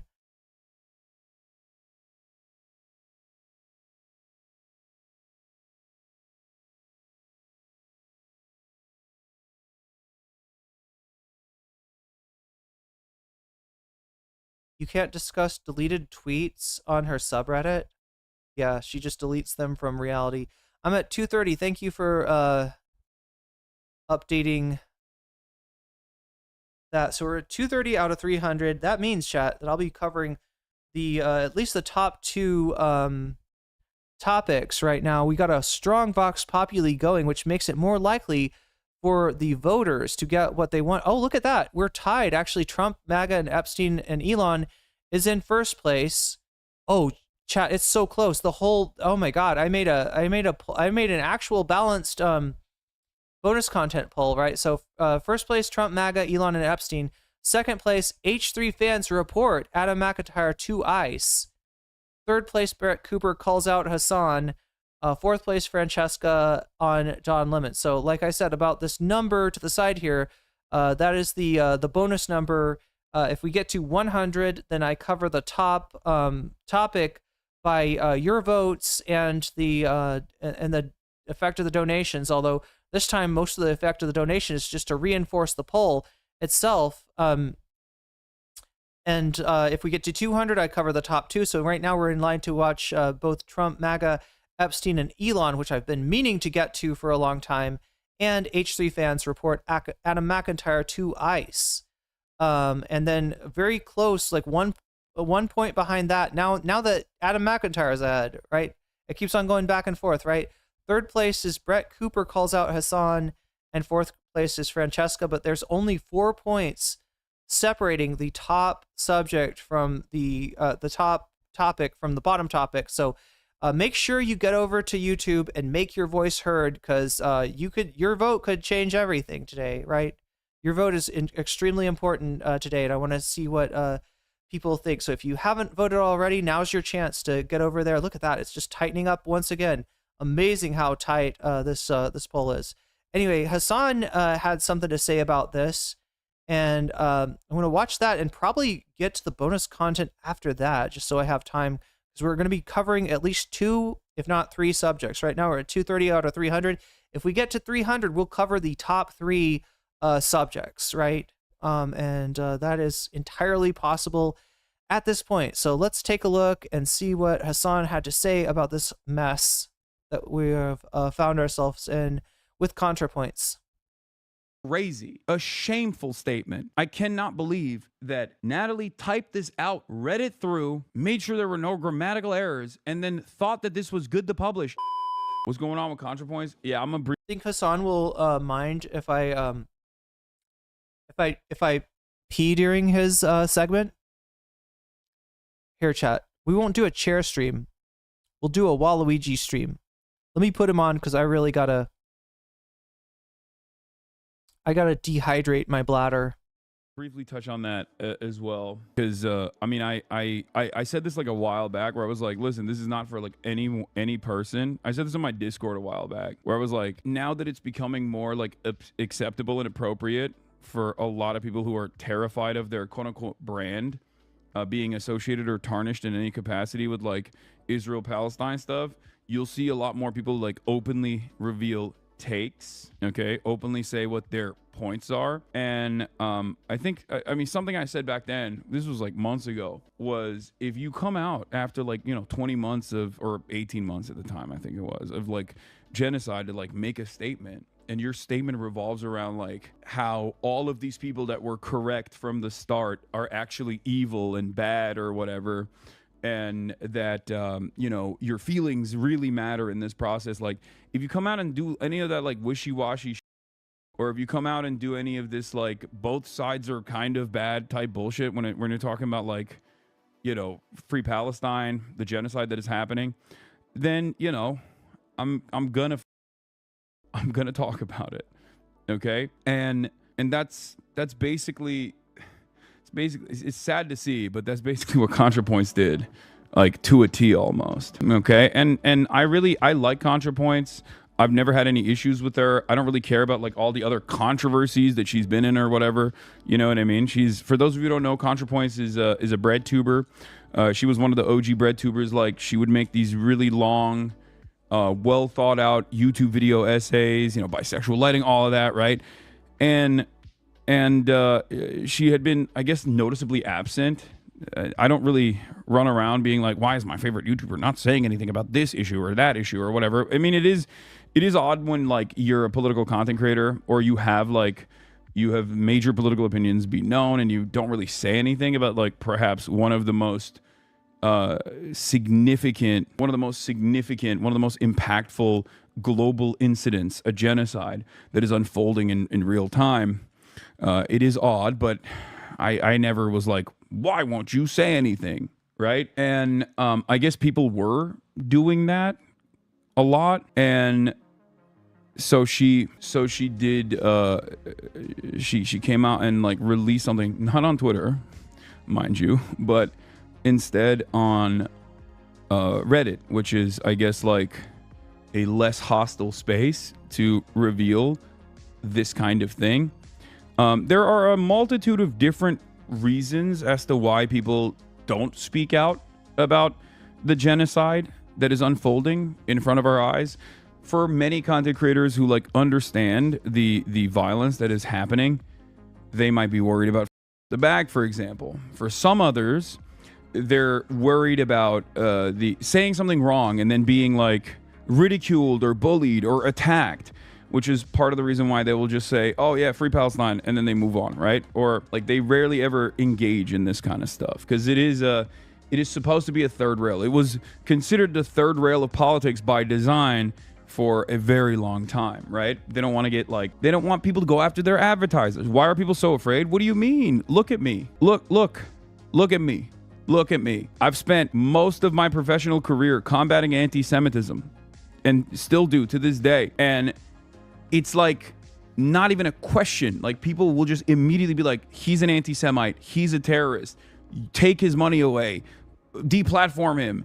Don't put him on any news outlets. Like, what the no one should watch him. Why do people watch him? Like people get really vicious. There are entire networks organized around like doing this kind of like horrible thing, right? They will turn people into pariahs, right? By design. That is the point. That is the purpose, right? You get put on a list and then people will actively come after you to try to like ruin your livelihood. But in any case, that's like part of the reason why a lot of people are afraid of it, because it's like the real type of cancel culture, right? It's not like cancel culture because you like said something that was up when you were like a teenager and now people are unearthing that and like yelling at you over it, like, but it's gonna go away in like a week.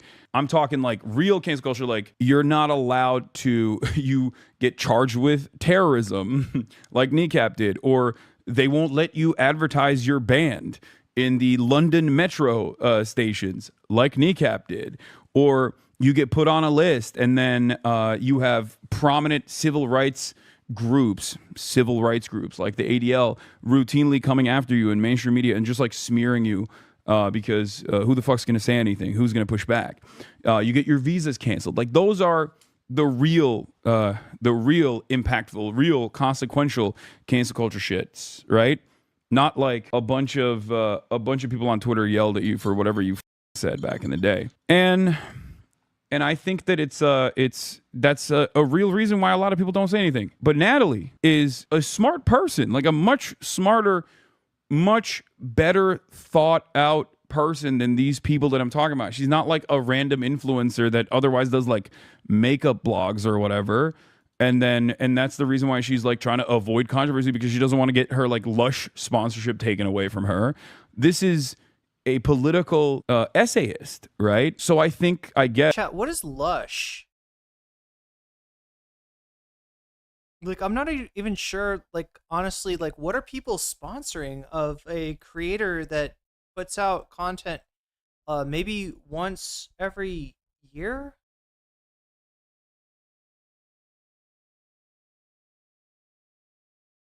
What is her, anybody know? It's cosmetics?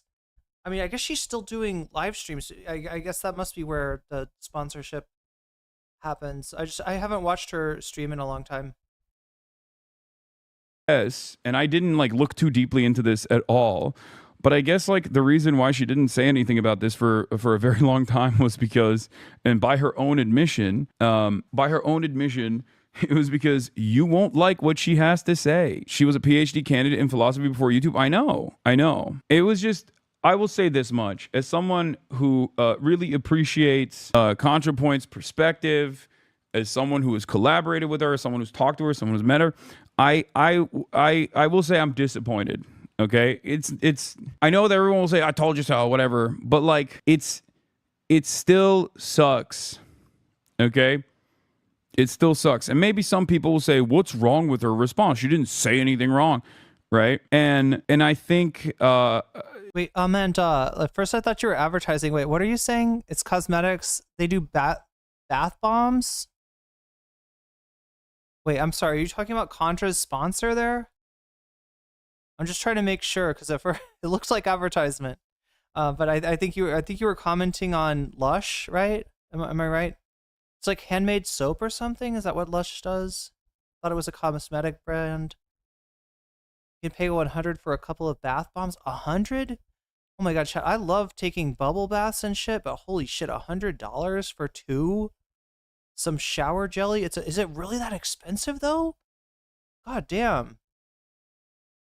And here I thought I was living it up, chat, eating fatty melon, dragon fruit, and guava. Right here I thought I had treats, but I guess I know nothing of the shiny things lifestyle. Lush Snow Fairy is my kryptonite. No, not advertised. Okay, I figured that out. For a second, I was like, wait a minute, have I got bath bomb advertisers in here? But luckily I looked at your message history, and there was more to it than that. So I figured you were commenting on the Lush sponsorship. Okay.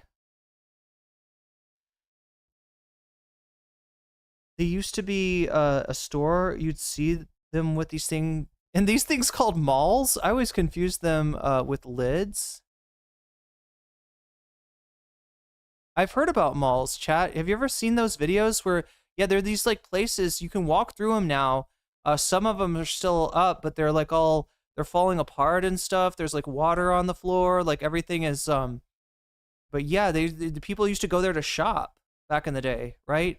It was like a shop. People would go, like you wouldn't get stuff, like you wouldn't order stuff online. You'd actually go to a place in order to. Debbie Cliff super chatted $9.99. Okay, as someone who's met plenty of PhD holders, always remember what they're just a regular person when it comes to literally everything else. Chat. I was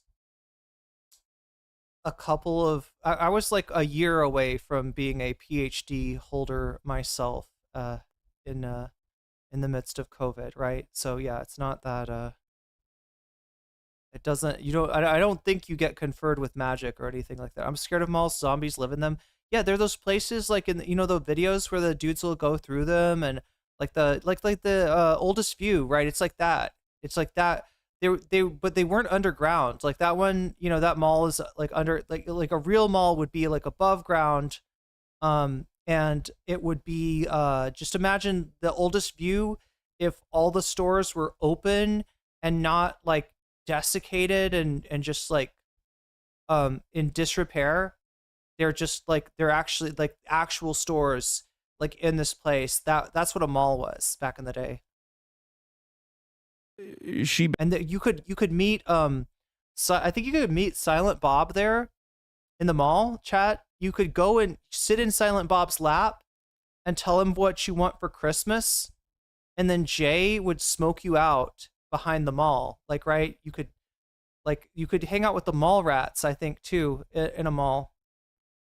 Basically crafted a message as to why she had not spoken about this issue that much, with the exception of the limited times that she said stuff about it, was because she couched it in like a hyper focus of whatever the online left is. My parents would give me $5 for putting the dishes away, so I'd buy Teenage Mutant Ninja Turtles or G.I. Joes from KB Toys. Wait, and later a piece of pizza? Wait, you could buy toys and pizza for $5 back then?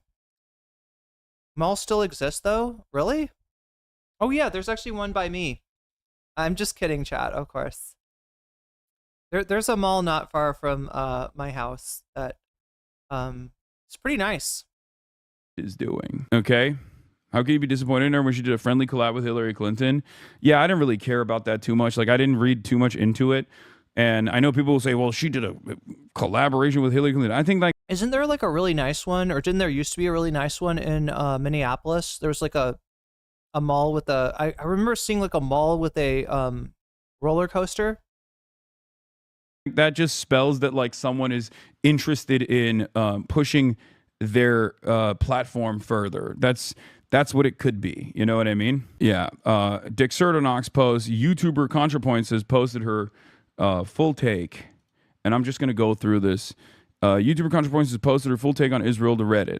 Okay. All right. Let's open the image in a new tab because there's so much happening here. There's a lot. It's an effort post. Contrapoints, user Contrapoints. And I think like it's significant that she posted it on Reddit rather than on Twitter because I think she knows like the environment. She knows.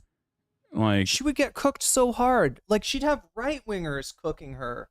That's how bad it would be. And only 70% of them would be coming from an anti-Semitic place. Like 15% from a transphobic place. Well, 15% of them would be like legitimately like, you know, they don't like what's, you know, happening in Gaza.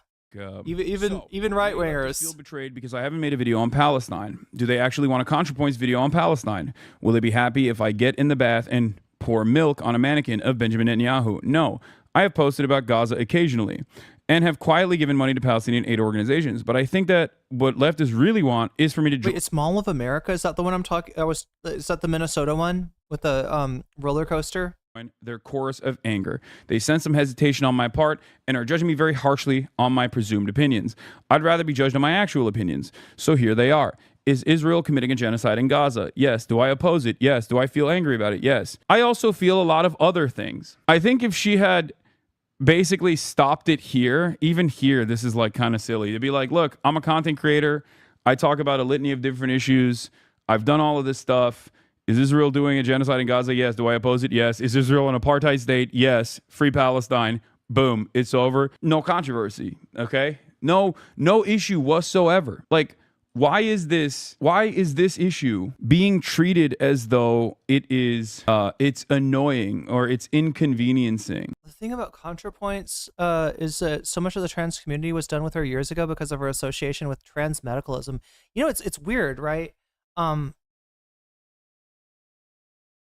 I saw her do some things that, like, right, she made the video where she like refers to herself as one of the old school, what does she say? Like she's one of the old school transsexuals or something.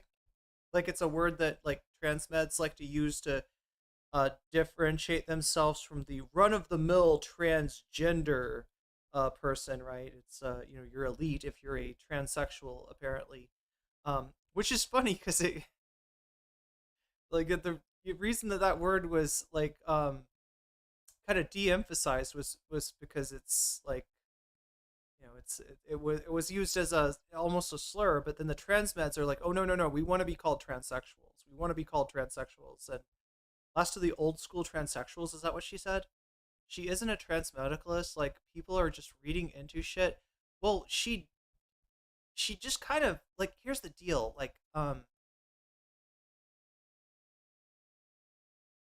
bad part of trans medicalism is putting is like gatekeeping, like, you know, who is truly trans and not, right?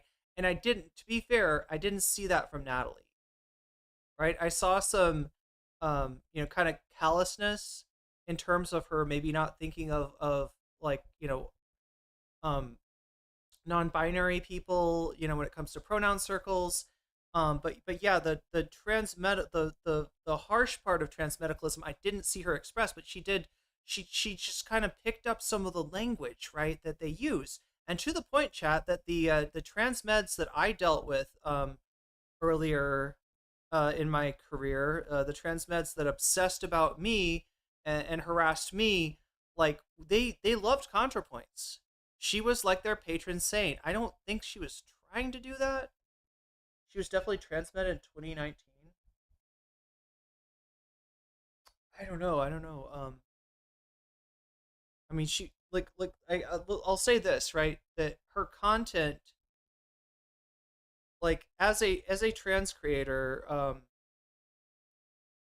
I want my content to be content that's not palatable to trans meds, right? Because they're very elitist, they're very gatekeeping, right? Trans meds like Riley Grace Rochon, yeah, who I guess she was associated with at some point. Yeah, it's when people use transsexual as a word to gatekeep with, right? And start talking about like true trans and all that stuff, right? That's what that's the nasty part of it. But yeah, it's so what I noticed though was that trans meds like really liked her content, tried to claim her as one of their own. So, as far as what Natalie actually felt in her heart of hearts, I have no idea. Like, why is this? Like, would we say this about the Holocaust? I mean, plenty of people, I'm sure, they didn't have the full knowledge of the Holocaust when it was happening. But I'm sure plenty of people, if they did, would have a similar opinion back then, right? But it's just so incredibly disingenuous. I have the other half of her statement as well. Don't worry. I have it all. What's frustrating about this entire thing, and I mentioned this before, and I repeated myself last night, and I know everyone was like, oh, is this about ContraPoints? It's like, it's not. It's not just about ContraPoints. This is for everyone. This statement is universal, okay? So before I get to reading the rest of this, the but, and then the post but part of ContraPoints statement, okay? Here's what my opinion is. Has not changed for the past 2 years at this point. If you are like me, a spoiled child of America, okay? If you live in the heart of empire, and the RGR Contra lore is wild. Most of it's been deleted, by 90%, 99% sure they dated for a second. I heard that too, yeah. And for the full disclosure, chat, I've had RGR on my stream a long time ago, before like all of the controversy, before the debate with Demon Mama. They're the plastics of trans. I mean, that's one way to put it. Directive. That's definitely one way to put it. I've never thought of it that way. The plastics, if you don't know, chat, are a group of elitist. They were like the pretty girls table in high school in the movie. Oh my god, what is that movie called? What is that movie called? It's the one where you're trying to make fetch a thing. Somebody help me out here. I don't know why I can't think of this. I know this movie. Theron Meyer. Oh, I forgot about Theron Meyer. Jeez. Helped write a few of her, yeah, definitely a self-hating kind of a content creator there in Theron Meyer. Mean Girls, thank you. Yeah, I was just like, it's that movie about mean girls, You know, what is that one called? It's about mean girls. It's like the Mean Girls, and they're both RGR and Contra, both are from Baltimore. There are trans content creators there. For the record, chat, RGR, Riley Grace Rochon is who we're talking about here. She hates my guts. RGR, I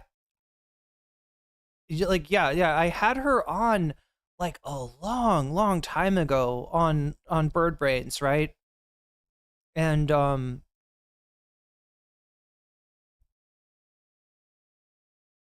what happened? I'm trying to remember. Where did I piss her off first? It was probably, yeah, she did this. So I had like a friend who like, or like there was another content creator that I brought on, and he was right wing, but somewhat more reachable, I guess, than your average right winger. And this guy went on RGR's show, and she literally engineered a fight with him. Like there wasn't real. She manufactured drama with this person, right? So I did a video, going over what happened and kind of showing what she was actually doing, and that, like as much as I disagree with some of Drew's viewpoints on things, like, he didn't do anything to warrant like the performative blow up that she did on him. Right. I think that's probably what pissed her off about me. And then, of course, she had that conversation with Demon Mama that devolved into a massive drama. And that's where she lost most of her community. Like everybody on the left, right? Yeah, they basically kind of got into a RGR, basically like a conversation that was, RGR wasn't saying like, yay, trans medicalism or anything like that. But she was basically endorsing it. Like the shit that she was saying was like transmed shit. And Demon Mama was like, well, I don't know if I agree with that, Riley. I don't know about that one. Right. So I made one of my bigger videos was like I took Demon Mama. The debate went like this, right? Demon Mama was streaming, Riley was streaming, and neither of them were on camera. So if you wanted to see both of their faces at the same time, which I felt was necessary for me to analyze the debate and actually give my opinion of who I think, caused this, drama, who was at fault, right? I needed to sew the videos together. I needed to combine, just like you sew TikToks together, right? I needed to combine them together into one video, right? So I could see both of their faces. I could see their nonverbal language. So I made that video, then I analyzed the debate like that. And that's another thing that she didn't like, right? She, I think, deleted her portion of the video, her half of the video. She basically didn't want anybody to see her nonverbal language, her body language, her facial expressions. Because if you just watch Demon Mama stream, it's hard to tell, who's bad faith there, right? So yeah, because of this stuff, Riley Grace Rochon hated my guts, and she, I remember that Irrelevant video coming out where Irrelevant was like comparing trans women to people doing blackface, was basically comparing being trans to blackface. She, the video on Irrelevant's end was titled in a way that suggested that I at some point endorsed blackface. Like the thumbnail and the title made it look like that if you watch this video, you're going to see nocommentchick be like, oh, but blackface is all right. Isn't it? Isn't it okay? Isn't it totally fine to do blackface? Like, right. It made it sound like I was going to endorse blackface, right? Which, obviously I didn't. So Riley Grace Rochon, when Irrelevant put this video out, she watched it and she live tweeted. She live tweeted because she was so excited. I finally got nocommentchick. All right, she's been a burr in my saddle for the longest time, but I guess she endorses blackface somewhere in this debate. So I'll just watch this video and I'll live tweet as during the premiere or something like that, right? That being said, needless to say, chat, she ended up deleting that Twitter thread because there was no revelation of NCC supports blackface, right? She was. She trusted Mr. Geek's thumbnail, right? Which he's a guy that like just weirdly kind of thirsty, but also he like thirst hates me in a weird way. This is a friend of Dylan Burns. And also Riley, lest I forget, Riley Grace Rochon, big friend of Dylan Burns. In fact, I think they've talked shit about me together on stream. So anyway, I have some history with this person that people are associated. So the TLDR chat is that RGR, Riley Grace Rochon, is a transmed, and Contrapoints has dallied in, I guess, some transmedicalist language before, right? I mean, she says she's not. Nobody knows what's actually in her heart. But in general, most people do consider Riley Grace Rochon to be a transmed and a lolcow and a just ridiculous person. And Contra kind of was not. The verdict was never, that she's like this evil transmed. Although I guess we don't know what's in her heart, right? And she has said some kind of sussy stuff before, right? So that's the TLDR. I thought she was Vader in the trench run. Oh God, I have you now. Oh yeah, basically that's what she was like. Yeah, FD Signifier made a point I really respect. Made a point I really respect the real right wingers, minorities, like actual conservative liberals, because people like Candace don't actually push the bar farther right. Are you talking about his latest video? One of his light works? I think I might have seen that video too. Am I the only trans female streamer who has? Oh my God, you're right, Nathan. You're right. Yeah, Keffels, Demon Mama, RGR. The only one that hasn't joined up with Vosh or, yeah, God. I didn't even think of that. I mean, I'm sure. Look, I'm sure there's other people. I'm sure there's other people right now. I'm probably just not thinking of them. Your tax dollars are contributing to unlimited bloodshed in the global south, but especially in Palestine right now, especially in Gaza right now. And your focus, after 20 months of live streamed holocaust of men, women, and children in Gaza, the complete and utter annihilation, death and destruction in Gaza is still on your personal feelings, how you feel about it, how the personal hysterics that you have developed around this issue because of the takes that you see online. Okay, if you continue to center yourself, and you are just like me, a perhaps the most spoiled person on the planet, living in the United States of America automatically qualifies as. Yeah, Matriarch seems pretty cool. I mean, like some of these people, some of these people signed up in the Vosh network. Like people are talking about Riverboat Jack that has a White Leaf site. And has in the past been pretty close to Vosh. Also, some really, really bad takes around the say her name controversy. But yeah, Matriarch seems. I don't know. There's a lot of people that I don't know that much about, and there's probably a ton of people I'm just not thinking of at the moment because my mind is focused on that one section of Twitch poll, right? It's Twitch poll. It's Twitch poll really that seems to be the vector for people, disappointing. The debate sphere, Twitch poll, DGG, VGG, like that's where kind of good creators go bad, or maybe creators that you thought were good, show their true natures, right? Unfortunately. But yeah, there's definitely. No, not Matriarch. God, I don't know much about Matriarch, but everything I've seen about Matriarch seems good, right? But then again, I guess I'm not the right person to ask. I haven't watched a lot of Matriarch's content, to be totally honest. Cliff super chatted $9.99.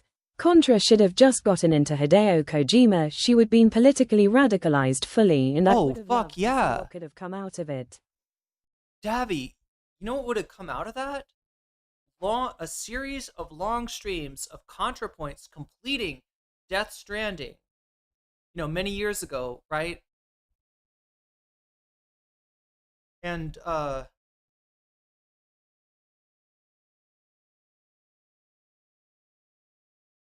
and then yeah, when it's the new one's out, right? Is the new Death Stranding out? Yeah, we like if she like I don't know somehow like her as a video game streamer, I don't know, somehow that could have worked. Maybe, and at least we wouldn't know about some of her worst takes. Maybe, I don't know. If we're really desperate, I might have to actually get into streaming. Hey,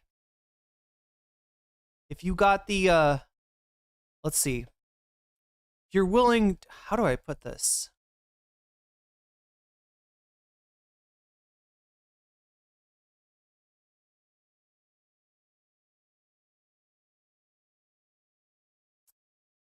you're willing to be traumatized for what you believe in, then yes, you too can be a streamer. It's not as financially rewarding as people think. It's not as easy as people think, but it is a possibility.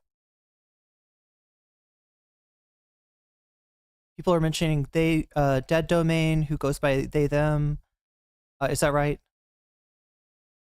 There are a lot of content creators that I don't know that much about. I think what people are trying to say is that, like, so there's some chatters that have been, the longer that they've been followers of mine, the more they've been exposed to, like, the places that I kind of came up in, like Twitch Pull, and the kind of streamers that I, have done, content with in the past, like Demon Mama and unfortunately RGR. And so that's, right, they're aware of the streamers that I know a lot about, right, as opposed to the streamers like Matriarch and Dead Domain, who I just don't know that much about, but they seem cool from what I've seen.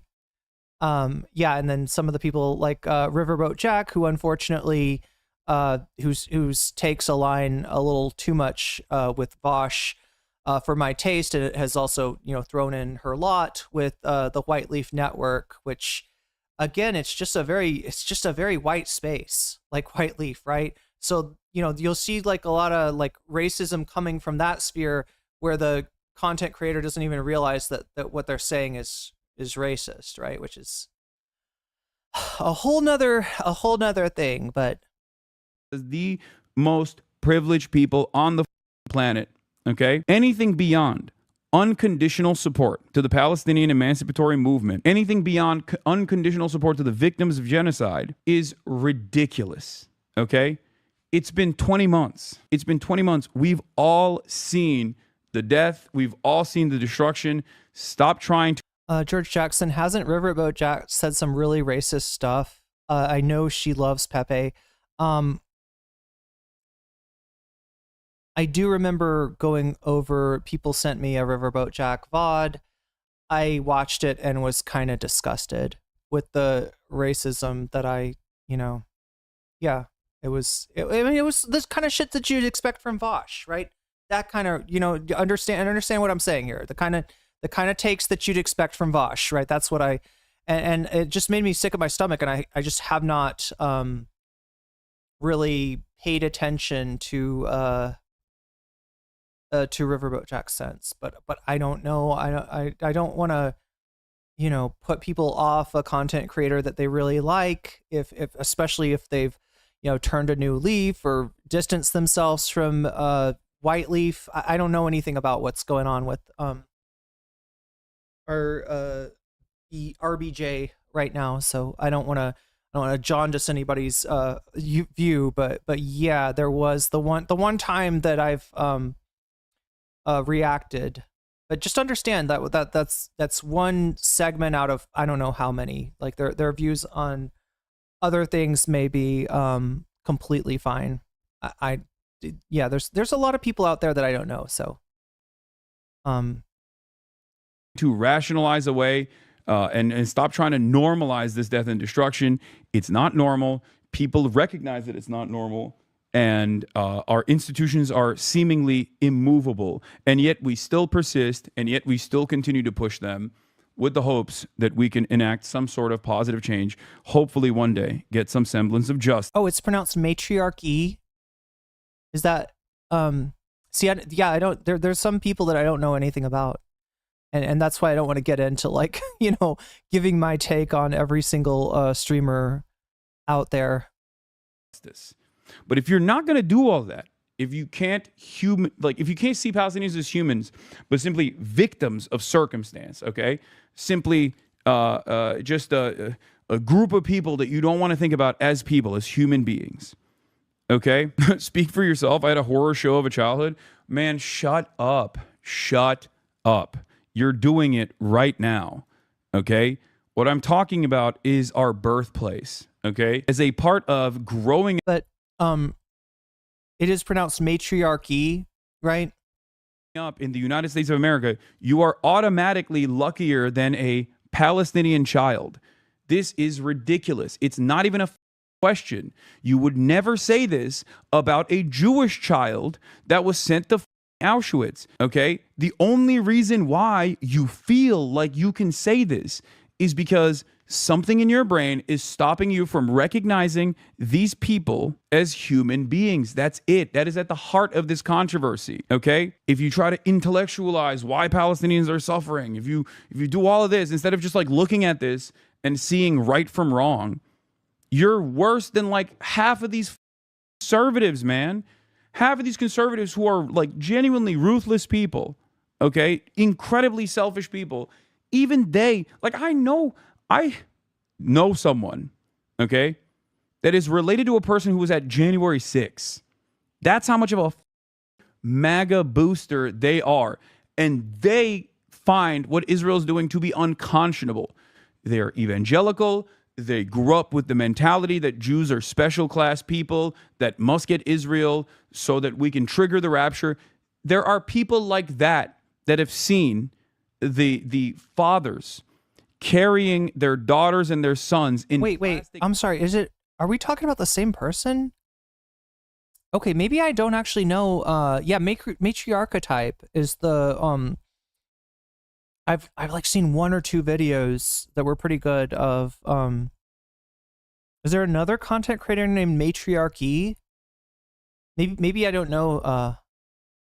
I should just stop talking about other content creators because I feel like it's going to get me in trouble. Like, right? You know, what if River Jack comes in here and is like, you said that I was racist? Prove that I was racist. It's like, bitch, I can't fucking find the VOD. I just do remember like watching some stuff at some point that was so disgusting that I had to turn it off, right? That could have come straight out of Vosh's mouth, right? Like that kind of shit, which, you know, the answer to that, well, you think Vosh is racist? Prove it. Like, okay, let's not relitigate like everything going back to, you know, the Cat Black controversy, right? Let's like, I don't have time. This is why I should not talk about it, right? Because again, and I'm not trying to shit on anybody. I'm not trying to close off. Like, people can grow, people can change, people can learn. I don't pay attention to a lot of these people whose names have been brought up.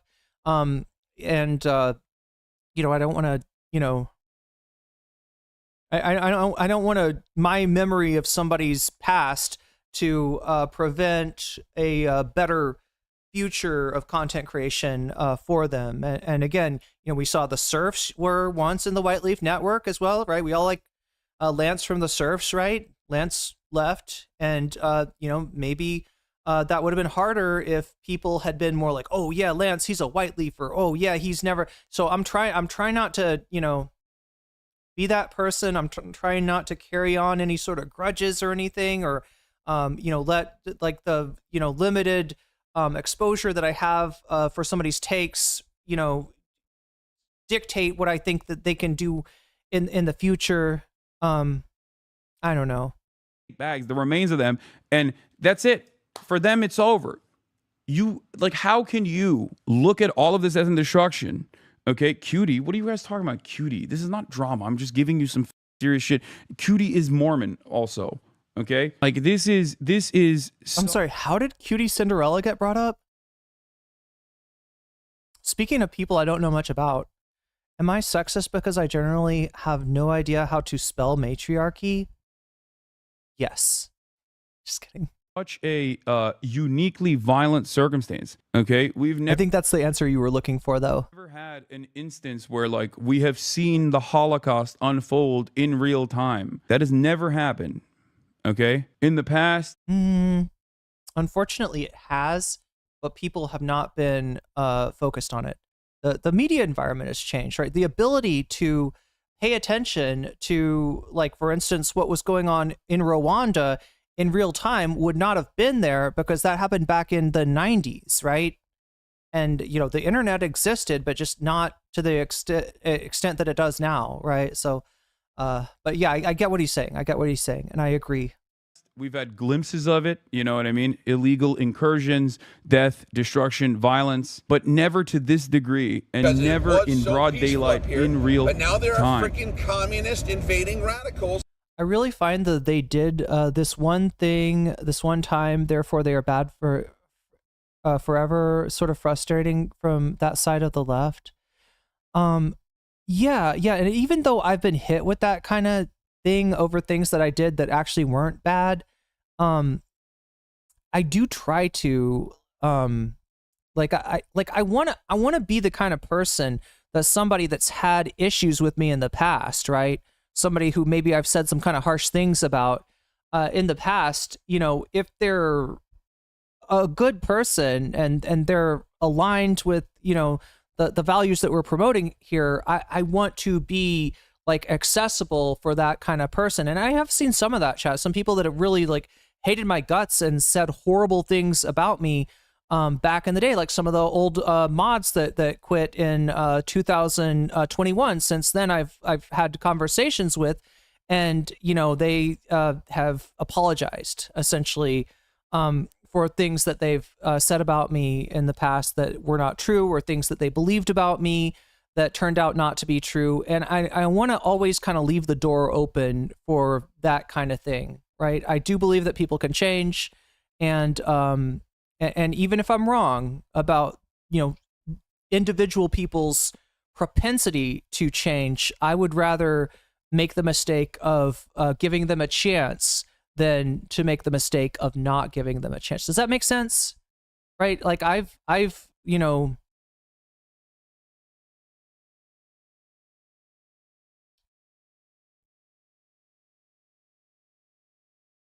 if people would actually take in the information he speaks on, he'd have a lot less weird, obsessive haters.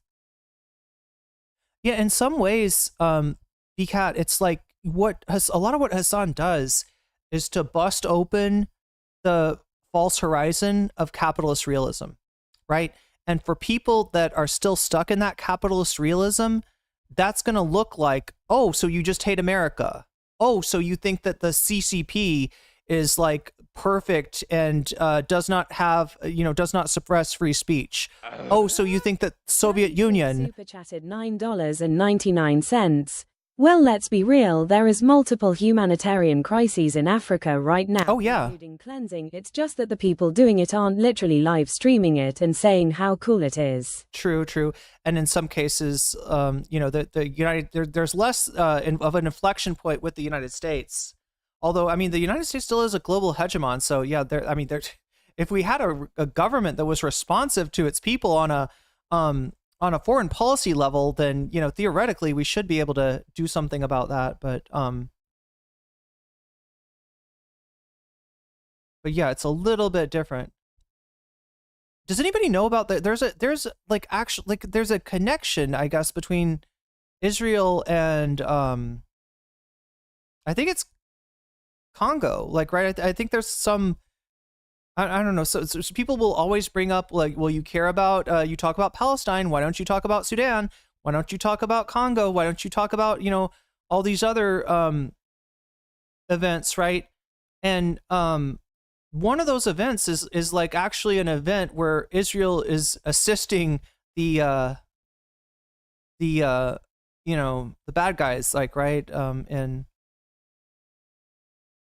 I take cues from Bob the Drag Queen when it comes to bigotry. Everyone gets one fuck up, and you've been informed of your after you've been informed of your bigotry, you repeat it. I am done. Yeah, that's one way to handle it for sure. They're not even responsive to personnel in the State Department. Yeah, often times. Feel like you healed from this, but you're getting pulled back into place. You don't seem to want to be, but ignore me. I'm self-destructive right now. Yeah, no, you're not wrong, Infallible Foul. I just know that when drama starts,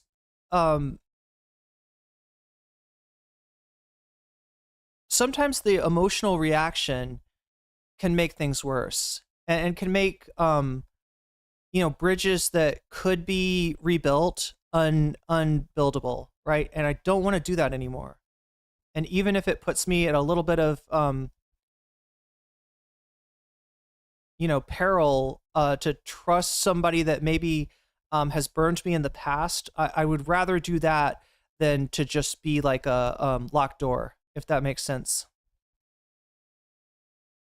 Yes, a lot of these incidents might come across as familiar to you because that's precisely what Israel has been doing. They've been playing the Nazi-style Holocaust playbook in perpetuity, playing itself out every single day. The only unique instance here is that we get to see the people that are victims to it in real time, in broad daylight. We hear their cries. We see them as human beings. There is more information on this stuff than ever before. But in any case, as I was saying, when all of this is unfolding and everyone is aware of it, if you're going to come out and be like, I was quiet for the past 20 months, but now I have a statement and it's wishy-washy and it's both sides bullshit or focusing on like leftists online, then spare yourself and everyone else the agita and just keep quiet. Just stay quiet. There's no reason to just come out. There's no honor in coming out like this to be like, here's why I didn't say anything. Okay? If you get over yourself and you get over your own like moral hangups or anything like that, and then you support the Palestinian emancipatory movement, and that's it, and you say free Palestine, it don't matter what I said in the past, I'm here, I've learned my lessons, I've changed my mind. Or even if you just say, hey guys, I'm pro-Palestine, I've been pro-Palestine, I just haven't really spoken about it, whatever, it doesn't matter. As soon as you do that, I'm with you. I and many others in this movement will welcome you with open arms. Okay? They'll always do that because we need the numbers. Okay? There is no other way to fight back against this. This is the only way to do it, is to keep up the pressure. And you need more people from every different walk of life, from every different background, regardless of what their other opinions are. If they're united on this issue and they're protesting, then they're good with me, okay? And I've always maintained this position. But if they cynically say that they're, pro-Palestine only to just like try to criticize the people who've been there. Yeah, if you're saying that you're pro-Palestine in order to debase the current pro-Palestinian movement, especially when you have been noticeably silent about these issues, then yeah, that does seem bad faith, at the least.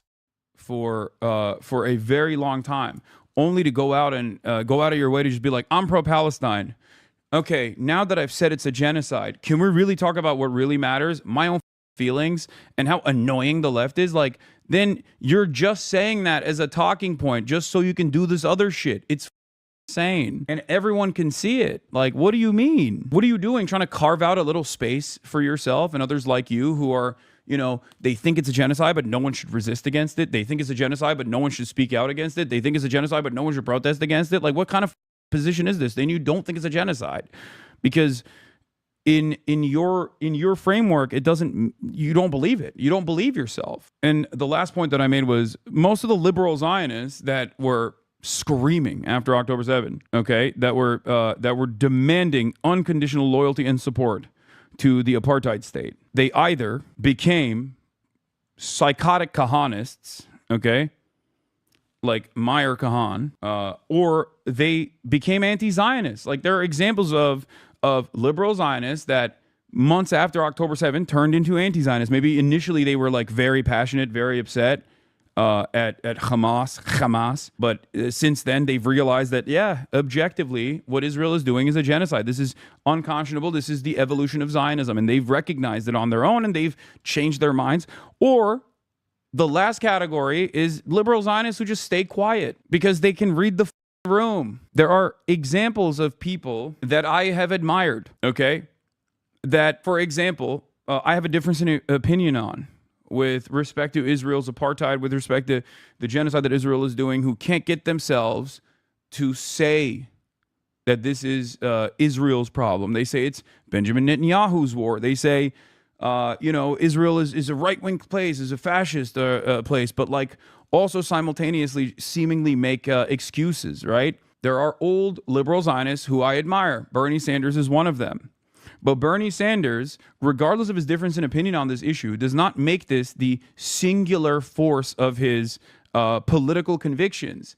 He understands that there are people who are far more radical than he is, far more invested in the emancipation of Palestinians, and he never sits there and goes, "F you for doing that," okay?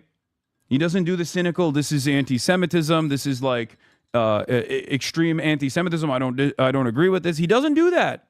He doesn't get in the way. As a matter of fact, he endorses people that have a more radical position than he does. I don't know what's going on in his mind, but as long as someone, regardless of their difference in opinion on this issue, okay, but as long as someone is not getting in the way of other people who are doing their very best, trying whatever they can, when everything seems so hopeless, in the face of unimaginable cruelty, when someone is doing, when someone who has a disagreement, yeah, Brad Lander is another example, when someone who has a disagreement with all that, who doesn't make that the focal point, the central point of their politics, and doesn't stand in opposition of those who have passed their framework and sees them as allies, then I have respect for them.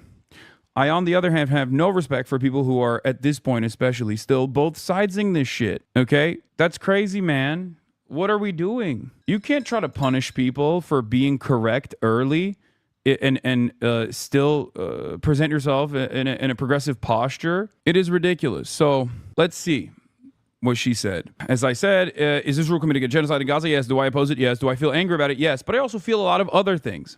No need to say any of this stuff, honestly. One, doom. She also like presented this Reddit post like one of her videos, which is so crazy. Like with the paragraph titles and everything. The week after October 7, it was clear the mood among the Israeli leaders and civilians was overwhelmingly kill or be killed. Existential panic and unstoppable lust for revenge. It reminded me of the U.S. after 9/11. There was no reasoning or protesting them out of it. Nor was it politically feasible for the U.S. to withdraw aid to Israel on a time frame that would make a difference. That's just objectively incorrect. And it makes me feel like she doesn't know enough about this issue. Because there's only two options here. Either she's cynically misinforming people, or she just genuinely is oblivious to this reality. And I think it's the second, okay? The idea that, well, they're just bloodthirsty, not much we can do about it, is one thing, which is also crazy. Like, just because someone... The haiku formatting was a choice as well. I don't know, Chad. I feel like I see a lot of people... Yeah, what she did... So what she did is she made the... We're talking about the Contrapoints post itself, which... Oh, God. I had it open a second ago. It's sin or justified, right? Which I don't know, is that normal? This is a Reddit post, right? I guess I've seen this shit on Instagram.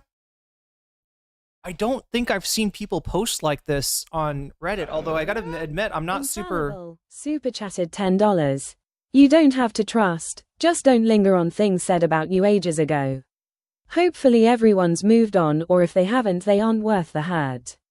Sorry you went though that. Oh yeah. Hands. Well, you're right, Infallible. A little bit of that stuff has come up, and I've tried my best not to linger on it. I mean, some of it's kind of interesting when somebody in chat's got some insight, or has seen a few things that I haven't. But yeah, in addition to like that, what you're talking about, like lingering, dwelling on the past, so to speak, right? I think I'm also concerned about maybe giving my opinion about other streamers, not apropos of anything that they've said about me, but apropos of things that they have said that I find to be horrible, right? I don't want to dwell on that either, especially if it's from ages ago. I want to give them a chance to move on as well, if that makes sense. Just because, but yeah, thank you for the super chat. A foreign entity, a foreign government is experiencing bloodlust doesn't mean that we can't protest that. Is nuts, okay? But beyond that, ContraPoints is who said this. But beyond that, the notion that like it was not politically feasible for like church worship lyrics, is that what you get? Like my church always had like the hymnals, right, where it would actually be like music, right, with the verse 1, verse 2, verse 3 kind of thing. But yeah, I guess you could get handed out just the lyrics and kind of do a sing-along. Contrapoints post does remind me of an unhinged Ethan Instagram post, same vibes, being a genocide apologist who actually calls it genocide and finds a way to justify it anyway. Yeah, true. For the U.S. to withdraw. It is very Instagram coded. Does she, is there a lot of does she do Instagram? Aid to Israel on a time frame that would make a difference is wrong. If that was the case, Biden would not have flown to Israel a week after October 7 and did the now known as the bear hug strategy with Benjamin Netanyahu, and then accelerated $14 billion in weapons transfers to Israel with haste. It's just wrong. It is just wrong information. You are incorrect. Okay? You're just wrong about this. If this is the genuine logical framework, if these are the underlying premises that you are building your opinion off of, you're just wrong, okay? This is not even I'm not even making a moral statement here. I'm saying you are wrong. 100%. Since October 7, America is responsible for 70% of all munitions that Israel has deployed both on Gaza and all munitions that have been deployed to defend Israel in their defense systems. 70%. The United States of America is the country that keeps Israel as violent as it wants to be. So in other words, to say that there's nothing that can be done from the point of view of an American citizen is just wrong. Israel is our attack dog in the region. It is ridiculous.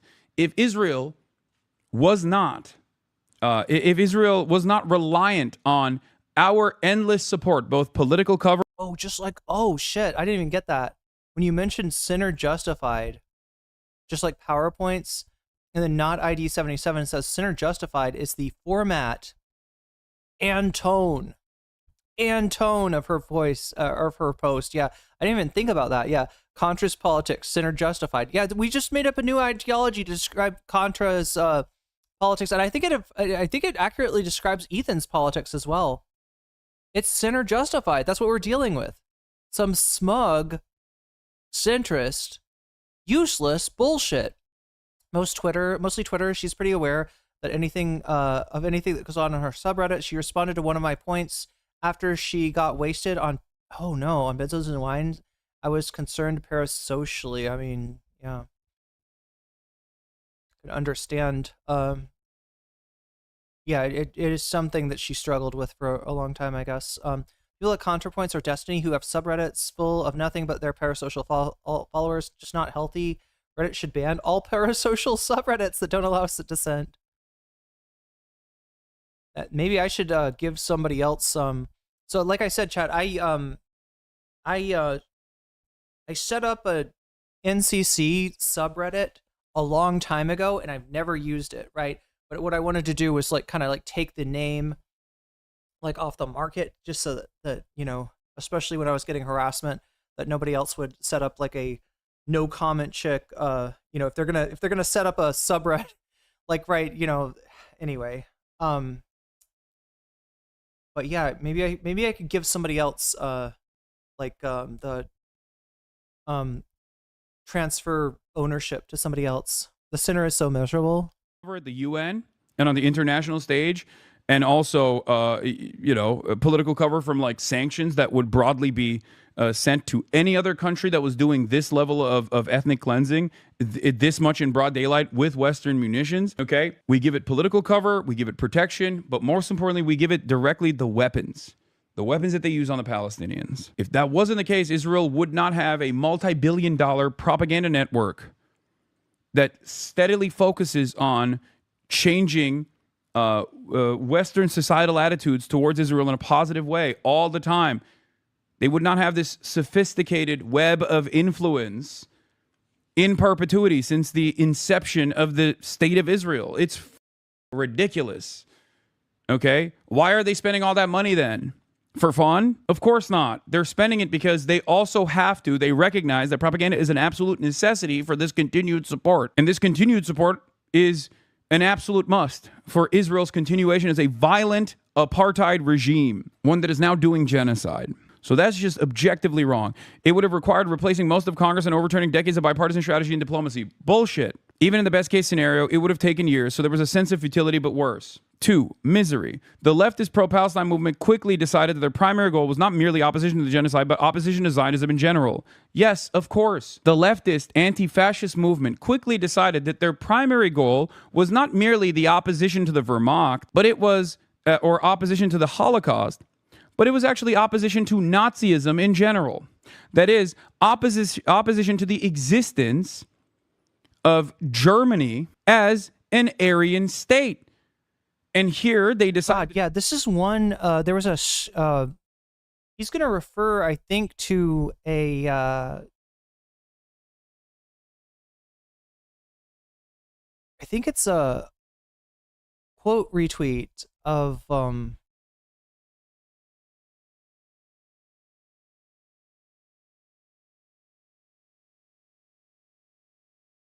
Was it a quote retweet of Dexertonox?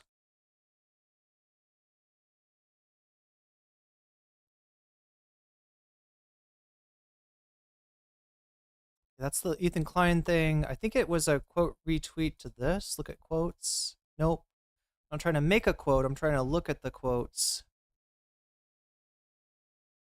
What the fuck? Okay, wait. Do I have to click this first? I can click view quotes. Yeah. This is one I didn't show you, though. I don't know if it'll pop up. What the fuck?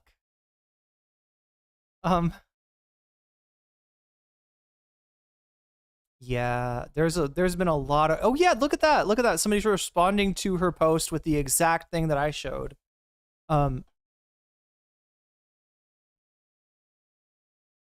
don't know if we're going to find the thing that I'm looking for, but somebody took they took her post and they replaced like the word like Zionist with Nazi, and you know, like, right, it kind of anyway, I doubt I'm going to be able to dig this up. There's so many people have responded to this.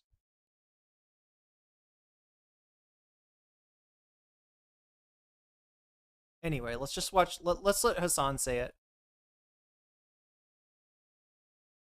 To draw the line separating decent people from genocidal fascists of Germany as, but it was actually opposition to Nazism in general. That is, opposition, not merely the opposition to the Wehrmacht genocide, but opposition to Zionism in general. It would have taken years, so there was a sense of futility, but worse. I want to let Hassan roll on this because this is a good point. I think he might be getting it from the same quote retweet that I've got in mind, but I don't know for sure. So and I don't have that tweet on hand, unfortunately. So I'm just gonna let him say this. Misery. The leftist pro-Palestine movement quickly decided that their primary goal was not merely opposition to the genocide, but opposition to Zionism in general. Yes, of course. The leftist anti-fascist movement quickly decided that their primary goal was not merely the opposition to the Wehrmacht, but it was or opposition to the Holocaust, but it was actually opposition to Nazism in general. That is, opposition to the existence of Germany as an Aryan state. And here they decided to draw the line separating decent people from genocidal fascists, which had the following consequences. It shrunk the coalition. Zionist is a very broad category. Most Jews are Zionists. Anyone who supports a two-state solution is a Zionist. So here it is. Again, wrong. Wrong. This is the Will Stansel tweet from October 8th. The Matt Iglesias tweet and the Will Stansel tweet from like October 8, 2023 saying the left will never survive this. What has taken place on October 7 is so horrifyingly violent that the DSA is over. The left will never survive this. There will never be a coalition that cares about Palestine ever again. And as a matter of fact, anyone who supports this is supporting October 7, and therefore there will never be a left movement in this country ever again. That's what they were saying. That's what they were saying almost 2 years ago. Look at the situation now. The Palestinian emancipatory movement has never had this much support in the United States of America. Wait, who is he talking about again? I feel like this name, Will Stansel. Anybody want to tell me who is Will Stansel? I keep on hearing this name come up. In fact, I think it came up during the Elon Mecha Hitler thing. like, oh yeah, Will Stancil didn't, somebody like told Grok to write basically like a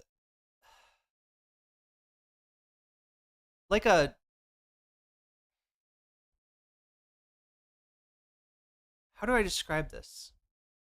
A description of how Grok would R-word Will Stancil into submission for not agreeing. And it did. It wrote several, like, right, people, but yeah, Will Stancil, right, is the name that he mentions. Zionist. Anyone who supports the two-state solution is a Zionist. So here it is. Again, wrong. This is the Will Stancil tweet from October 8th. The Matt Iglesias tweet. And the centrist columnist, I think. Yeah, he's mentioning him with like Matt Iglesias, who we, you missed when I covered the Welcome Fest, which is the Abundance DashCon. That was Matt Iglesias was a featured speaker. He's kind of famous for this weird thing that he wrote about, like, we need to get more Americans. We need to, like, literally this was like a call for open borders, right? Essentially for like, let's get as many immigrants as we can, because look at how many people live in China and not as many people live in the US. If we're going to beat China, we got to get more people than them. So let's open those doors, right? He says this, and then as soon as the Trump, the 2024 election comes by, he flips it to like, oh no, immigration is poisonous for the Democratic Party. We should be against that. Open borders are bad. It's just like ridiculous ass clown who nobody should take it seriously. Will Stancil, Warren type liberal guy that leftists hate, but goes pretty hard against conservatives. That makes sense. That's why that makes sense to why Grok was ideating on R-ing him. What the fuck? Like, I mean, that's some pretty harsh stuff. I couldn't really get through the description of Grok because the thing was, Grok was like excited about committing or committing R word on this liberal columnist guy, Will Stancil. I don't know anything about him though. The Will Stancil tweet from like October 8, 2023, saying the left will never survive this. What has taken place on October 7 is so horrifyingly violent that the DSA is over. The left will never survive this. There will never be a coalition that cares about Palestine ever again. And as a matter of fact, anyone who supports this is supporting October 7, and therefore there will never be a left movement in this country ever again. That's what they were saying. That's what they were saying almost 2 years ago. Look at the situation now. The Palestinian emancipatory movement has never had this much support in the United States of America. Ever. Ever, ever, ever. Also wrong. The notion that these people that were more knowledgeable on the issue of Palestine, on who was being oppressed and who was doing the oppression, and the ideological reasons for why Israel was doing this oppression, this exterminationist policy, as a direct consequence of Zionism being an ethno-religious supremacist ideology that revolves around the extermination of the indigenous population, the otherizing and the dehumanization of all Palestinians, Christian, Muslim alike, and all Arabs in general. The monolithization of all Arabs as a parasitic force is identical to the Übermensch mentality of Nazi Germany. It is the same exact type of fascist policy making. It is the same exact type of fascist ideology. So for someone who has written extensively about the alt-right and the Nazis and whatnot, I am shocked how someone like Contrapoints, who is very well read on this stuff, cannot put two and two together. It makes no sense. Okay? And it didn't shrink the coalition at all. So you're just objectively wrong about that. When you look at the Democratic Party's base of support, I mean, the Harry Enton CNN Holy Toledo video comes to mind. Harry Enton points to Democratic Party support for Israel and Israelis shifting more than 60 points in the direction away from being pro-Israel to being pro-Palestine by 57 points, right? But still, it's pretty, yeah, Holy Toledo is right, Witchery Rocky. 2 points. Used to be pro-Israel by 17 points. And then post-October 7, when this ethnic cleansing campaign accelerated and everyone could see it, it turned into a plus 43-point swing in the direction of Palestinians. So this coalition has grown And I see it. I've mentioned this over and over again. We talk about this off camera as well with other people who have been talking about Palestinian emancipation for decades, myself included. Like, I have seen this environment, the information environment, and the previous methods of like Double Hassan tomorrow. Wait, what does that mean, Narwhal? squashing any sort of criticism of Israel go away. It withered away. I myself am living and breathing proof. A political commentator who is able to speak convincingly on Palestinian emancipation since October 8, 2023, without being utterly destroyed. You have hundreds of thousands of people in European capitals taking to the streets, demanding an end to this bloodshed. This is unheard of. Something that happened quietly over the past 10 years, that the thing you're supposed to say about Israel, Palestine, and progressive circles shifted from a two-state solution message to a binationalism message, which has greatly increased intra-left coalition tension. This is on October 13th, 2023, when the spectrum of opinion ranged from stridently pro-Israel but pays lip service to the two-state solution to fired up about Israeli human rights abuses and the need for a Palestinian state. It's easy for people who don't really care, most people, to fudge it. Once you raise the stakes for what counts as sympathizing with Palestinians to the level of from the river to the sea, Wait, where is he getting this? Is he reading the Will Stancil? Oh no, this is Matthew Iglesias. God damn. Enemy of the VOD, Matthew Iglesias. Yeah. Oh, Hassan Minhaj. I forgot about that. Yeah, he's still in NYC for that. you generate a much more polarized debate that can't be fudged. A question that I find generally interesting in politics is, when does it make sense to try to deliberately polarize an issue? It's not never, but it's also not always. And I think the practical upshot of this particular polarization dynamic is going to be bad for Palestinians. Note, for example, that Israel-Palestine is the only issue I can think of on which Joe Biden has positioned himself to the right of Barack Obama. He was wrong, objectively. He was wrong on this. But it's especially crazy to me to be wrong on this 20 months after the fact. Matt Iglesias is always wrong, okay? He's always the first to be wrong. So yeah, the TLDR, people like Matt Iglesias and Will Stancil essentially wrote that, you know, this was the end for the left when this happened. This was the end, certainly, for the pro-Palestinian movement. This was going to be toxic for any left-wing politician to touch, other than to just, you know, give vehement, I mean, this is the advice, unfortunately, chat, that it feels like the Kamala campaign took to heart. Wrong. How are you going to be the last to be wrong? I never thought that there was a position worse than Matt Iglesias is on this issue. Yeah, Matt Iglesias is always wrong. Fork found in the kitchen. So it did not actually shrink the coalition, okay? Zionist is a very broad category, yeah, by design. And there's a lot of lies being told about what Zionism is.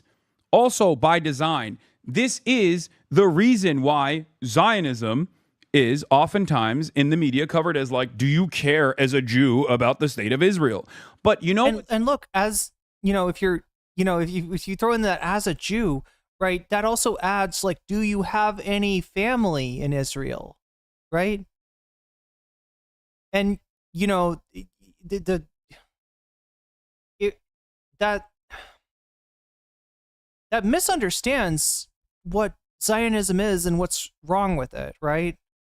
Do you care about Israel could mean, do you care about, like, the same way that I care about the United States because my sister lives there and my friends live there, right? But you know, it's like, doesn't mean that I'm in favor of a global hegemonic state and the, you know, imperialism and exploitation of the periphery, right?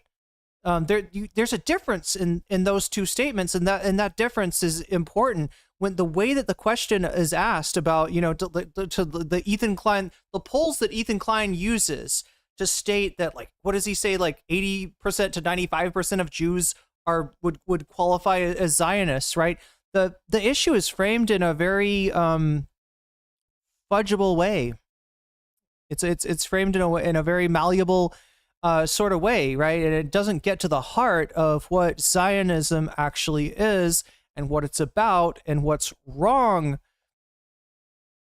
with the Israeli ethno-religious state. You know what's never talked about? Because I don't know why. Well, I do know why we centered this conversation around Jews. Okay, there is a far larger force of the U.S. is oppressing people domestically, not just outside its borders. I mean, same thing. You could say the same thing about Israel. Zionism around the globe, throughout history, and certainly in the and especially now in the de facto one-state solution that Netanyahu has pushed this into, one apartheid state with multiple rungs of citizenship, and with the top being gate kept by your ethno-religious background.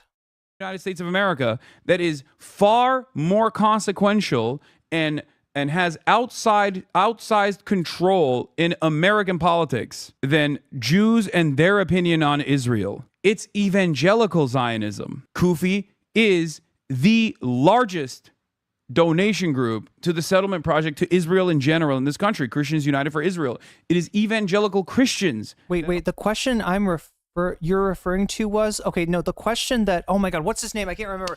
Not Steve Kornacki. Who is we just had his video open.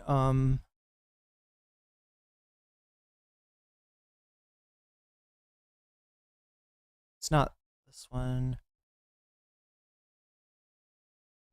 Enton, Harry Enton. Are you talking about this question? How,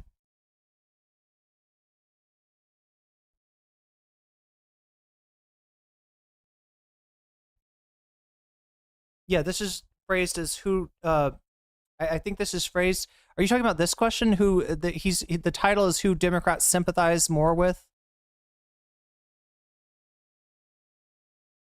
There's this poll, right? And then the one that I was most recently referring to, I think, was the one that Ethan Klein takes as his evidence for saying that if you're anti-Zionist, you're against like 80 to 95% of Jews in America. And then therefore you're an anti-Semite. You're anti-Zionist. I think it also asked if they have a sense of connection. Are you talking about this poll? The Quinnipiac?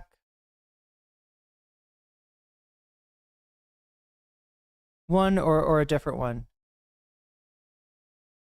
It's what I remember. Oh, you're talking about, the one that he brought up with Sam Cedar. Yeah.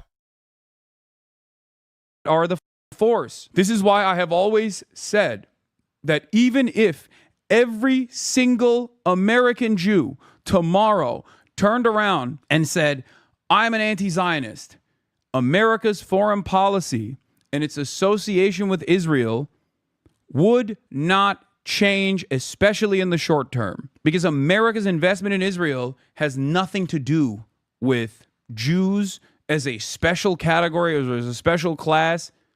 It has everything to do with material interest, okay? Now, having said that, has there been a lot of influence peddling in the process over the course of the past 77, 78 years? Of course there has been. Is there an ideological component to the zealotry demonstrated by a lot of Christian Zionists? Yeah, the majority of Zionists are Christian Zionists by a long shot, by an extremely long shot, right?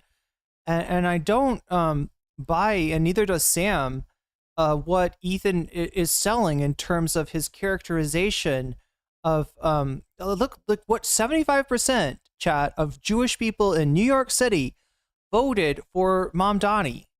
I think I'm getting that statistic right. Right, so the idea that the way that Ethan is trying to characterize American Jews is just wrong. It's just straight up wrong. Hard to keep up with who said what, when, just want to free Palestine. Jewish Zionists alike? Absolutely. But that's not the driving force of this allegiance. That's not the driving force of this partnership. That's not the reason why, when USS Liberty happens, like the American government's like, oh, don't say anything, That's not the reason why Israel's a special status client state. Okay? It is the fact that Israel is a unsinkable aircraft carrier with its own espionage facilities It is America's very own special attack dog that it can always control in a resource-rich region. Cranberry Soul says, I remember Ethan saying to Hassan that Israel would rather go out in a blaze of glory before they equally share the land. Oh God, I forgot. Yeah, how cringe that was. Rich both in oil, but also incredibly important for global trade. Okay, with the Suez Canal. That's it. That's precisely why Joe Biden said in the 90s, if Israel didn't exist, we'd make one. He was right. He was honest about America's framework on this issue. It was politically infeasible. What is the pathway that takes us from the present situation to the dissolution of Israel as a Jewish state?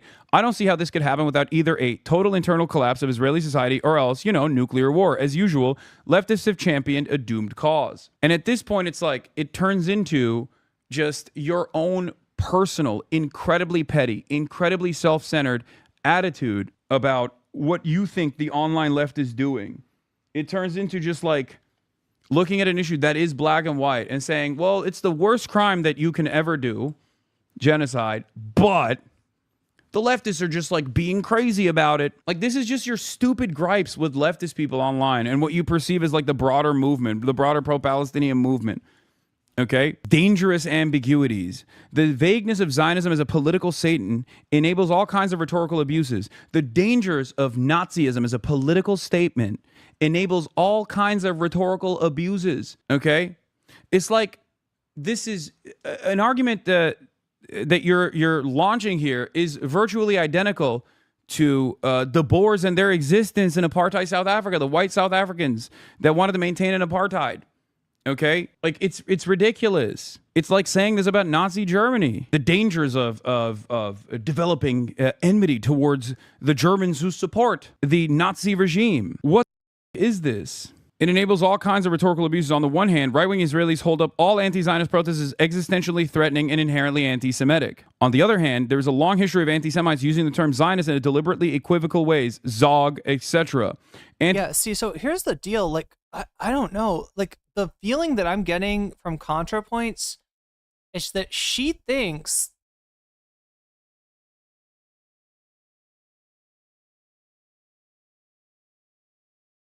there's a way to change Israeli public opinion, right? Or that there's some core of Israeli public opinion that is open to the idea of calling this genocide what it is and, electing better politicians who won't do that. And that is, she's calling us naive, chat. Look at how naive Contrapoints is. Right? That is like, well, we gotta just appeal to the German people. We gotta appeal to the Volk. Let's we're not saying your Lederhosen are bad. We're not saying that your sausage and your beer, your bratwurst are bad. We're not against the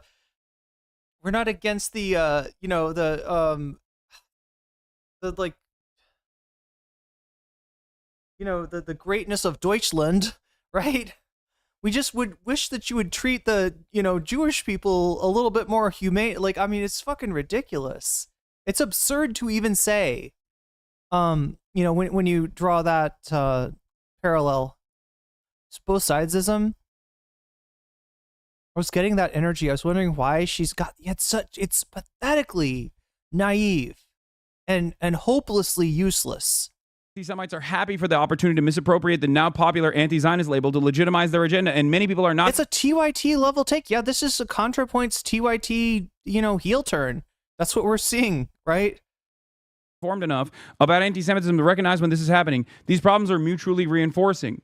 You know what's crazy about this? Has she been hanging out with Ethan? The better question is, has she been hanging out with DGG or something? I don't know.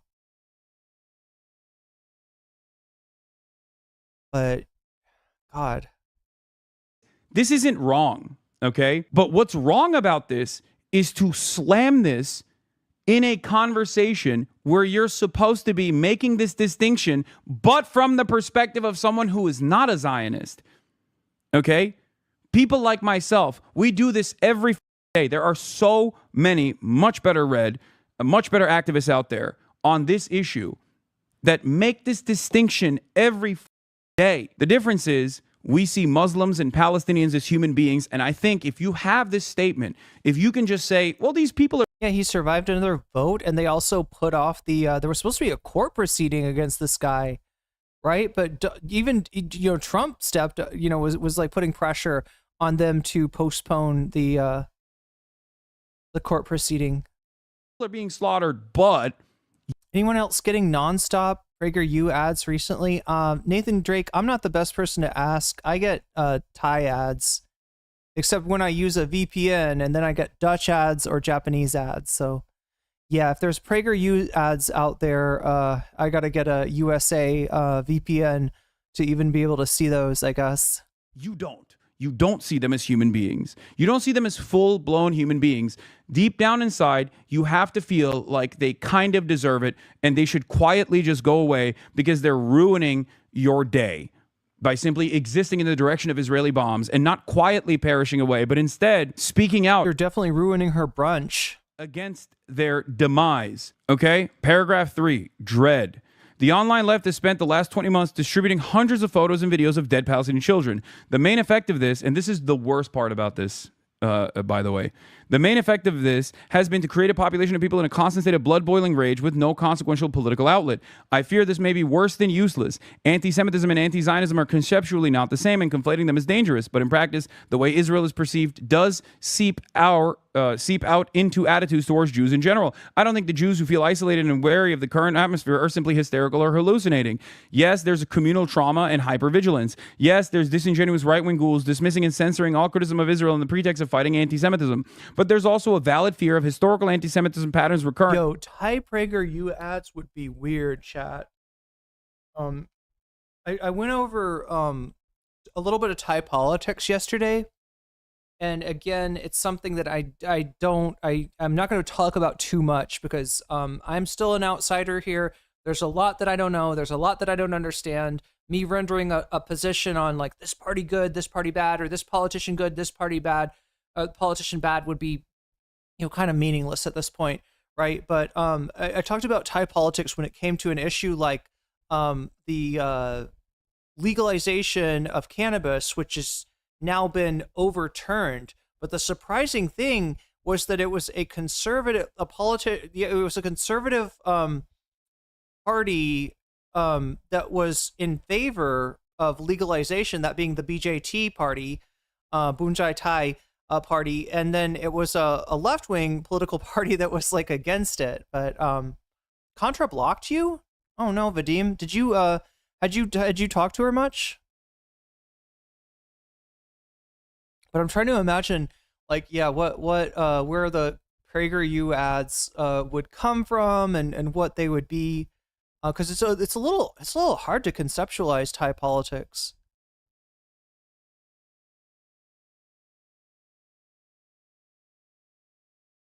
Glad Hassan is talking about this, yeah. And it, for the record, chat, every other time that there's been a controversy about Contrapoints, other than maybe, I don't know, did he talk about the Rathbone thing? Did he talk about Contra bringing up the problem of anti-Semitism on the left? With maybe that as an exception, I think Hassan has always given her a pass, right? Every time people have had an issue with Contrapoints, Hassan is like, nah, it's, So yeah, something's different here. Sometimes see PragerU and Turning Point ads while watching stuff like that. I no doubt, George Jackson, I think PragerU, Turning Points, and Tim Pool actually advertise on left-wing stuff, on left-wing content, from what I've seen.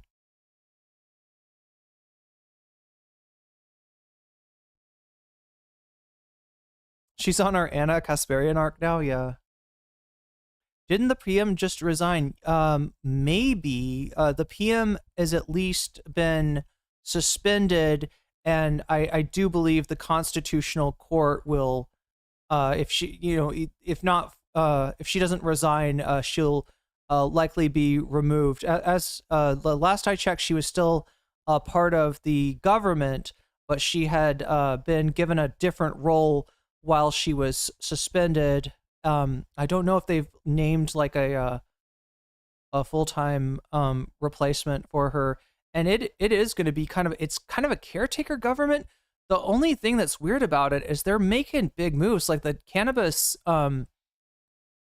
like moving cannabis from legal to medical. The way that they're doing it, they're tearing up the majority of a $1 billion plus industry in Thailand, an industry that's honestly made a lot of like poorer and middle class Thai people like financially solvent, right?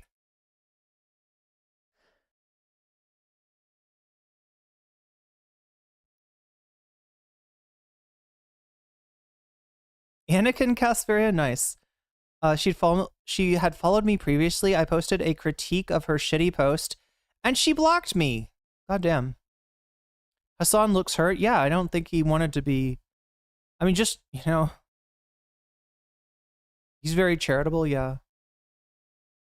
And that fear gives power to the right-wing Zionist claim that only Israel can keep Jews safe. Does this mean Israel should not be criticized or sanctioned? Absolutely not. But it's something I don't want to risk contributing to if not outweighed by tangible benefits, so I approach the issue cautiously. This is the absolute worst possible thing you can say, because it is the most wokeified, most intellectualized version of what Benjamin Netanyahu says when he says, these are telegenically dead children. And you know who's actually distributing the photos of hundreds of dead Palestinian children?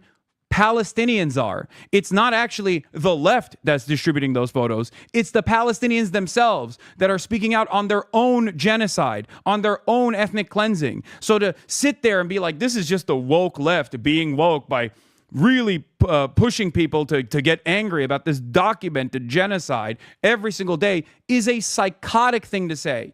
This is the worst thing that she mentions in this entire... I did not realize the Will Stancil thing made national news. Are you talking about Grok threatening to R-word Will Stancil? Or are you talking about Will Stancil's tweet after October 7th? It's not only wrong, once again, wrong on the facts. It is not the online left, because the online left is not in Gaza. Palestinians are in Gaza. They are the ones who are showing their own conditions. And to treat this as like a simple nuisance, something that is causing your day to be worse, something that's giving you blood-boiling rage, and then where does that rage go? Against Jews? Like, what kind of statement is this? This is the most politically correct version of saying this is Pallywood that I've ever seen. It is an unimaginably freakish thing to say. Incredibly disappointing. Like, what's the alternative? You see these harrowing images, and you don't look at them and feel some type of way. You don't actually try to get others to also feel angry and resentful towards what Israel is doing, which is genocide, and our contributions to said genocide as Americans. Crazy. A shameful statement. I cannot believe that Natalie typed this out, read it through, made sure there were no grammatical errors, and then thought that this was good to publish. Did she though? I haven't checked it for grammatical and punctuation errors. It really reveals, it really truly reveals how little the people in her immediate orbit give a singular shred of about the lives of Palestinians. Clearly. George Jackson, she's more against the online left than she is against genocide. It is strikingly similar to Ethan Klein's overall take. There was not a single person that could have turned around and said, hey, you know how you said like conflating Israel with Judaism is dangerous? Maybe just hyper-focus on that aspect and talk about the cynical conflation being crafted by both liberal Zionists, and also the Nazis alike. Yes, there's communal trauma and hypervigilance. Yes, there's disingenuous right-wing ghouls dismissing and censoring all criticism. But it's something I don't want to risk contributing to. It's not outweighed by the tangible benefits. Yeah, I'm not going to contribute to anger and resentment towards the genocidal apartheid state of Israel unless there is an immediate solution. What is this if not cowardice? It also presents the issue as people who are pro-Palestine against Jews, okay? It's the long way to be this smug.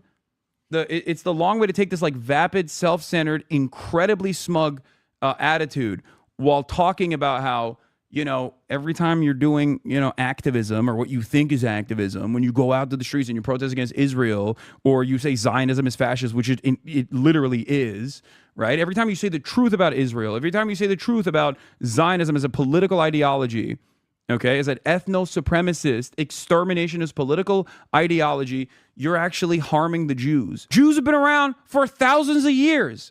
Zionism has been around for 78. Well, longer than 78, but Israel's been around for 78. Zionism has been around for a little bit longer than 78. The fuck do you mean? This conflation was deliberate, and it was a relatively new phenomenon. The notion that you would also come out with this statement after 20 months, hundreds of thousands of dead Palestinians. Every single day we see 50 Palestinians being shot at that are starving at a American Israel backed fake charity scheme because they've cut off all aid distribution into the Strip so they can do perfidy and use aid as a military mechanism to further displace and to further kill the Palestinian population, to make it impossible to survive in the Strip, so they can inevitably move them to concentration camps in Rafah and then move them away from the Palestinian lands into the Sinai Peninsula or wherever, probably the UAE. The idea that like this is the idea that this had anything to do with Judaism is psychotic, but to say that 20 months in is extra crazy. Much of the online left spent all of 2024 single-mindedly focused on Palestine and the complicity of the Democratic politicians in sending aid to Israel. This campaign had the following effects. 0 Palestinian lives were saved. Not one fewer bomb or bullet was fired by the IDF. It may have slightly contributed to the re-election of Trump, guaranteeing that the U.S. will put no diplomatic pressure on Netanyahu for at least 4 years and making protests against Israel much riskier and less effective. Trump is also, incidentally, a menace to me and basically everyone I care about. A perfectly enlightened being would feel no bitterness about this, but I do. It's just so... I mean, this is so incredibly self-centered. It's crazy.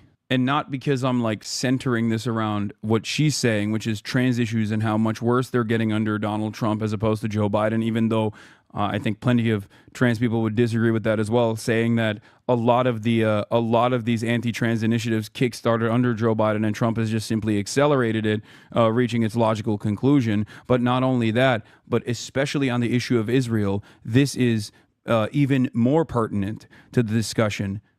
She is completely incorrect on this, not on the trans issue side, but she's completely incorrect on what she is saying about, one, the singular focus of the left. At least here, a lot of people would say that I was singularly focused on Palestine. It was not the case, okay?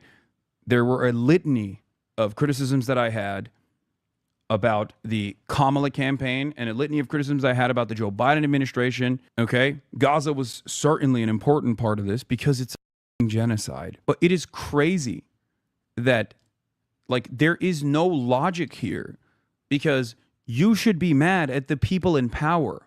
You should be mad at Kamala Harris and Joe Biden for wanting to continue this genocide, even if it was politically infeasible for them to do so, even if continuing this genocide actually played a role in her losing the election to an incompetent fascist piece of shit. The idea that the genocide protesters, the anti-genocide protesters are wrong and not the Democratic Party that looked at a 75-25 issue in that moment that signified perhaps the most significant problem with the Kamala Harris campaign, which was not cutting ties with the Biden administration, not just on Gaza, but on numerous different policies, because Biden was incredibly unpopular, immensely unpopular. He was old. He was decrepit. She could have been a fresh new face, and she did not do that. The real analysis here is not that the people are wrong for seeing these horrifying images every day and responding in the way that every normal human being with a conscience should respond. Okay? The real anger and resentment should be, how the did the Democrats not care about all of this death and destruction and the understandable resentment that was brewing organically in the base? How did they not even cynically, in a cold and calculated, heartless manner, not take advantage? I can't believe I'm using these terms, but like not even take advantage of the ongoing issue and present yourself as anti-war, anti-genocide. Even if you didn't care about the dead, charred children of Palestine, you could have simply used this as an opportunity to cut your ties with the Biden administration that was a dead weight. It was an anchor around your neck. It was criminal negligence. They did not care, okay? They did not care enough. They were too predisposed with trying to win with their own method, with their own strategy, that they refused to see that this issue had changed forever. Sending Bill Clinton to Dearborn to talk about Judea and Samaria. Sending Richie Torres to Dearborn. I had these conversations with people who are connected to the Biden administration. If you recall, I did the Pod Johns.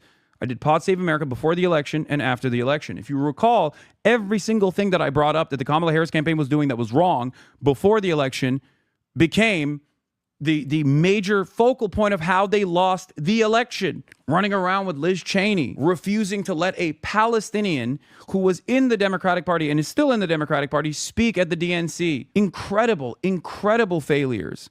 Failure after failure. Saying you're going to do the most lethal military.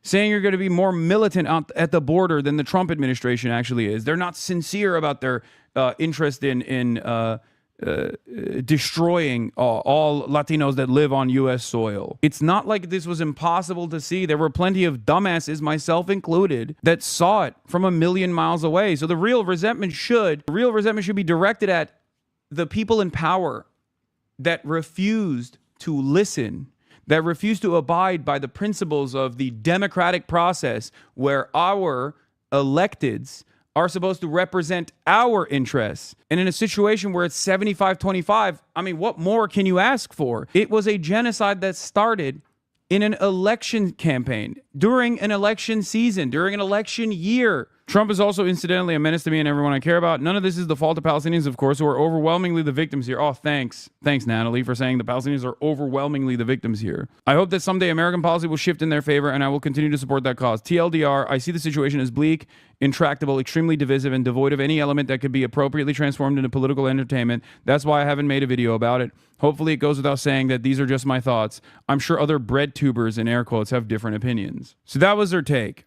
And of course, when this unfolded on the timeline, everyone lost their minds, partially because Contrapoints is a trans woman. So obviously anything that a trans person says gets amplified a million times over by transphobes and you know, everyone else, of course. So there is that. Yeah, that's what Quimon said, that you back in the day, all I had to do was be trans and I automatically got 100 people in chat. So they just amplify. Not exactly how it works, but thanks for playing, Quimon. But what I don't... He's getting talked about a lot. He's really he's rustled Dan Saltman's jimmies to a pretty extreme point where I'm seeing botted activity over a bunch of channels talking about Quimon, or it's kind of wild how much that's popped off. Maybe checking that with that more later. What I understand about the entertainment part of this is that, are you doing entertainment when you talk about trans issues? Wait, I won't make a video unless it benefits me. No, so she first of all started off saying something that's pretty reasonable, like, do you really want a ContraPoints video about Israel-Palestine? Because if you know ContraPoints videos, right, the example she gave was pouring milk over a mannequin with Jordan Peterson's face on it in a bathtub. Like, she's like, do you really want me to do that with Netanyahu? And so there is probably like a tone mismatch as far as what tone is appropriate to talk about Israel-Palestine with, and the tone adopted in ContraPoints videos. That part makes sense, but then she goes on to just like center her feelings, center her grief against the online left, and just completely and like blame the pro-Palestinian movement in some cases for the for the actions of Israel. I don't know how else to say it. My donos go to Epstein. Okay. Is this not That is one thing that you don't want clipped, isn't it, Davi? That's one thing that you never want to see that get taken out of context. Like Davies says, donos go to Epstein. Like, right? But we know what you mean. We know what you mean. We're talking about Trump, MAGA, Elon, and Epstein. an existential issue for you? And I got that coming up for you, so stick around. Make a video trying to convert people, trying to change people's minds about trans existence. Is that simply entertainment? I don't think it's entertainment. There is an entertainment component to what I do. I see that. I understand that. But it serves the larger interest that I have in getting people to change their minds. And of course, predictably, Ethan Klein looked at this and went, wow, I couldn't have said this any better myself. This is exactly the war I've been waging. You know, I also think it's a genocide, but everyone should shut the up about it. Yeah, Contrapoints' whole take here is, believe me, in my heart, I oppose this genocide, but actively campaigning against it is unproductive, anti-Semitic, and bad tactics. And also makes me feel bad. And also led to Kamala Harris losing the election. I don't think any reasonable person would tell her you have no right to feel anxiety as a trans woman because the genocide takes precedence. Is putting the genocide as a priority in spite of our specific oppressions. Yeah, I mean, this is something that people are recognizing at least now. So it seems like a new rhetorical strategy is dropped. The most fucked up thing is she's wrong about that, right? The argument that she's trying to make is that the concentration on Palestine as an issue has, is like low key a major factor in Donald Trump's election. And in reality, it is the intransigence of the Biden administration and the Harris campaign that has enabled Trump. And yes, in a large part due to their unresponsiveness on this particular issue, right? So she's making an argument for pragmatically speaking, look, we all want for, the best for Palestinian people. And, we care about, what Israel's doing is awful. But if you really want to be against it, the first step to fighting it is to elect Kamala Harris. And to elect Kamala Harris, we have to pretend like Palestine is not an issue, because that's an issue that cuts against the left. And it's not. And it hasn't been for a long time. And it is, and especially now, 20 months after the conflict started, it's more clear than ever. The sea change. 2017, who do Democrats sympathize with more? By 13 points, Israel in 2017. Now, Palestinians by 43 points. That's a 56-point swing that we're seeing here. And so she's not even right on the pragmatic point, right? Which is kind of a gross thing to bring up when you're talking about a genocide. But even on that, she's wrong. Even on that, she's wrong. She's not just a little wrong. She's 180 degrees off. She literally could not be more wrong about this. Concede that Israel's doing a genocide/war crimes, but then proceed to spend 100 more times and 100 times more space complaining that people opposing it are basically worse because they hurt Jewish feelings / make Democrats look bad. Did you read what she said or just read a... Yeah, Biva, I mean, she could, if she changed her format, I mean, I suppose she could do a video, but I mean, she's the creative force behind Contrapoints. And so as far as the question of whether whether the Contrapoints, like, creative brand is appropriate for handling this issue, I guess I gotta kind of leave that to her. And I don't have a problem with her saying I can't make a video on this. There's a tone mismatch, right? I can see the tone mismatch, and if she doesn't want to completely change the tone of what she's doing, yeah, you probably can't. You're not gonna, like she said, you're not gonna do a video bathing Netanyahu in milk in a bathtub, for instance. But at the same time, it doesn't mean that you can't speak up about this issue. And the sad thing is, when she does finally speak up about this issue, it is 90% to complain about the online left and its hyper focus on Palestine and how inconvenient that is for her, whether it's, through her blaming the movement for Kamala Harris's loss, or whether it's in anything else. Like, it's It's just like, if you're going to speak up after 20 months, you better have something better than this to say, because this is just sad. A little and get into your feelings. If you read what she said and agree with her, you're objectively wrong. And I can only tell you what the truth is, but you will probably never agree with me because part of the problem that you are exhibiting here is fundamentally unsolvable. You have to solve it on your own, okay? And that is that it is not the left that is showing these images of Palestinians being slaughtered. It is Elliot Sang pointed out that she never participated in any creator fundraising streams. Yeah, she said that something about donating to a Palestinian charity, you know, and we've been over that. There's maybe some charities that you know present themselves that way that you don't want to donate to. So we don't really get any more information from that. But yeah, it does line up with somebody who wants to keep their brand out of the out of the controversy, which is a sad way to be right now. Palestinians that are showing these images, okay? It's also not just the online left that has made... Roxy Amuse says, should I smoke the DMT tonight?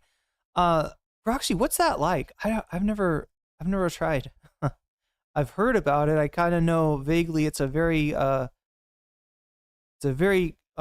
short, but very powerful, experience. But yeah, I've never tried it myself. She could have used her platform to raise money. Yeah, for like a live stream. Yeah, exactly. She could have played a fucking video game. Like, she could have tried to break a video game and get 1,000, 2,000, 3,000, 4,000, 5,000 people in chat and run a charity at the same time. Yeah, she could absolutely have done that. That's the kind of thing where that even gets her out of really having to say much about the situation. Ethan Klein style of activism. I donated, so leave me the fuck alone. Don't see any point in her statement. It's a pretty useless statement, isn't it? Donated privately, isn't that enough? 20-minute intense trip depending on the amount. Damn. Try a little DMT. It just was like how do I say?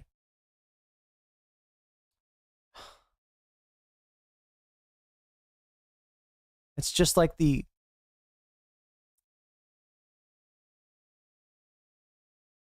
LS day, but it lasted about 30 seconds. Damn. Very different from salvia, which lasts for 30 seconds, but it teleports you into the shadow realm. It really does. It really does take you straight to the shadow realm, and you'll meet big money salvia there too. Actually, some people, what blows my mind is people that take salvia for like parties and stuff. Because like when I tried it, it was like a very introspective, life-changing experience. It wasn't quite as short as what you're describing. I think mine lasted for like, I don't know, 10 to 20 minutes, but this their cause. A lot of Americans from every different walk of life recognize the cruelty here. And if you actually ever stepped outside of your own bubble and went to one of these protests, you would realize that.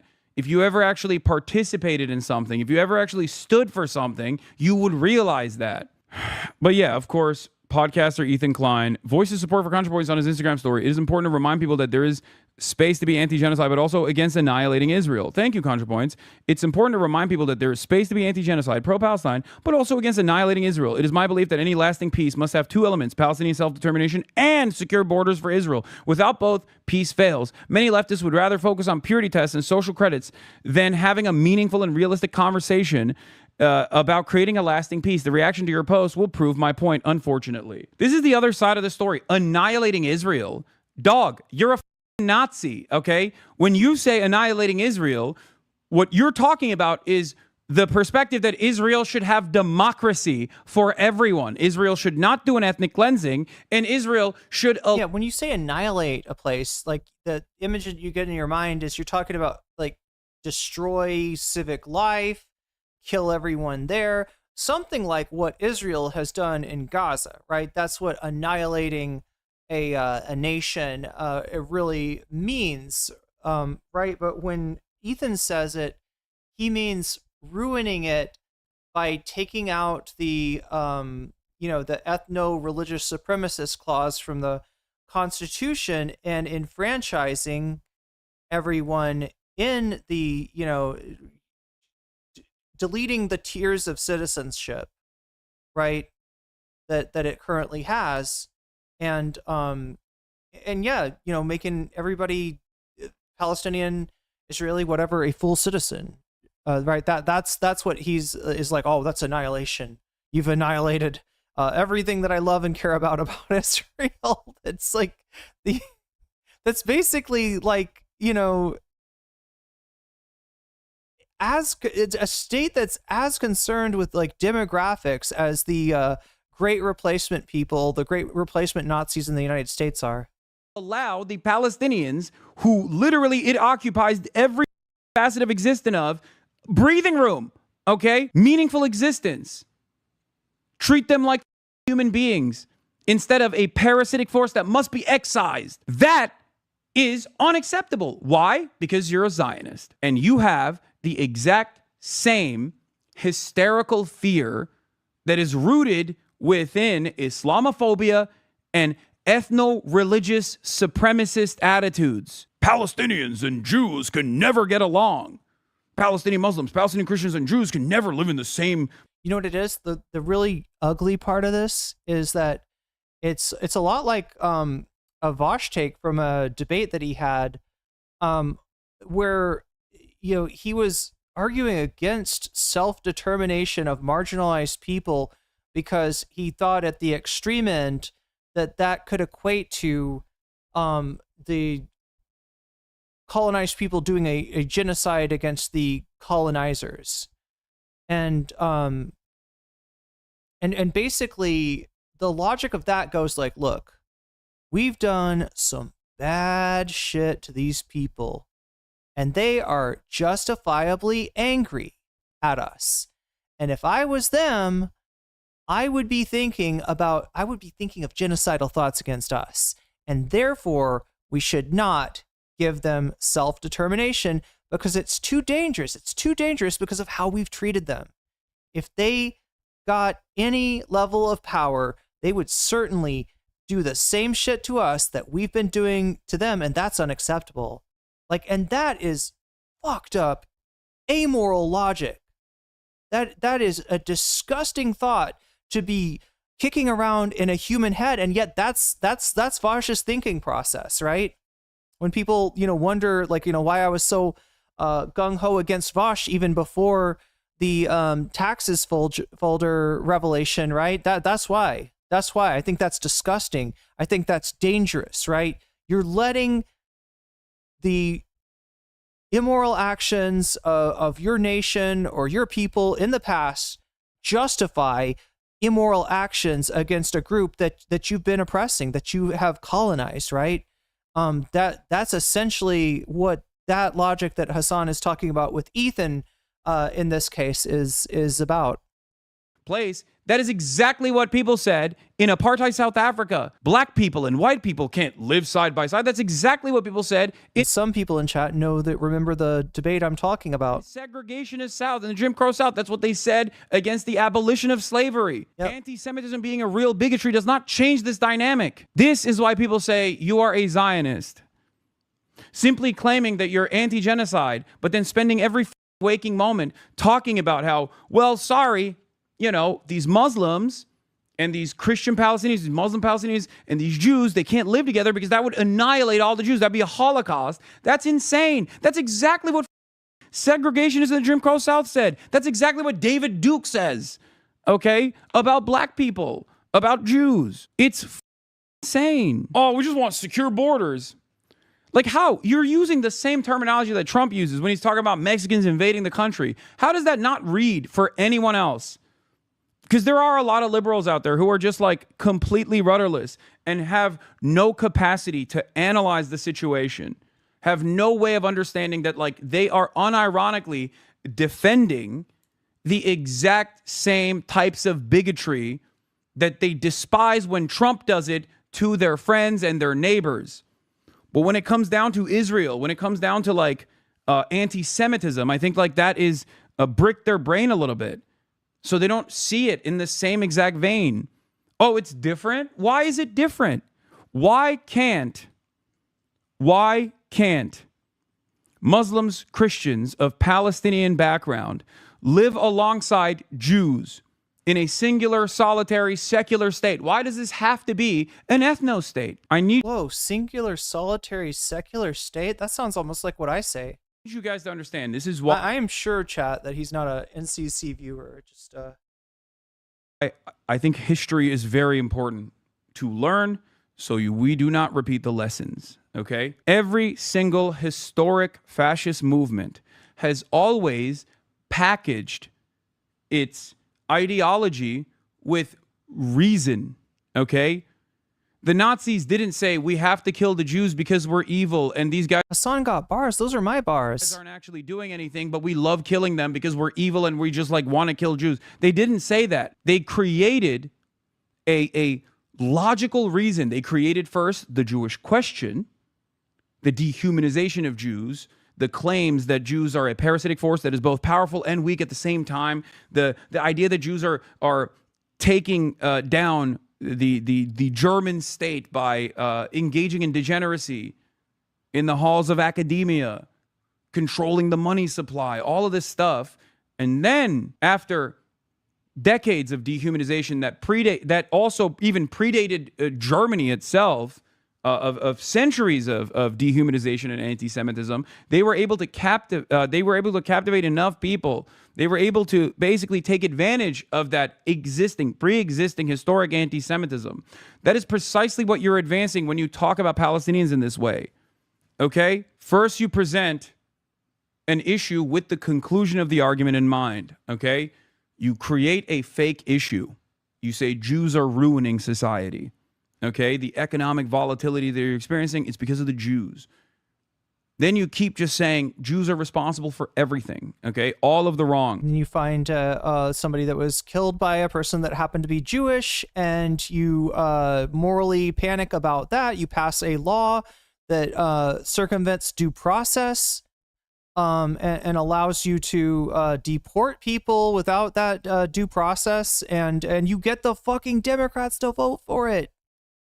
Yeah, it's the same script that we've seen run against undocumented people. Everything that you're experiencing. And then you have to solve this problem, right? But the problem never existed. And that is precisely what Israel has done to the Palestinians. First, you create a question, Palestinians, the Palestinian question, and then you have to find a solution to the problem of Palestinian existence. In America, there's a different version of this, obviously. Immigrants, non-white immigrants specifically, create hysteria. Chat, I want to point out, I have not pre-watched, at least this portion. I think I watched the beginning of this, but yeah, I did not get to hear. I just happen to have some of the same opinions, almost to a T. Around it, keep hammering the point that they're violent criminals. Keep saying that they're animals, keep saying that they're ruining society. As material conditions worsen, there are more and more people that are angry, resentful, frustrated, looking for an alternative, looking for a reason as to why they feel this anger. And one side doesn't actually respond to any of those frustrations, those economic anxieties, the Democrats, of course. And then the other side turns around and says, you're feeling all that anger and resentment, and that's good. It's because immigrants have taken your social safety nets. And then people lean on that. Now you have successfully created an environment where there is an immigrant question or a Jewish question or a Palestinian question. Now you're looking for a solution. But the problem never existed to begin with. It was not a real problem to begin with. The reason why I'm bringing this up is because a lot of people that look to these historic incidents, these historic events, mass cruelty, systematized death and destruction like the Holocaust, and think, oh, well, it's different now. Not different. The methods are the same. The fake hysteria is the same. Yeah, I mean, it's like that thought that could never happen again, or that could never happen in my country. When you're thinking that, you're actually making it more likely that can happen in your country. The dehumanization is exactly the same. you cannot comprehend because you have been swept away with this propaganda. That's it. Just so chat knows, this is literally like saying I'm a liberal Jim Crow supporter. Of course, I abhor lynchings, but what neighborhoods must maintain secure borders and radical civil rights terrorists will call me racist for saying this. Yep, that's it. All right. So yeah, that is Hassan's take on this, and yeah, I don't Ari Melber don't really disagree with it. At least I, didn't see any places. All right, chat. So yeah, we are look, we're at least at 260. Any of you abacus nerds out there got a more updated count? I think we're at 260. We could be at more. Let me look really quickly and see if there's anything that I missed. No, it looks like Infallible Fowl is the last person to super chat, so I think that's where we're at, 260. That is good for 2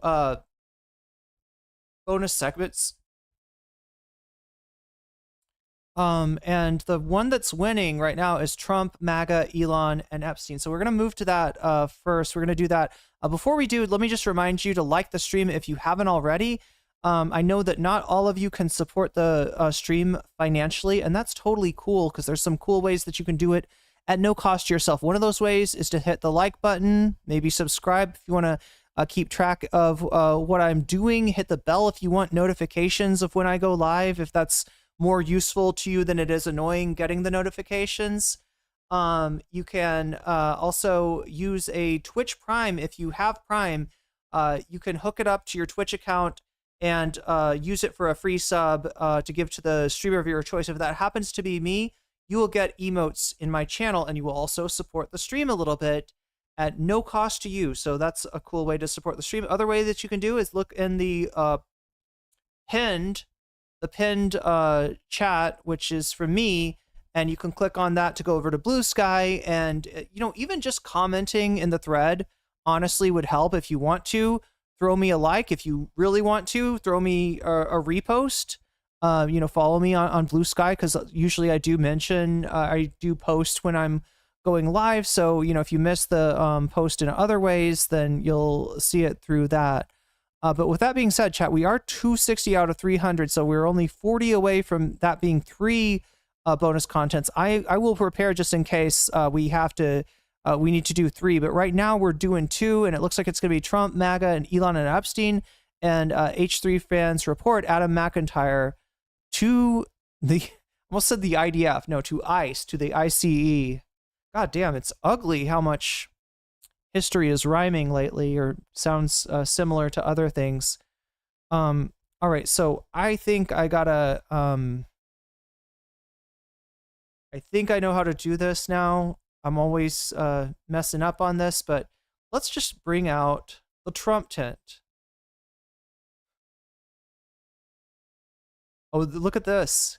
Bill O'Reilly Speaking of Matt Bender, crawled out of his crypt. First, he washed himself off with his falafel, took a nice shower with the falafel, and then came on News Nation with Chris Cuomo, whose brother just lost by double digits to Zoran Mamdani, despite having enormous name recognition, but he himself having just many women accuse him of both sexual assault and sexual misconduct.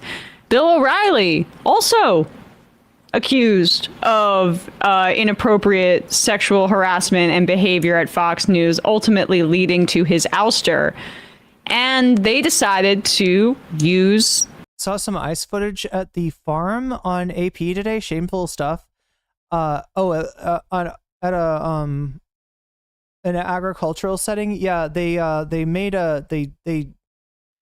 they did another sort of, I don't know what you want to call it, just like show of force to terrify people in LA recently in a park. Chris Cuomo. Wait, what about Chris Cuomo? This opportunity to defend the suppression of the Epstein list, which apparently doesn't exist anymore. It existed before. Pam Bondi had it on her desk, and now it doesn't exist. It's not a list.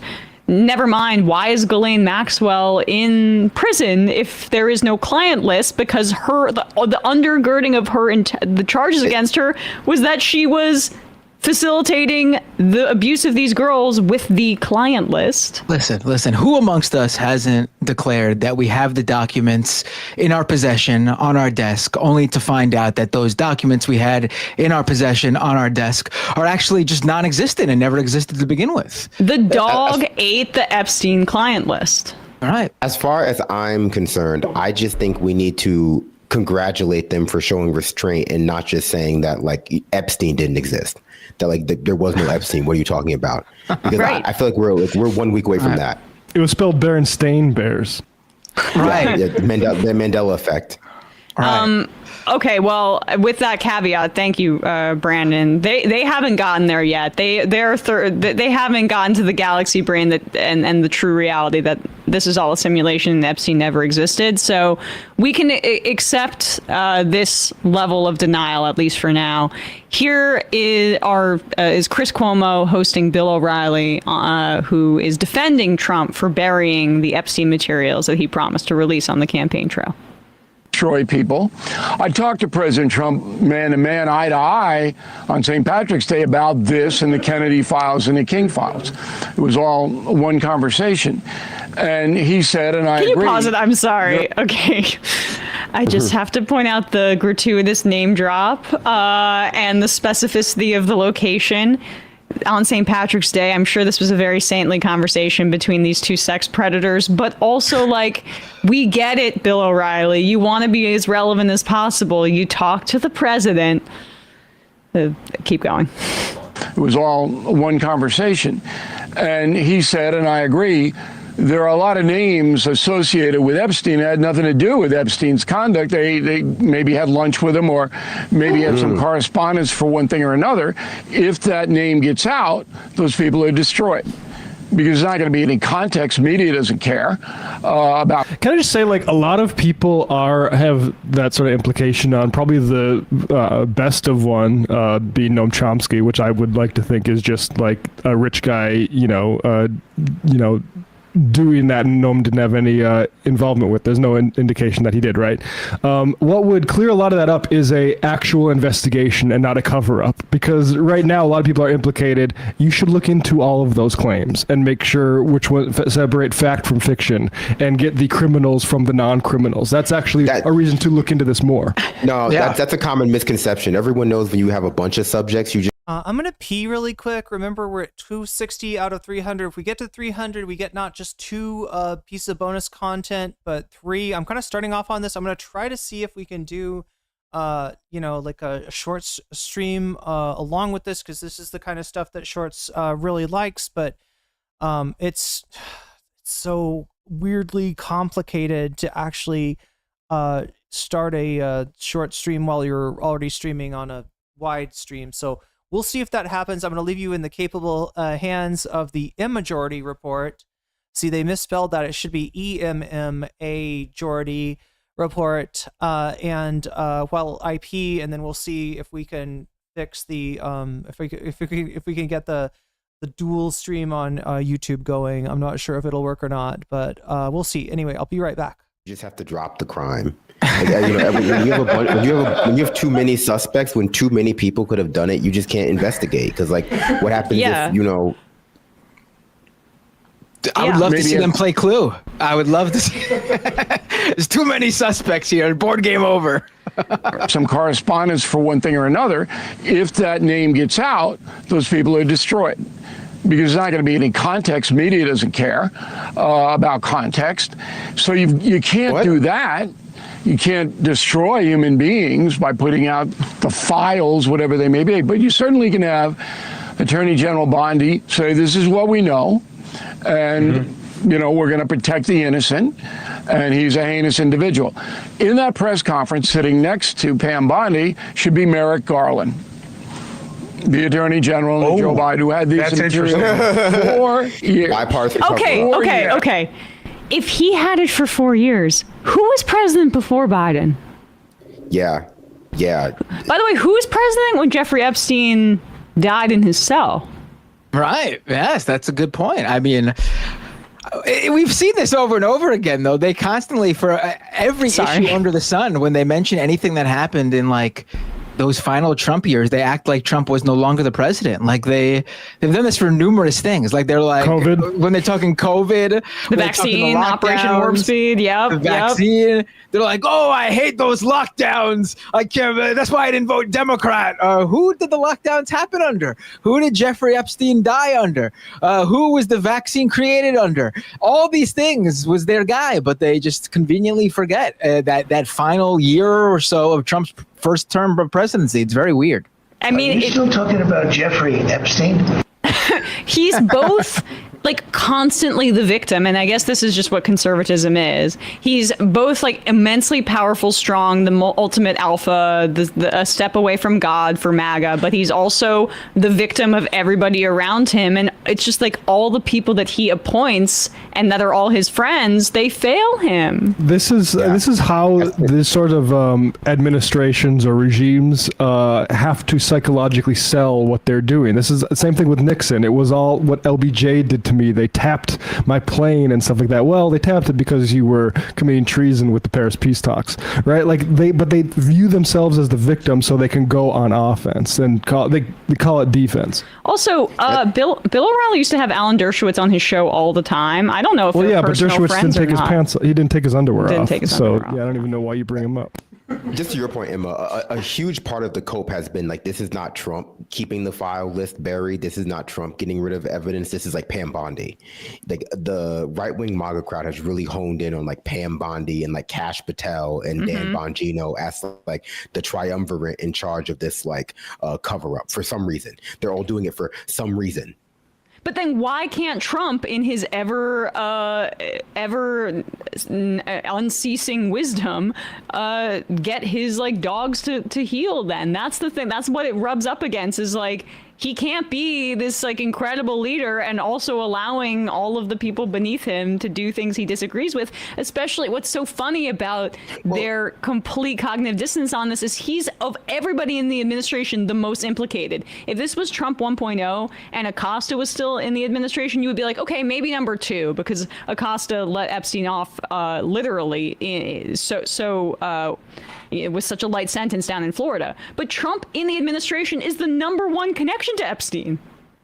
Yeah, I mean, I think this is just a common way that people, not even just Republicans, but like people in our political process cope with the lack of accountability for broken promises from our politicians. It always just becomes someone else's fault. Like, oh yeah, they're not doing it on purpose. It's like they're just so naive about their staffing choices. Like for some reason, like he just can't drain that swamp, or like he's getting all of these like conspirators close to him so he can like snap the trap on all of them at one time. Like they just can't deal with the fact that like obviously they've been, led astray. It's very funny to do that after in your second administration, after giving 4 years out of power, supposedly to prepare all that stuff, and you're still doing the same thing of like, look at that, the first person I picked to head the DOJ is massively implicated in this. They sound like the mom who like has a horrible son who treats everybody like crap and bullies people, but like she always finds a way to make an excuse for her kid's behavior, right? That's what they. That's how they but he's a good boy. He's a good boy. It's been helpful. It's been helpful that like Pam Bondi and Kash Patel are like people of color and like a woman, because then they can extra hone in on it being about that. And then also, I mean, a lot of these people have their entire ego supplanted with Trump. So like they see so much of their own value in Trump's success, and to criticize Trump is to criticize themselves, and they can't bear to bring themselves to doing that. So, with Elon was a problem before. Now with sunken cost fallacy, right? They've endorsed Trump. They defended Trump. They have been made fun of for supporting Trump. And so they become invested in all their detractors. For their detractors to be wrong, Trump has got to have an overarching redeeming value, right?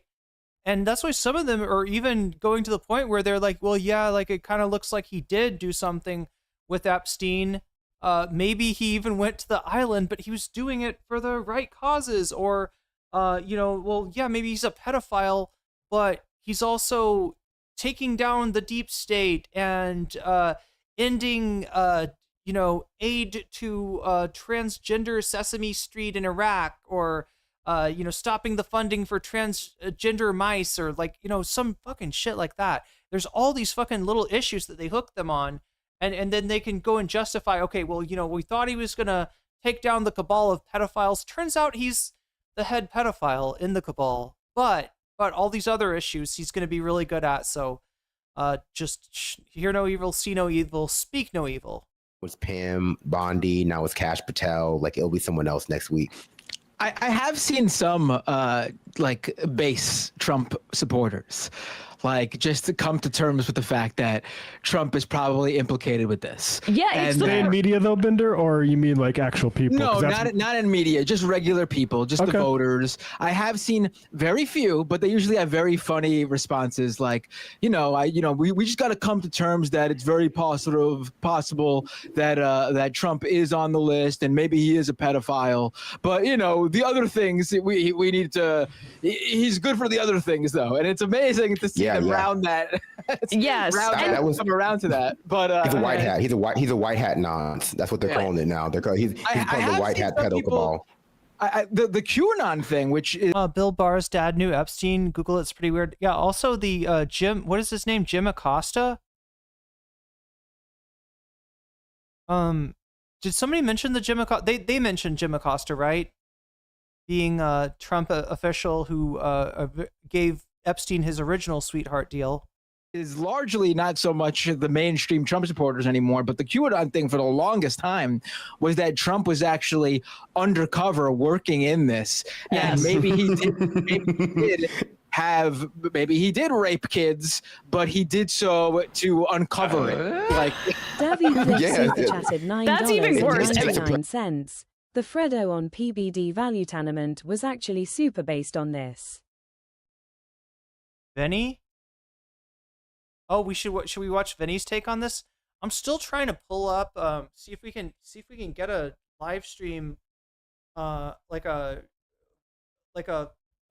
vertical stream going in the background. I just Brandon has been doing some good streams lately too. Yeah, Brandon's really cool. Predator. And Germentum, Thank you for the super chat, Davy. I had some funny tweet about how you're not even satisfied with Q FBI director. Because that's who Cash Patel was. They're very what I think a lot of Democrats missed is this whole right-wing media ecosystem that everybody that staffed in the administration is super plugged into, from RFK to Cash Patel. And Patel was on every podcast that would have him saying that Epstein, the cover-up, is the thing that is the most important issue, and he's going to deal with it. And then to have Mr. Bug Eyes pretending that there's nothing to see here. Oh, he killed himself. He's you have to lie on behalf of the deep state to be FBI director, and they picked the dumbest guy who's unable to lie effectively to do that. And that's what's fun about this. But let's keep going. Well, they've been saying that it'd be different if Matt Gaetz was the attorney general. Yes. That's been part of their cope. If it were Matt Gaetz and not Pam Bondi, then if it was an actual person with some credible allegations of doing inappropriate shit with minors, that's what would make it better. Evidence would come out. Matt Gaetz, who's super undercover with having sex with minors. That is he knows it intimately. Intimately. That's a good one. Biden had it. Yeah, you don't hear that from the left, do you? No. No, listen, what you do hear, which I agree with, is if Merrick Garland had stuff on Trump that's in there, he would have given it to him. Now, I have to say something. There's a point of clarification. Oh, 100%. But there's a point of clarification here. People are going to... That's so not true. What if there was stuff about... What if there was stuff about Trump and there was stuff about Clinton and, I don't know, the biggest donor to the Democratic Party? Do you know what I'm saying?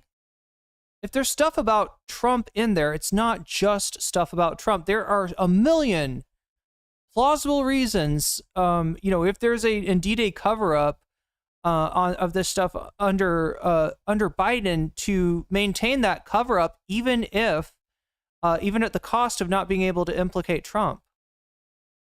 to hear your explanation, and they may think, oh, yeah. 270, okay. Yeah, he wants to protect all his buddies because they were scumbags who were in the... Yeah.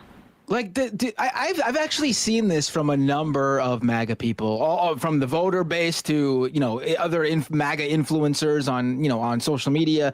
This same thing that Chris Cuomo is saying about how you better believe that if Merrick Garland had it, he would have thrown that stuff out about Trump. But none of them who think like this is going to hurt the Democrats because the Democrats are the ones who are on there. None of them think that same thing, but going the other way, where if there were a ton of Democrats on there, why wouldn't have Trump and his administration release this stuff already?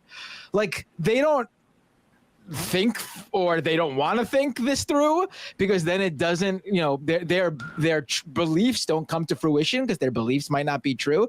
Like, I fully expect there to be tons of people on there, and the factor that keeps those people, the factor that connects those people isn't their political party or their ideology. The factor that's going to keep those people together is their status as elite members of society with tons of wealth and power. Yeah, it's bipartisan. Like support for Israel is bipartisan. Like support for our insane national security state and our regime of surveillance. That the most likely explanation is that Jeffrey Epstein was an intelligence asset. That was what was told to Acosta. Either U.S. or Mossad or a combination of both. But if he was a part of a honeypot situation to get certain world leaders or powerful people to have blackmail on them so they could be manipulated for United States foreign policy ends or Israeli foreign policy ends, then both parties would be invested in covering that up, especially the FBI director and anybody who wants that information to be used to further their intelligence aims. So that's the explanation. It's not that hard to figure out. This tweet is still up from Christine Pelosi, Nancy Pelosi's daughter, from July 6, 2019. This Epstein case is horrific and the young women deserve justice. It is quite likely that some of our faves are implicated, but we must follow the facts and let the chips fall where they may, whether on Republicans or Democrats. Props to Christine for keeping that up, despite the winds having shifted out for both parties on this issue. Yeah. Might implicate some of our faves. Mom. No, I'm joking. Well, Bill Clinton. Hey, hey, Nancy Pelosi kept her underwear on, okay? She kept that underwear on. He's still getting out on the campaign trail for us. So maybe Ehud Barak is one of her faves or something. I mean, we don't know, but we know that he was on Epstein's plane. We all know Clinton is the Democratic Party equivalent of Trump when it comes to who's buddies with Epstein. Yes. And they had a truce on it in 2015-16. Yeah, right. They did, right. And that's the point here. And it puts Trump in an uncomfortable position because he gets to lie all the time, but this is one thing that his base has actually been paying attention to. So no, that's not the point. It's the opposite point. I don't believe there is a client list. I think Bondi made a mistake when she suggested they had a client list. I don't think Epstein had anything like that.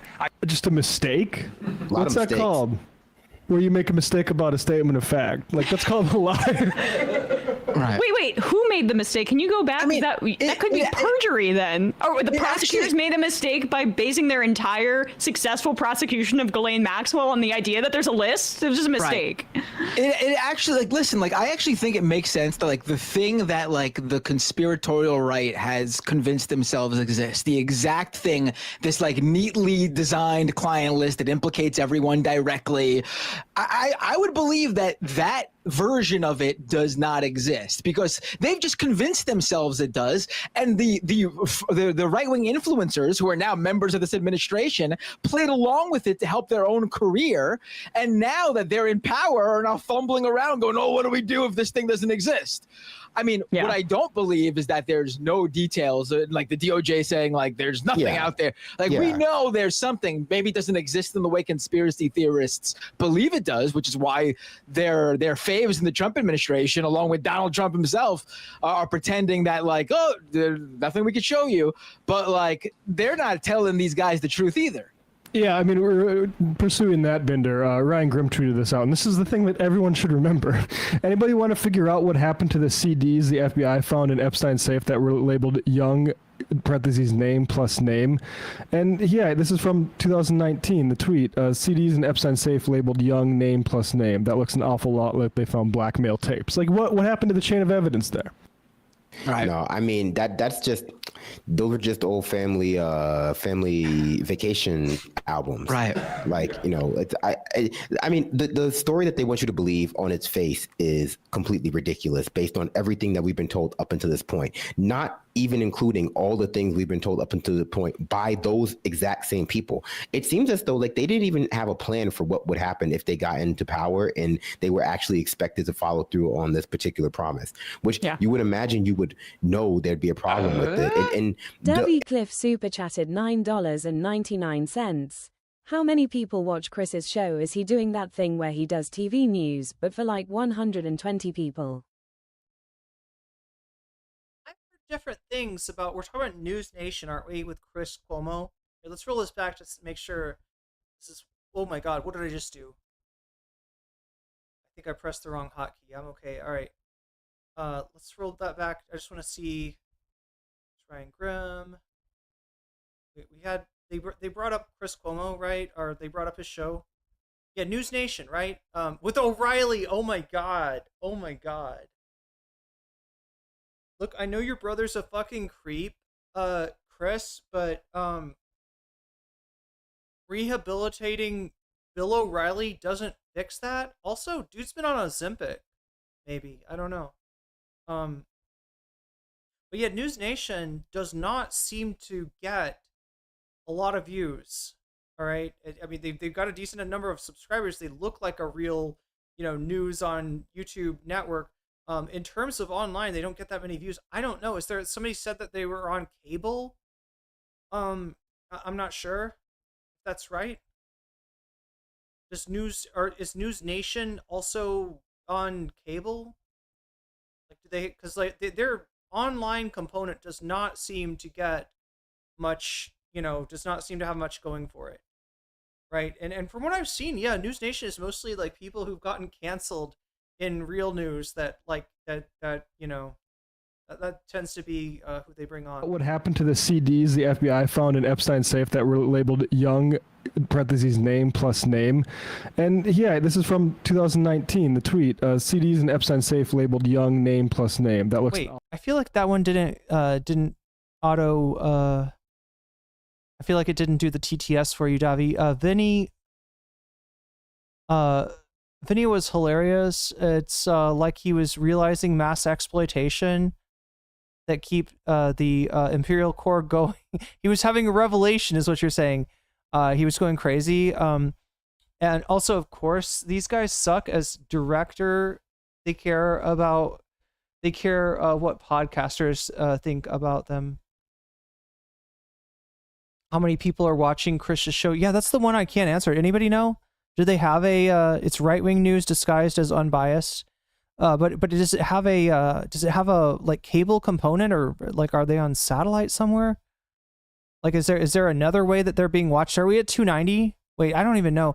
I think you might be right. Yeah, 270, 280, 290. I think you're right. I think it is 290. I could be completely wrong. I think that's where we're at right now.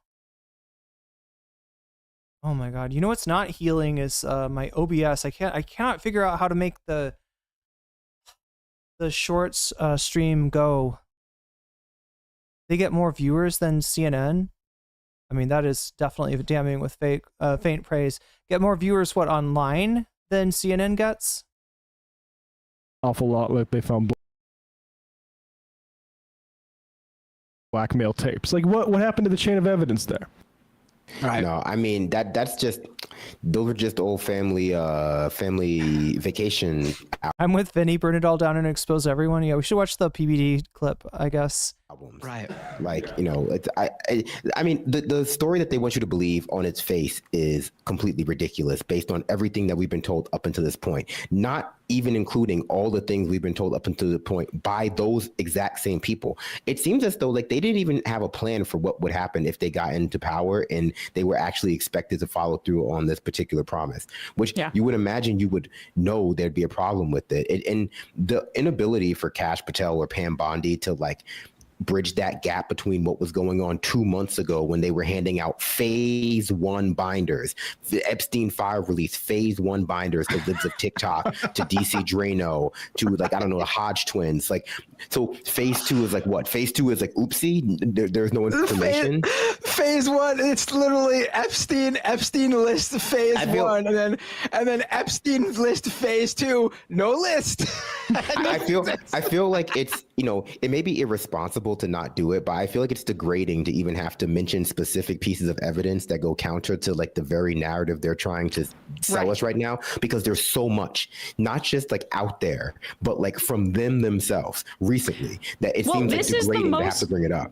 This is the most convinced I've ever been about the intelligence theory. I mean, the way that they've lied about it, it just feels like obvious that that would be the case, because there's nothing that's stopping them from selectively leaking it too. Well, right. Selectively, like Binder said earlier, selectively leaking it to herd Democrats, except for the fact that the trove of evidence suggests a larger conspiracy and one that implicates the state. And those are the ones that get covered up, whether it's like the alien stuff, what's seen in the sky. It could be some sort of testing for a weapon that they don't want to reveal. Like, those are the secrets that actually get covered up and that conspiracism dances around. Or well, sometimes, but go on.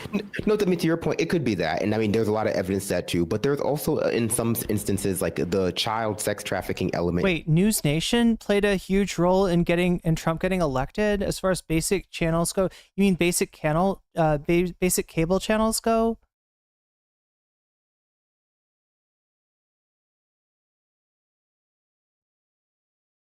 Is the most scandalous part of the Epstein criminal empire, and it's the part a lot of people focus on. But like, where did his money come from? How was he using this money that he was moving around? There's likely a larger criminal financial empire of moving money around, possibly money laundering, for people who are still in positions of authority all around the world. So it could just be an element of like, well, if this comes out, there are going to be a lot of people, just like when the Panama Papers came out, but thousands times worse, of people who have their entire wealth under a lot of scrutiny by nature of it passing through Epstein's hands and having no real provenance.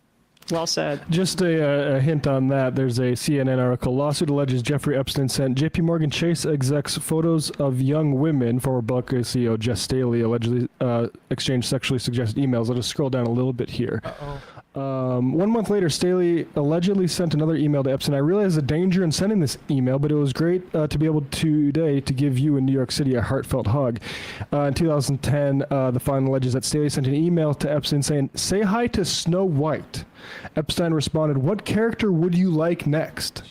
When Staley said Beauty and the Beast, Epstein replied, "Well, one side is available." And most articles say they're unable to determine what they meant by referencing Disney characters like that. But I would just say that would be something that would probably show up in an actual investigation into this. They want you to believe that they found tens of thousands of gigabytes or whatever of like selfies, of just like Epstein selfies. Like, oh, no. Their claim, I think, if I'm not mistaken, is that that all that's in the file is CSAM, right? They've got that everything else they have is just CSAM.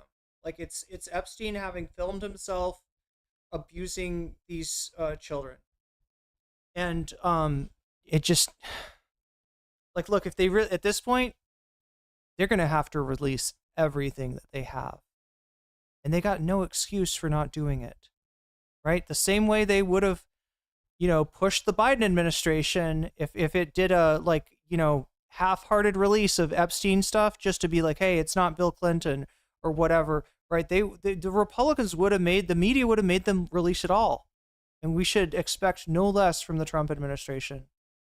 Oh wait, are you thinking of Newsmax? Maybe, yeah. There's Newsmax and then there's News Nation. But sad to see what News Nation has become. I followed it back during the Gabby hunt. Wait, what's the Gabby hunt? That's what they went through.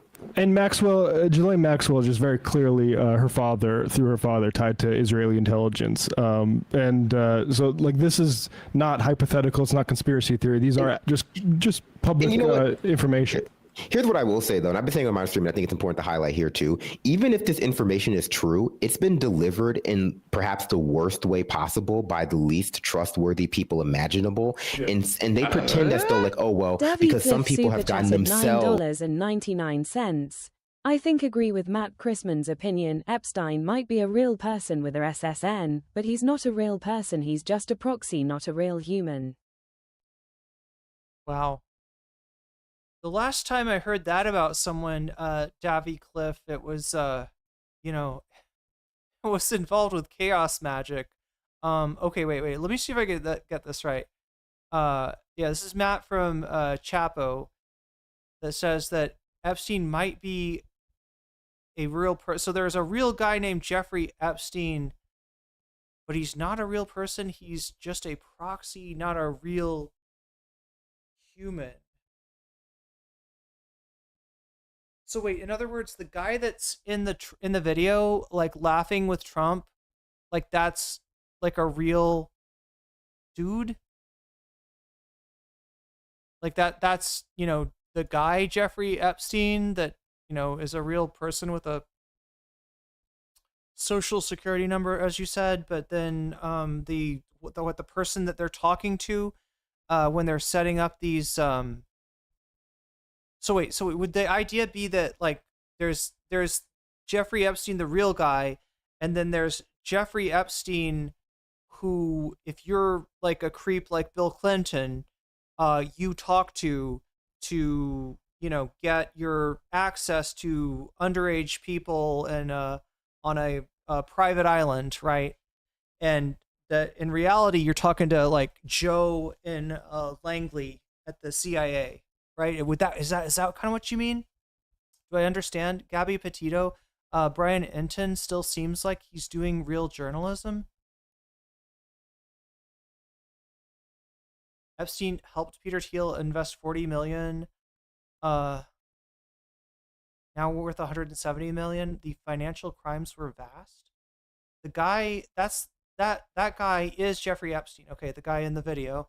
But he was just a face for the whole deep state system. So would you say then that did the real guy get like a passport under a fake name and a ticket to, I don't know, some remote place? Is the real guy like still alive and they just like spirit him away? Or did the real guy like die in prison? Like what? So I've heard this line before, so and so is not a real person. And in the case that I'm thinking of, they were actually a conglomerate of a collective of people who thought they could create the perfect content creator. Turned out to not be so perfect after all. They just offed him in prison. So like the heat that came from this honeypot operation got so hot that they had to do something legally, and they did, but then at that point they just took out the face of the opera. I mean, would Epstein have known about this? Would Epstein have agreed to this? Is Epstein getting? I assume he's getting. Is that where his money comes from? Because that's another mystery about Epstein, is nobody can figure out where his money, like, his vast wealth came from, right? Other than, assuming it's from blackmail and stuff like that.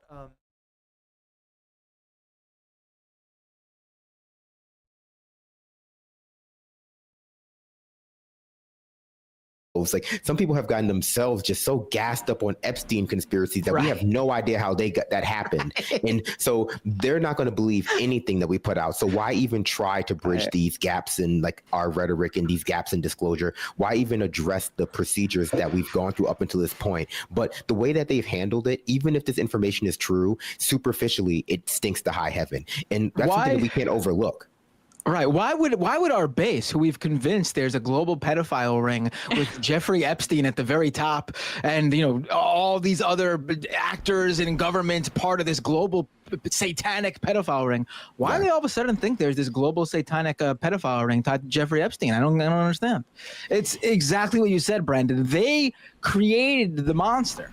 They did this. They created this base that's expecting this stuff.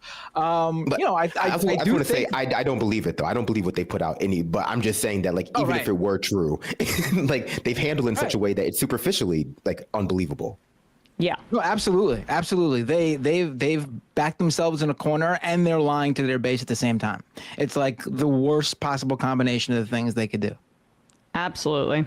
All right, we'll read some IMs and we'll take a call and then we'll get back to some clips here. Congressional baseball fan, gonna predict it now. The JFK files and the Roswell files won't be able to be released because they're unfortunately just chock full of child porn.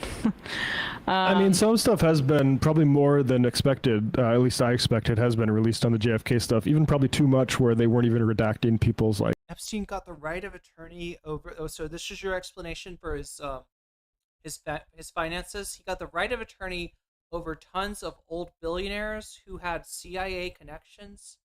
It's the octopus with 1,000 tentacles but no head. Is Epstein as many because he is Legion? Like social security numbers and stuff like that. But fair point. I take the joke. Well, we were actually asking this before the show, Matt. Why are they lumping the MLK assassination in there now? Because like that's like accidental wokeness, which Mark Lamont Hill made this point. I think I can't remember where he made it, but that they're going to do some disclosures on MLK, which like Coretta Scott King thought that he was assassinated by the state, and there's been I think a lot of evidence toward that fact. Yes. Like a lot of those '60s assassinations. Malcolm X was. They're going to say what was held back from public perusal was evidence that he was a philanderer or a communist and that sort of stuff, and say, well, we have to be transparent now. So here he is in all of evidence of his affairs, and to discredit him. Frankly, I think that's what I think that I meant. Again, I'm taking this from Mark Lamont Hill, but I think that's a good prediction. Hey, Trump has said a lot of weird stuff about MLK, right? I've seen him. I mean, I covered this, and it felt like I kept on hearing him say stuff, and nobody really dialed in on it, like media-wise, right? It was so frustrating because I'd watch the entirety of like a Trump speech and hear him compare himself, like what was he? He was saying on Jan 6, the rally before the insurrection, right?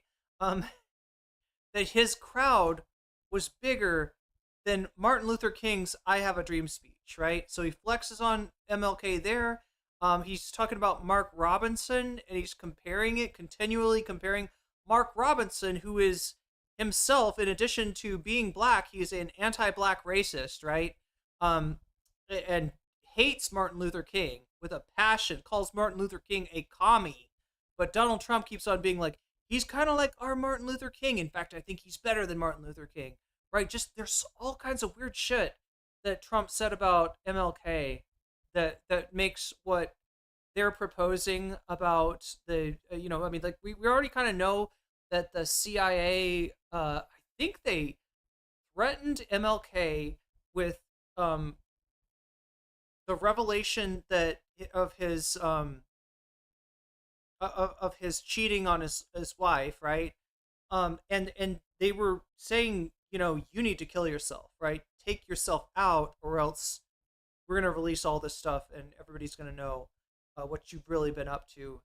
Obviously, Martin Luther King did not agree to this, but yeah, this is like, who messes with people's cigarettes? Who messes with people's vapes? What? Oh my God, what are we talking about, Irem? Charlie Kirk has wanted the MLK files released for years. Oh yeah, he hates MLK too. Yeah, good point.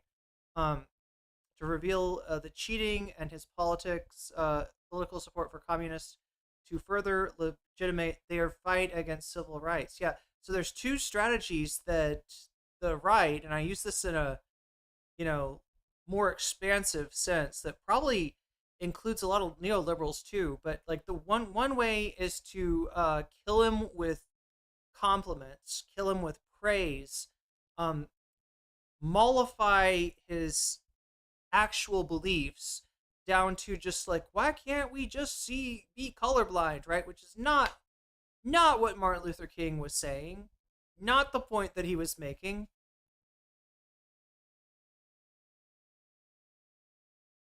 Devi says the CIA killed him.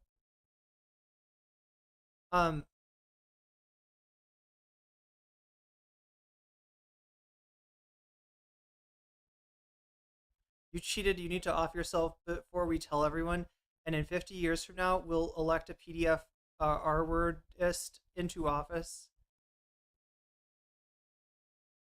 But yeah, Charlie Kirk definitely has a hate boner for MLK as well. Chat, I keep on trying to bring up this. I don't know if I'm going to get this. I don't think the short stream wants to work today. I don't know why. I don't understand. I do not understand. I do not understand even. All right, here's what I'm going to do. Since we got triple bonus content, I am going to kill the, I'm going to delete the short stream that I keep on trying to start up because I don't see how that's ever going to, we're going to delete this. And then we're going to move on to more bonus content. But understand what this means is that I still owe you some more coverage on Epstein. We'll watch a little bit more here, but we've got two other subjects that we need to cover. So I'm going to try to be,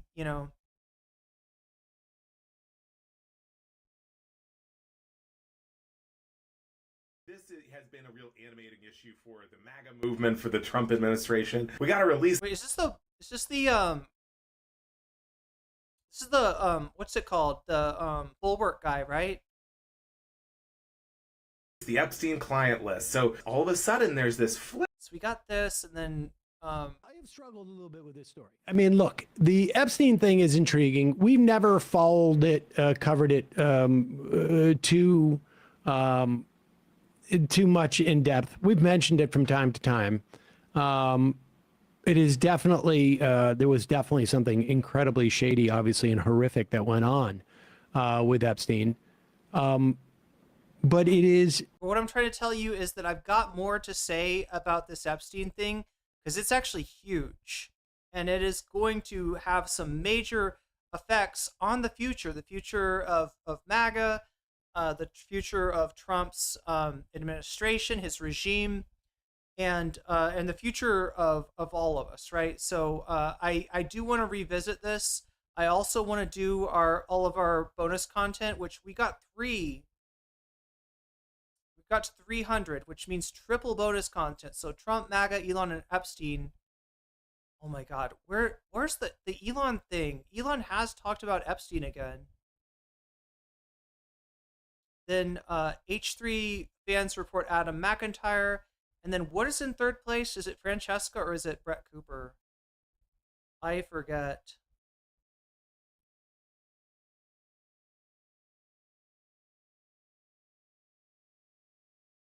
Oh my God, they're tied.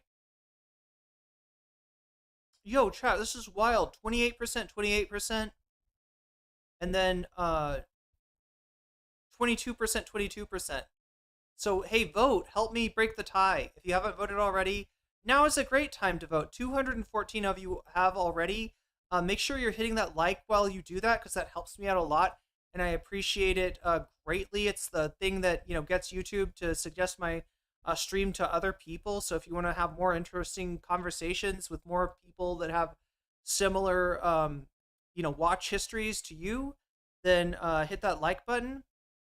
and I will be very appreciative for that if you do. And make sure you vote, right? Because we got to break this tie somehow. We got to break this tie before I get to the third thing.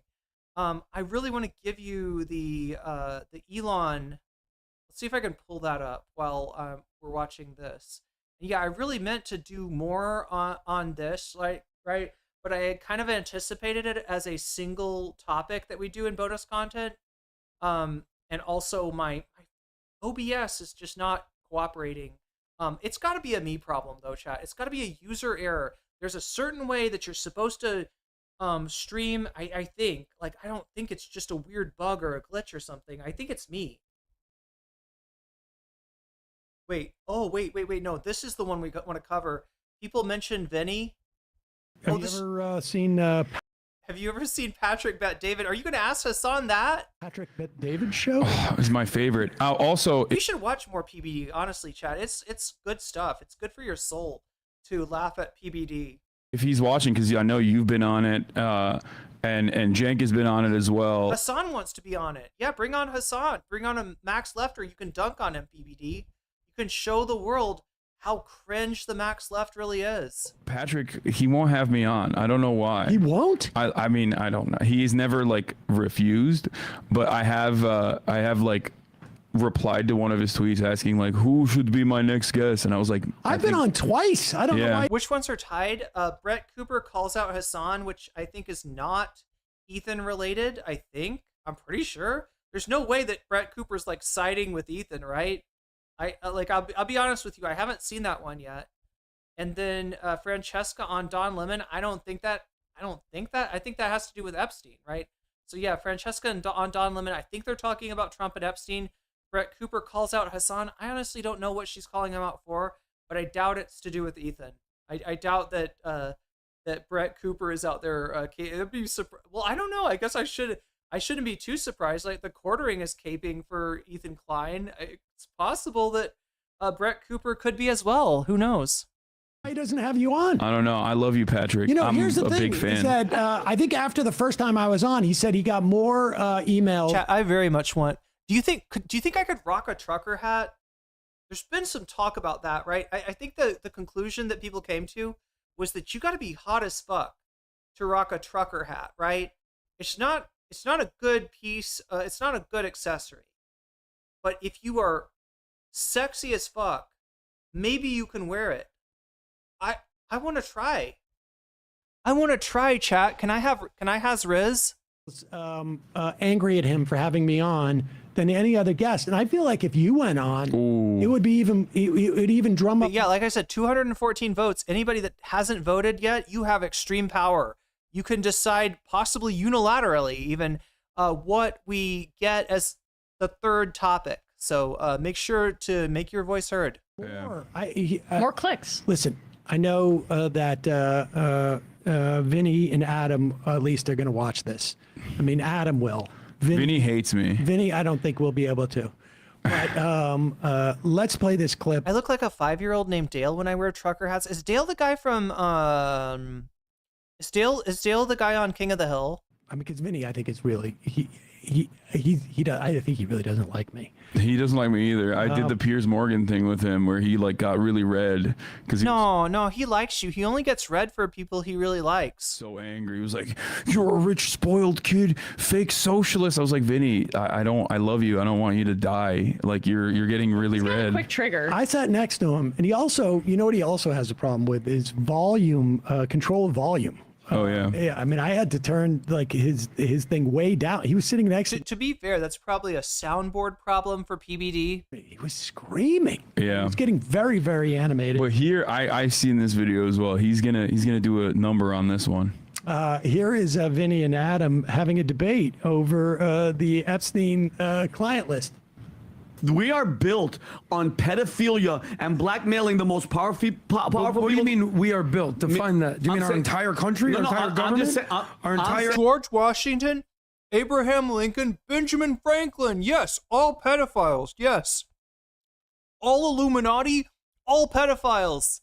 FBI, CIA? I'm saying this. Whoever, Or this is one little operation that they don't want to expose. Whoever he was working for, Epstein, Mossad, CIA, everything. Apparently, the most powerful people on the world We're flying to an island and having sex with underage kids because she said it. There's tens of thousands of hours of them doing it.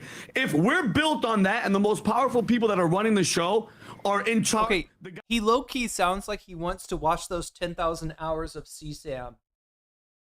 Low-key, like, why don't we have that? Why don't we have that? If, like, the one thing that that Pam Bondi and the Trump administration said that makes sense is that we can't really CSAM. Yes, I get that. I completely understand that you're not going to release the CSAM, but certainly you must have something, like, right, some receipts of something there to show us, even if what you're showing us is this is all a nothing burger, and literally Ghislaine Maxwell worked for Epstein, procuring victims for him and no one else, right? People were invited to the island strictly as a social, I don't know, to hobnob with the rich and famous, and there was none of them, Bill Clinton, Donald Trump, anybody that came to, like, flew the Lolita Express to Little St. James Island,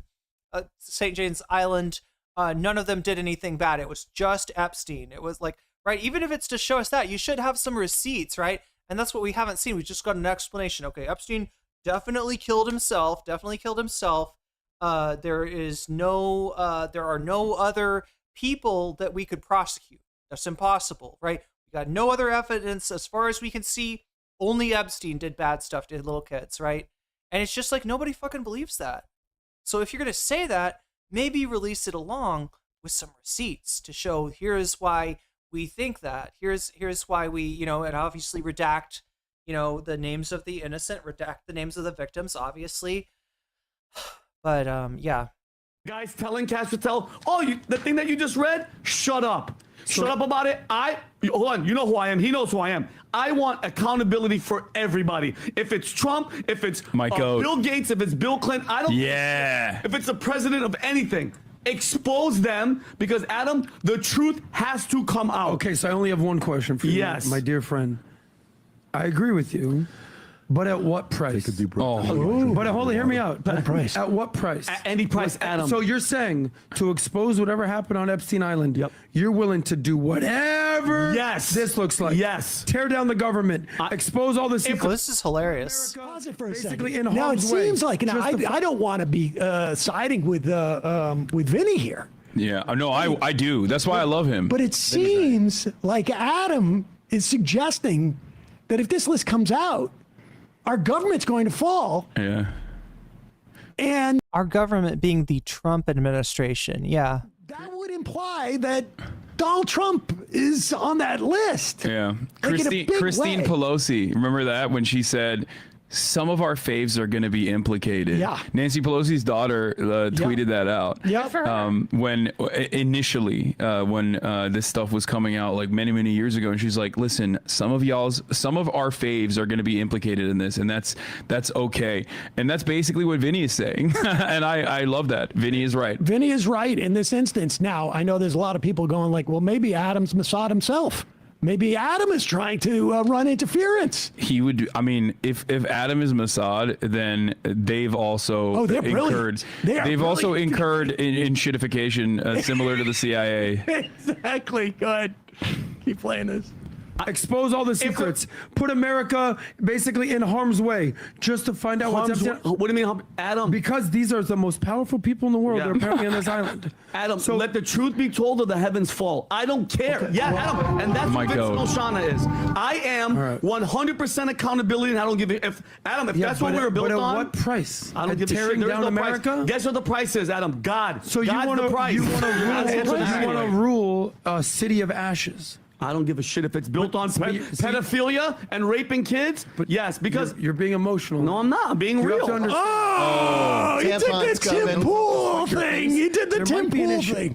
But you want to cut your whole nose off and ruin your entire face because you care that much about this entire issue. If the machine is running right now, can you pause? I don't understand this pivot to de-emphasizing the issue, right? Like, I mean, look, there's I mean, you can believe what you want to believe about it, but for you to say it's not important, there's nothing to see, right? He's saying there's nothing to see here. Move along. For a second. Move along, little bro. There's nothing to see here. Pedophiles. I'm sorry, but he has spent the last 3 minutes being like, pedophilia, is it worth really getting this upset and emotional over sex trafficking of minors that I also admit our elites are partaking in? Is it really that big of a deal? Can you calm down about this? It's like, how did this happen? Well, also, this is relatively calm for Vinny. I mean, I don't see any veins popping out of his head. Yeah. Like, seriously, this is the first time. This is how he orders his like, coffee in the morning. Exactly. Keep going. This is pretty funny. Running the show, and they're telling him, shut the hell up because we're all pedophiles. Knock it down. And my last thing, pal, what bothered me about what he said is, we're not going to re-victimize the girls and the victims. We're not going to do it. Cash? Cash. Guess what? Nobody wants to see any girl. I don't want to see any kids, male, boy, underage. Blur them out. But who's the guy that's touching them? Who's the guy that's molesting them and raping them? This is a horrible argument. It's absolutely ridiculous. I don't. Look at Patrick. My goat. I am value-tained once again. That was the most genuine smile I've ever seen from him. Patrick's got a 100% guarantee. I'm sorry. Let me see that again. My goat. Touching them. Who's the guy that's molesting? Guess what? We're all pedophiles. Did they cut to PBD? Exactly. I'm sorry, Chad. I was pulling up some Elon stuff in the background to show you that angle of it. After this, I gotta watch this again. I gotta see. Keep going. This is pretty funny. Running the show, and they're telling him, shut the hell up because we're all pedophiles.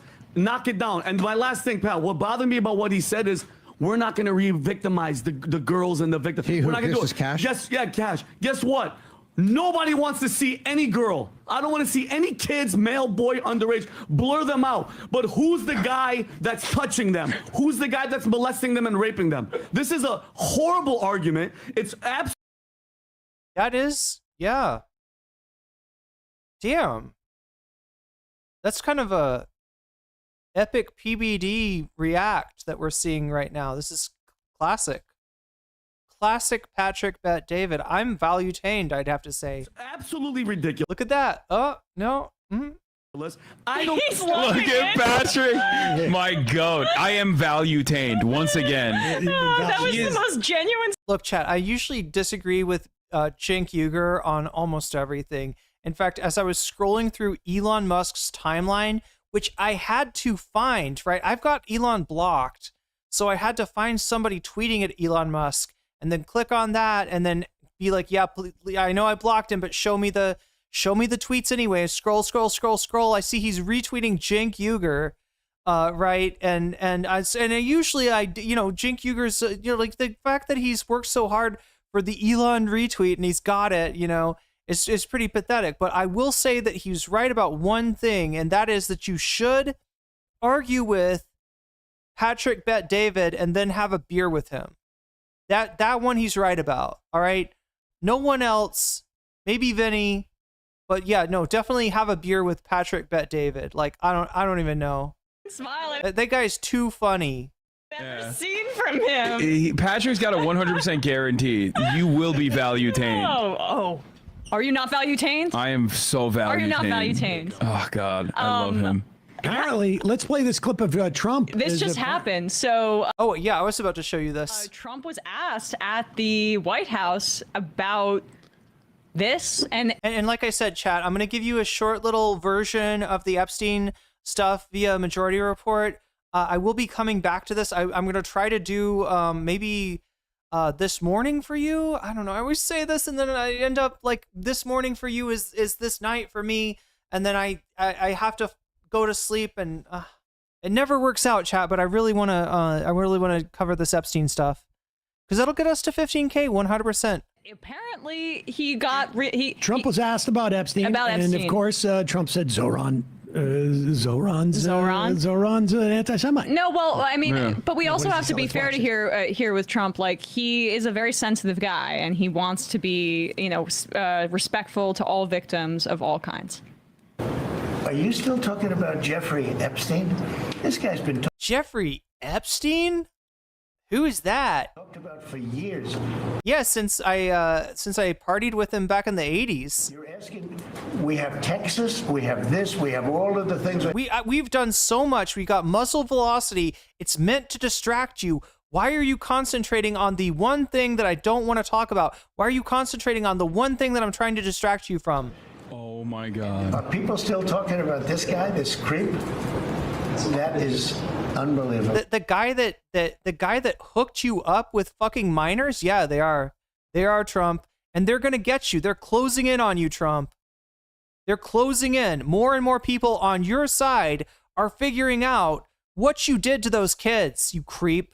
Do you want to waste the time? And how you fucking how you Epsteined Epstein, right? Epstein did not Epstein himself, chat. It was Trump. It was Trump. Do you feel like answering? I don't mind answering. I think. I can't believe you're asking a question. Don't answer. Wait a second. At a time like this, where we're having some of the greatest success and also tragedy with what Does Marco Rubio know? Like, a lot of people in his administration at this point have to know that he is he is looking guilty as fuck here. in Texas. It just seems like a desecration, but you go ahead. Oh, a desecration! I'll tell you something. Donald Trump being morally righteous, I don't think that's his go-to. How dare you? As you know, Trump loves staying on message. Like when he has leaders of foreign nations sit there as he talks about like Joe Biden shitting in his diapers or something.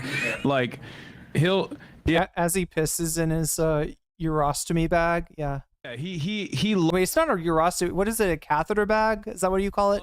He never strays off message. He never goes into different topics. So clearly that's what he's doing here as well. Very consistent. This is the first, like, we talk about, oh, MAGA's gonna break off if they do, you know, if he breaks this campaign promise, which he like lied from one day to the next about what it was gonna be. But this is the first time I've actually seen some people in the base start to get genuinely pissed with Trump. Yeah. It seems like that's what is making him upset.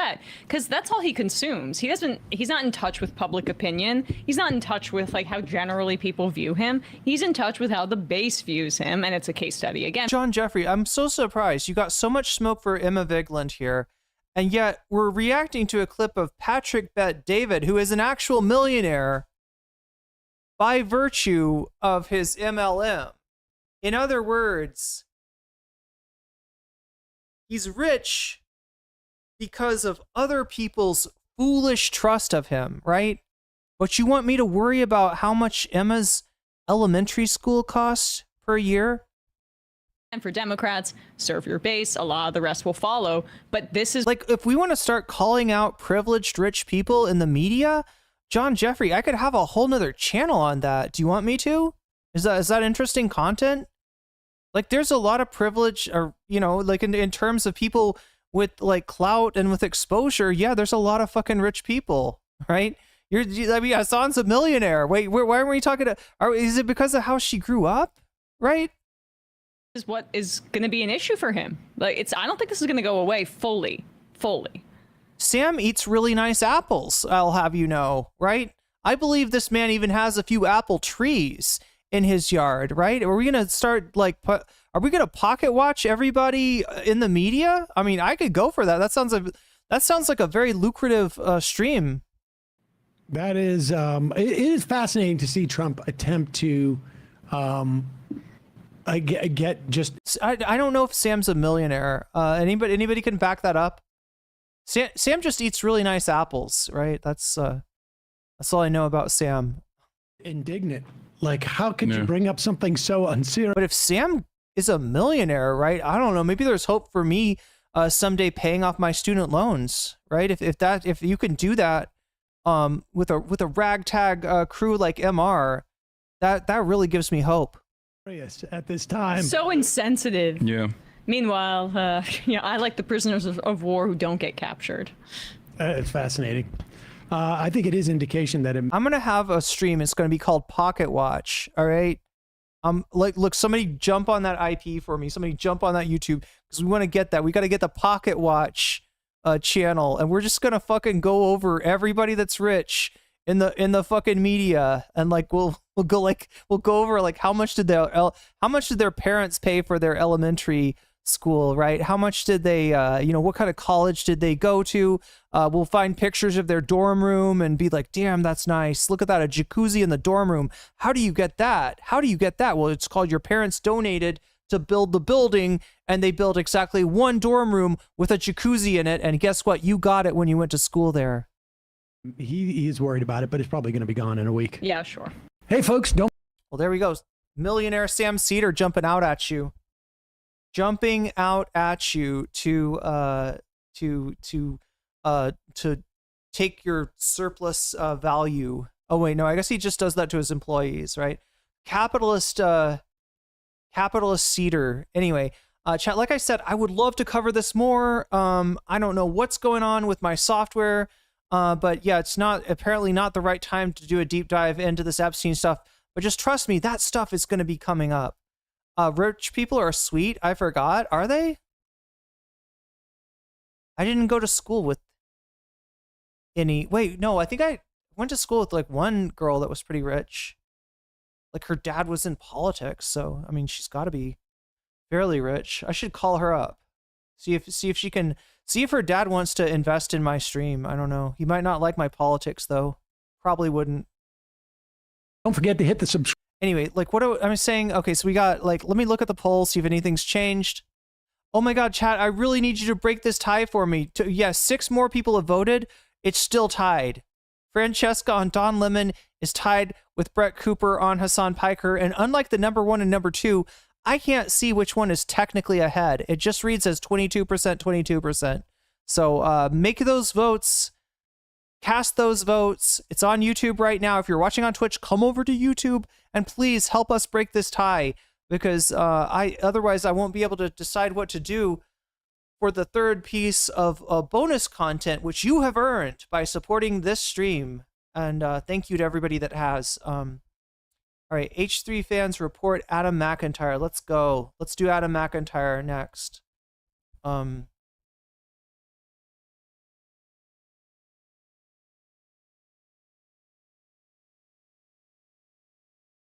Oh my God, wait, is there? Oh, wow. Okay, there's more to this than I thought. Okay, I guess we'll start with this one then. Hi Muckers, welcome back to my YouTube channel. I hope. Okay, the Muckers are his community. I was getting confused for a second because there's Snarkers and there's Muckers and there's, lions and tigers and bears. Oh my. And I was just trying to figure out, so the Muckers are pro-Adam, the Snarkers are anti-Adam. I think I've got it. You're all doing very well. Okay, I'm currently in LA. I'm here with my mom because we are taking a little week in LA before we go back to New York, and I do my final ever show in America on July 11th. We are almost sold out. It is in. He's got that home movie money, 10,000 Mules. Wait, are you talking about, is that 10,000 Mules? Is that like a, oh my God, what the fuck is his name? I can't remember his name. Oh, that kind of mules. But wait, that sounds like, isn't there like some kind of documentary? Oh, I can't remember his name now. The guy that said that there was no switch in parties between the Democrats are still like anti-black racists. They're still like the same pro-slavery party. Why can't I remember the fucker's name? Dinesh D'Souza. Thank you so much. Dinesh D'Souza. Isn't that 10,000 Mules? Isn't that like a Dinesh D'Souza documentary? Insane. We've sold out VIPs, we've sold out meet and greets, and I think we only have like 20 general admission left. So if you want to come, it's going to be my final show in America before I leave. And then I'm probably just going to move back to Brighton. Honestly, at this stage, it's between Brighton and Paris. But if I go to Brighton, I would stay the fuck out of America. Yeah, I wouldn't. If I did not have U.S. citizenship, there would be no chance of me ever going to America again, or at least for a very long time. As it is, I still want to stay the fuck out. So thank you to those of you who have contributed to my Vietnam, the fund for going to Vietnam to try to petition for a educational visa at the Thai embassy. That does help me out a lot, and I appreciate you. in, I get to bring my dogs. We've been having a lot of fun in LA. I don't know if anyone saw my post though, but literally like 2 days ago in WeHo, I got mugged and they stole my phone. But I don't even know what you were joking about. I just saw the 10,000 mules and I like vaguely remembered it as a reference to, are you saying you're joking about Emma Vigeland and her secret, like trust fund everything? So I was without a phone for a little bit, hence the silence. But I'm trying to remember who else we've heard that shit about Emma from. I feel like I saw somebody bring that up. I can confirm that I went out and got a new phone, unfortunately, because even after all the tracking in the world, it turns out that they threw my phone in the bin and it got destroyed. So that wasn't the greatest, but we've been having a time in LA. Now, I want to talk about something that has came to my attention, and I wasn't going to film a video tonight, but I really want to talk about it because I think that there's something that I want to highlight with it. I'm going to be Destiny talks about Emma that way. I think I've seen Ethan. Does Ethan do it too? Today, okay? So obviously, like every other creator, I have a snark. There's a snark on me on Reddit. Like every other creator, Adam, am I not a creator? Chat, I don't think there's a snark for me. I mean, I definitely have had my ops, but they've kind of gone radio silent lately, at least as far as I've seen. Where's my snark? Oh, I probably should knock on wood even saying that, because I am obviously kidding. And, you know, they talk about things they don't like or whatever. And I've always No, but I'm just trying to figure out like where the reality ends and the sarcasm begins, right? Because again, John, I'm just reading like a few of your chats. I don't think I've seen everything that you've said. So if there's like an overall theme or something, or a little context clues or breadcrumbs, I'm probably not picking up on those. Always been on the wavelength that whenever it comes to snarks, I always feel like I don't want to comment too much on it, because you could argue commentary can be snark. You could argue anything could be snark, right? So it's like, who am I to dictate that I can talk about people, but people can't, you know, talk about me, right? So I've always held this, and I still do. I think that there can come a part where it goes into territory that is borderline illegal. Chat, I fucked it up. I was trying to show you this. And again, I promise I'll bring you more of the. I know that I've been covering other stuff instead of the Epstein thing, and that's important too. All right, so let me show you this. To the tens of thousands of videos, they turned out to be CSAM, never going to be released. With who? Yeah, who was the other party?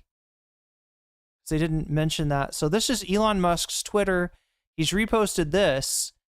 And look at that. Look at what he's reposting. This is the person quote retweeting what we just watched. Yeah, sure. Could I just interrupt for 1 second? Are you still talking about Jeffrey Epstein? Jeffrey Epstein? That Jeffrey? Look, there's many Jeffreys that you can talk about, but Jeffrey Epstein? Oh, he's never been more like just like he's not relevant or something. That's the feeling you get here. It's been talked about for years. You're asking, we have Texas, we have this, we have all of the things. We have a transgender athlete ban. We're rolling back Leah Thomas's records. Please be distracted. Don't look pay no attention to the man behind the curtains. All right, move on. There's nothing to see here. And are people still talking about this guy, this creep? That is unbelievable. Do you want to waste the time, and do you feel like answering? I don't mind answering. I mean, yeah, Donald Trump never wastes time. I can't believe you're asking a question on Epstein at a time like this, where we're having some of the greatest success and also. Don't you want to talk about sharks or motorboats or batteries or Hannibal Lecter, the late great Hannibal Lecter? I'd love to regale you with stories about the late great Hannibal Lecter. Tragedy with what happened. Don't you want to listen to like Ave Maria while I lean from the left to the right and in Texas? It just seems like a desecration, but you go ahead.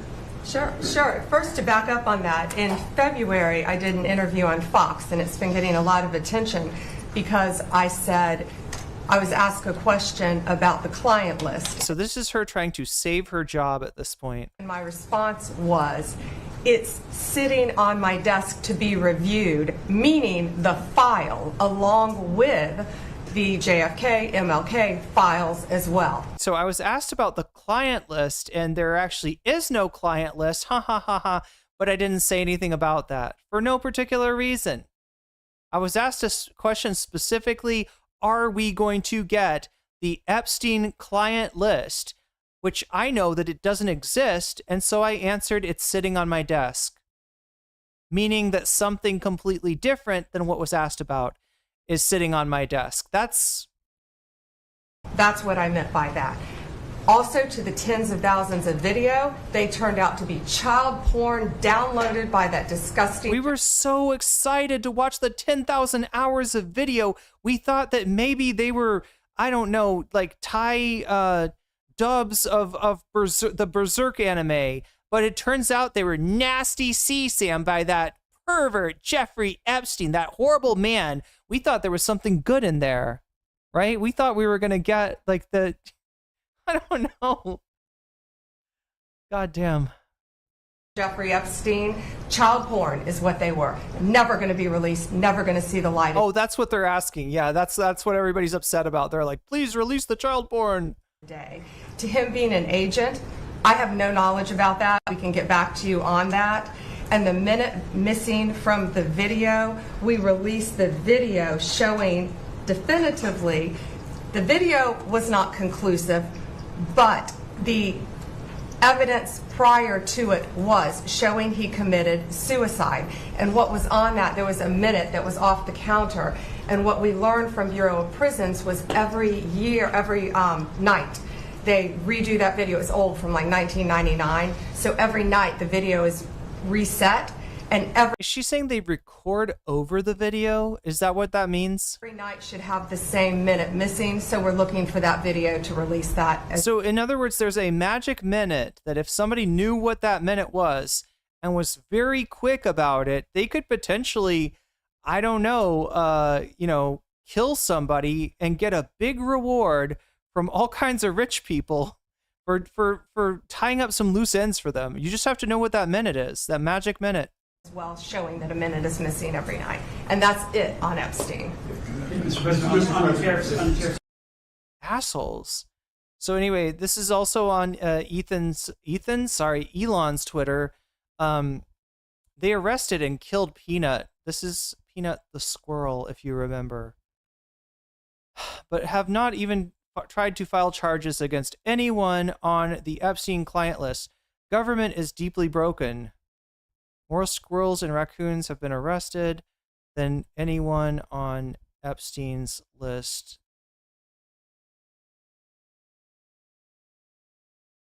Talk about using memes to distract people. But anyway, yeah, he hasn't repeated his allegations since he deleted them. The allegations he made that Trump wouldn't release the Epstein files because he was on that. He's in the Epstein files.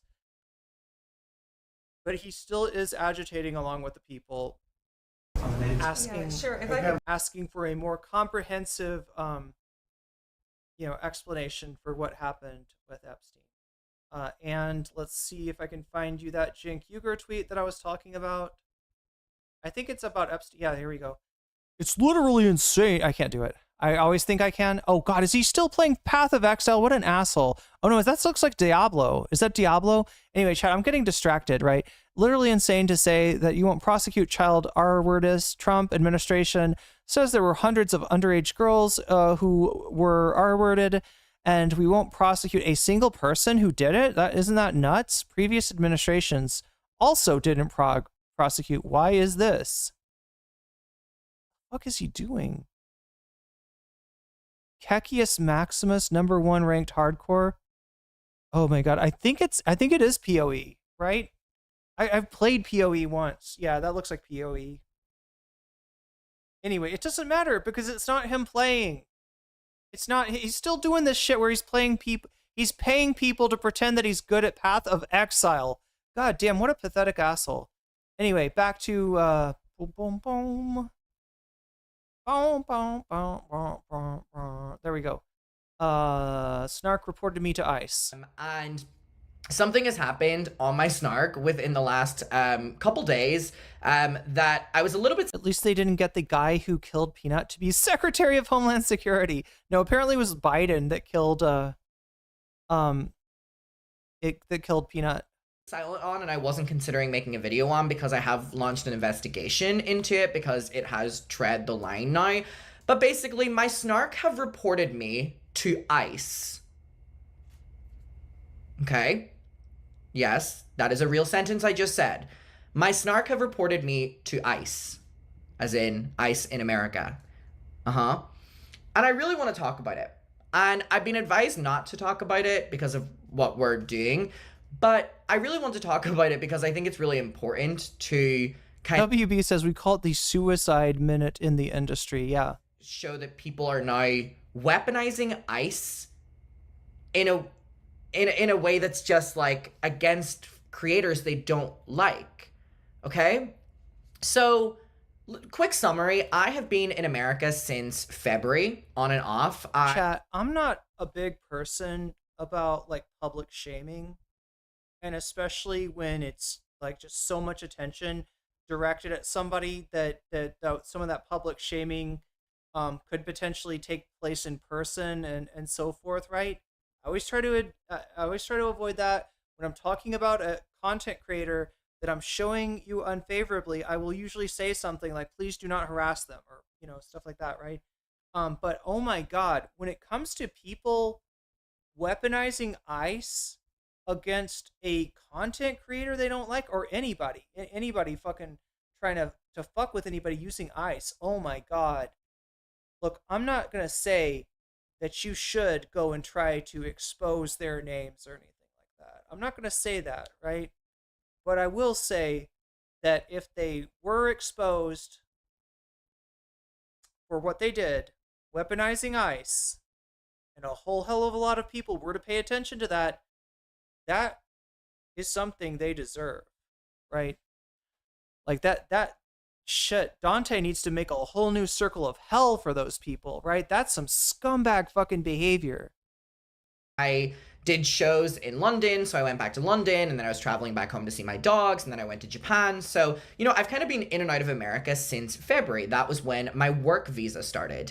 And my work visa expires at the end of July, hence why I'm doing my New York show, and then I'm practically just packing up and leaving America because my work visa's up.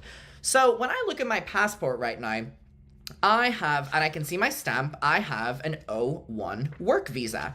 Now, this visa was very difficult to get, and I got it through the tour that I was doing with the tour company I was, working with at the time, because we were considering adding extra shows and stuff. So we basically got it from January until August, right? Just to kind of allow if we were going to add extra shows or whatever. And I want to confirm that I paid for my entire work visa, and I paid for all of the legal of my work visa, and it was a very long and very expensive process. However, for me to do the Chronically Online tour and do my New York show in a way where I was being fully documenting everything to do with tax, or documenting everything to do with when I was in America, how much money I was making in America, how much I was making the economy, the work visa seemed like the method that I wanted to move forward with. Now, I know that there are a lot of people that will come into America and they will work without a work visa, but that was just not part of my journey because I just didn't want to do anything wrong. And specifically with the time that I was starting the Chronically Online tour, it was when the Trump administration were really taking over. So of course it was a no-brainer that I wanted to make sure that there was, I had all of my... Ooh, look at this. Brett Cooper has moved into third place, right? So thank you for everybody who voted. Yeah, 229 of you have voted so far. It looks like Brett Cooper is ahead of Francesca on Don Lemon by 2 percentage points. So if you've got a favorite amongst those two topics, make your voice heard now. There's still time to vote, but it looks like we're going to get Brett Cooper. Proper visas or whatever in case the tour would get canceled, and then it would be my fault for not having the right one, right? It was a long process. It was an expensive process. And if you have followed me on social media, I talked about that at length. I was flying back and forth from the Dublin, USA embassy every weekend doing interviews and stuff like that because an O1 work visa is really hard to get.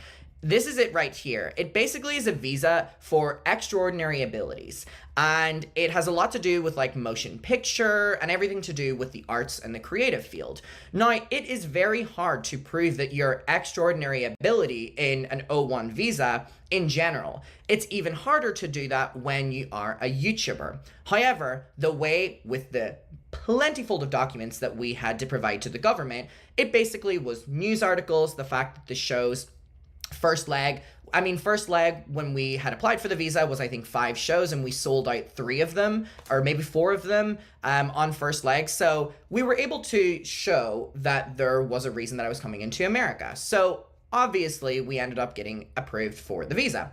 I want to clarify that, right? Now also, aside from doing YouTube, which you make money doing, which if I'm filming out here, then you're classic, you're working, we had Brooklyn, Chicago, Seattle, Los Angeles, Dallas, Nashville, Philly, Washington, D.C., Boston, Minneapolis, Detroit, but Chicago for a second time, Orlando, Houston, Atlanta, Phoenix, Vegas, San Diego, San Francisco. We had just that on one stretch of work, right? Which we had to provide. And then also my New York show, which is July 11th, which is... McIntyre does JoJo poses? Like, what the fuck, chat? How come nobody told me he does JoJo pose? Look at that.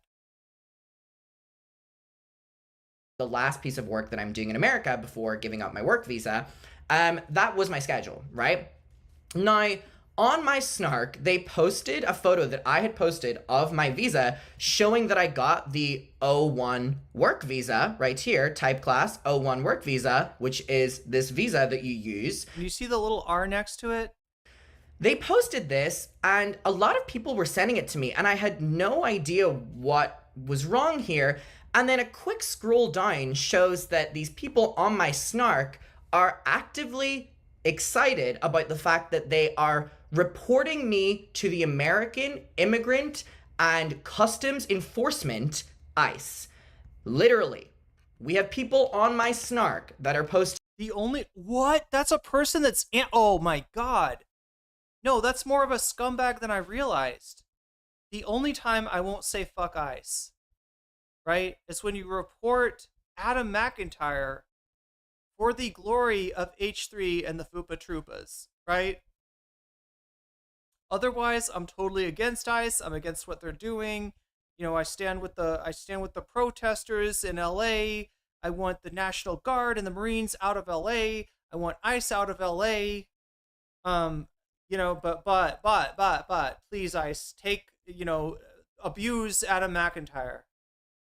The only time I won't say fuck ICE, and they're showing that they are reporting me to ICE. Now, there's a big conversation that's going on here. The first one being that they are saying that I am on a religious work visa because they can't read clearly, and they're seeing the R instead of the O1 visa, which again, the O1 visa, please, people, we need to read.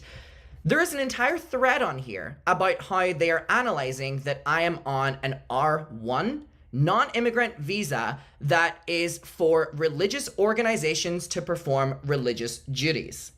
Now, people, we have got to use a little... Didn't you know that muck was a religion? Yeah, that's right. Adam is here to spread the good word of muck amongst the faithful. Little bit of common sense here to know that that is not the visa that I am under. However, there is an entire thread where people have spent 11 days dissecting my visa, incorrectly by the way, implying that I'm here on religious activities, which number 1 isn't true, but number 2 has now started this movement where they are all reporting me to ICE. Now, I just want to clarify one thing, which is that ICE are targeting and kidnapping from the Hispanic and Latino communities around America, okay? And my Snark are choosing to further engage with that organization of ICE, which are kidnapping Americans all around America. They decided to continue supporting ICE by reporting me to ICE. And there's multiple of them on this thread that have admitted that they have put in an application towards ICE to do something to me, okay? But again, I want to clarify that these people are supporting the ICE organization that is genuinely just fucking kidnapping from so many different communities around America, specifically targeting the Latino and Hispanic communities. And there's something really troubling to me, right? And again, I've said time and time again that when it comes to snark, I pretty much will put my hands up and kind of just allow people to do whatever they're doing, because again, I don't want to criticize how people talk about people, even if that is me, because then who am I to judge? Because I talk about people on my YouTube. But I think that there's something truly, truly, truly disgusting about weaponizing ICE against people. I think that there's something so disgusting about that. And I think the audacity to have an entire snark dedicated to how I, Adam McIntyre, am a bad person, while you in your communities are joining forces, supporting ICE, giving them information, first of all, that's incorrect, but just further supporting ICE. And now, again, I've talked about this on my... I didn't see Adam's first, the second one is interesting. You mean the second one about Ethan? Did you see that one? My YouTube before, and I will always talk about it on my Instagram, and I just think it's important to continue talking. Because I thought this was the first one. About what is happening in America right now. And also, just being fully transparent with you, it has been a risk for me to be talking about ICE, to be talking about Palestine, while I have been here on a work visa. Because yes, I could have immediately gotten my visa, taken off me, and that is something that can happen. Because we are seeing people be denied visas, even if they're going through routes of trying to get a visa into United States. We are seeing that they are being denied whenever the officials or government are looking through their social medias or looking through their phones. And we literally saw a couple days ago, a tourist was denied entry to the States because he had a JD Vance bald meme on his phone. So yes, while I have been speaking out about ICE and the deportations, and also everything that was going on and is still going on with the genocide in Palestine, I always knew that there was a risk. I always knew that there was a risk. And I knew that that could have meant that the tour could have been canceled. My New York show could have been canceled. I knew that that could have gotten me arrested. I knew that that could have gotten me banned from America. This is not a wild scenario. This is actually what's going on right now, okay? But still, I chose that it was more important for me to speak out about things that I truly believe in, and morally I just had to, right? And I will continue to, for as long as I am still in America, which at this stage, I literally, my visa's almost up, so I'm leaving after my New York show anyways. Now, while I knew that there was that risk there, I never, ever, ever once thought that it would be people within the YouTube community that would be the ones trying to report me doing that. That's what's troubling to me. But again, I cannot stress enough. If you support ICE, fuck you. Whether you're on my snark, a different snark, whether you're in my comment section, a different comment section, whether you tweet me, whether you... Does he talk about a lawsuit? I'm not sure. Oh no, I see Evangelina, this is from 4 days ago. So I'm guessing maybe this is where he mentions the lawsuit. I see Evangelina's got a video from 3 days ago about Adam suing his subreddit, or not his subreddit, but the snark subreddit. My YouTube, whether you engage with me in some way. Number one, if you support ICE, you are truly not someone that I ever, ever, ever want to deal with. I think you're evil. I think you're incredibly backwards, and I think you're inhumane, if I'm being quite honest. And I don't know if there's a way to look at what's going on right now and not feel that way.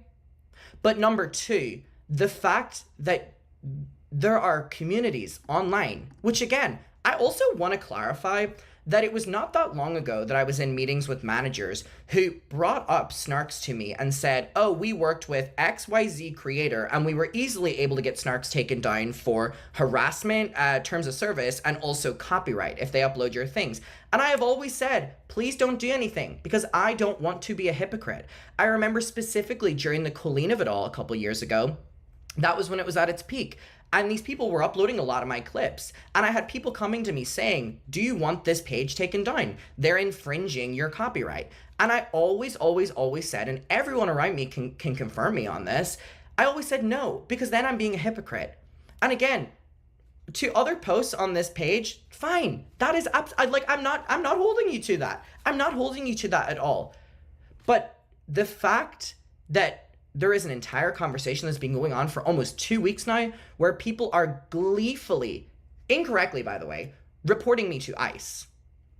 Again, ICE that is tearing and breaking families apart, is kidnapping people just on the street. But yet, people hate me so much that they're incorrectly, by the way, reading my visa, when they should be reading over here, by the way, and see that it's an actual visa that is a work visa, that's a temporary work visa, by the way. The fact that they're doing that and gleefully dissecting, saying, well, why is he here on a religious visa? Which I'm not. And then they're questioning the United States Immigration Department. Then they're saying that they're emailing and reaching out to the United States government for clarification on what visa that I'm on, because I need to be kicked out of America. So you're not preaching. They're still going. You should be preaching. You're here on a religious visa. You should be spreading the good word. They're like, there's a full conversation going on, right? And also, I was the one that posted that photo of my visa. So the fact that they're also acting like there was something that was leaked, I posted that to show that I finally got the O1 visa, because again, it took a goddamn long time and a lot of money. If I'm being completely honest with you, the work visa, I'm pretty sure, cost me like $12,000 because we applied for it after the shows were announced, so we had to speed that process up. And again, all of my money, all of my legal fees, I was the one that chose to do the work visa. I'm the one that paid for the work visa myself. And let me tell you something. It was genuinely about 11 or 12,000 for the speeding up the process and all of the legal fees. So that is a whole other conversation, right? But these people Wait, some people think that Ethan may have actually falsely reported Adam to ICE. Like, I wish I could say that I don't think that Ethan would do that. But considering how fast and loose he played with the idea that Hassan had had hired an undocumented person to cook his chicken, and yeah, if that had been real, if that hadn't been his mom and Kaya that are actually cooking the chicken, but an actual person working for Hassan to do that, that person could have gotten kicked out and deported. That person could end up who knows where because of that, right? It makes me like, I mean, I can't say that. I can't say that it's not Ethan.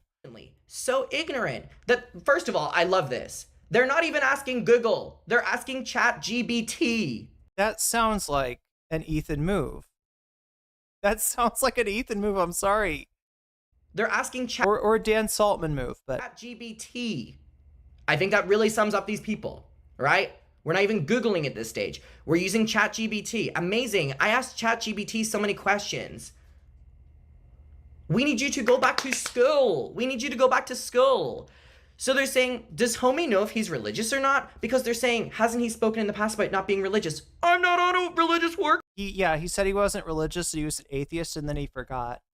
He doesn't know that being an atheist means that you can't be like a preacher for Christianity. That's right. He's that, like, what? Like, it's a weird kind of Dunning-Kruger, right? That creates this, that like this person knows so little that they've got to ask ChatGPT everything, but they're like, oh yeah, I guess Adam is just stupid.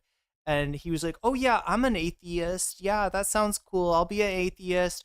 Oh, but I'm also religious, Jesus and God and everything. That's really cool. And he has, and this person has to be like, oh, Adam, actually being an atheist means not believing in Jesus, God, Buddha, or anyone else, any other religious figures. Like, it's, I don't even know if that's a thing. Oh, after Hila's disappear statement, I forgot about that. So they are dissecting sponsors and how it would work if the tour company sponsored me. They're saying, how does it work with me paying my taxes? They're saying work outside of the US. I really, really, really don't understand this. And again, we have these people dissecting the eligibility the removal process, the inadmission, these people are now trying to work together to get my visa removed, get me banned from the United States, maybe get me relocated to a different country and make it so that I can never get a visa again because I false claimed. And then they're going on talking about me, about the possibility of there being a deportation process for me, a detection process if they started going through all my database checks, interviews, site visits, because they read my visa wrong, okay? And again, cannot clarify enough, these people... Isn't knowing God the ultimate parasocial relationship? Not if you get a selfie with God. ...on my snark are gleefully supporting ICE and are contributing to the growing of ICE by giving them information, wrong or not. And I want people to know the reason that I'm making this video specifically is I have said that in the past about, I kind of have this approach where I put my hands up when it comes to snark because I don't want to be seen as a hypocrite. A lot of people have been sending me this from my own community and being like, Adam, you need to say something about this because your name is attached to this snark, right? And I believe it now. Like, I see it. I want to make a statement here. If anyone ever goes over to the Adam McIntyre snark, I want you to know that I do not stand behind people supporting ICE. I do not stand behind people in any ways calling for people to be deported, to be detained, to be arrested, to be relocated. I think these people are sick for this, the ones that are doing this. I think it is incredibly dangerous. And again, I just want everyone to know that I've been very outspoken about how against ICE I am. And whenever this is now attached with my name, even more so, I need to double down. I'm not the one that gets affected by this. And I don't know if the people that are doing this know that. I am not the target of ICE, but the more that you try to make me the target of ICE, the more you support ICE kidnapping and deporting from the Hispanic, the Latino community. And when do you call it as too much? When are you crossing a line? And again, I do just want to clarify now that for people that have been posting on my snark about reporting me to ICE or whatever like that, we literally have documented everything, and we have been over the last 11 days. We've also really gone through some other things that have been highly illegal that have been posted on here. We've compiled them, and honestly, snark is one thing for me. Again, I'm not a hypocrite here. I know that people online have said I support snark and all like this. My place is, who am I to say whether it exists or not, right? Okay? I've referenced it. I've read from it. Please, I still stand by that. But what I'm saying is when you cross a line that is illegal, things need to be done about it. And unfortunately, I am having to do that now. So again, for clarification, if anyone comes across this page and thinks that there's any endorsement from me at all, I do not support ICE at all, point blank, period. I'm getting so red because I'm so pissed off. Okay, this was not the video that I was going to film, but it was important for me to. I will see you all later. So you can see Adam basically talking through the process with his lawyers and, you know, possible actions. And so this is kind of setting up the lawsuit that it looks like went on. I mean, the Evangelina's video is called Adam McIntyre suing his snark subreddit. And then we got another video from Adam 2 days ago. This is Ethan Klein says, "I'm reaping what I sow." Hi muckers, welcome back to my YouTube channel. I hope you're all doing very well. Okay, I have a lot of updates to give today in terms of everything. Oh, what are people saying about Elliot saying? I just saw this video. Wait, do I have it saved to the playlist already? Yeah, let's put that on the playlist. What are people saying about the Elliot saying video on Contrapoints? That was happening with my snark page, and there's just been a lot of discourse and a lot of conversation, and I do also want to clarify that I am now moving forward in a legal investigation into everything as well, because a line was crossed. There is some things I want to talk about, and then there's things that I've written down that I want to touch on as well.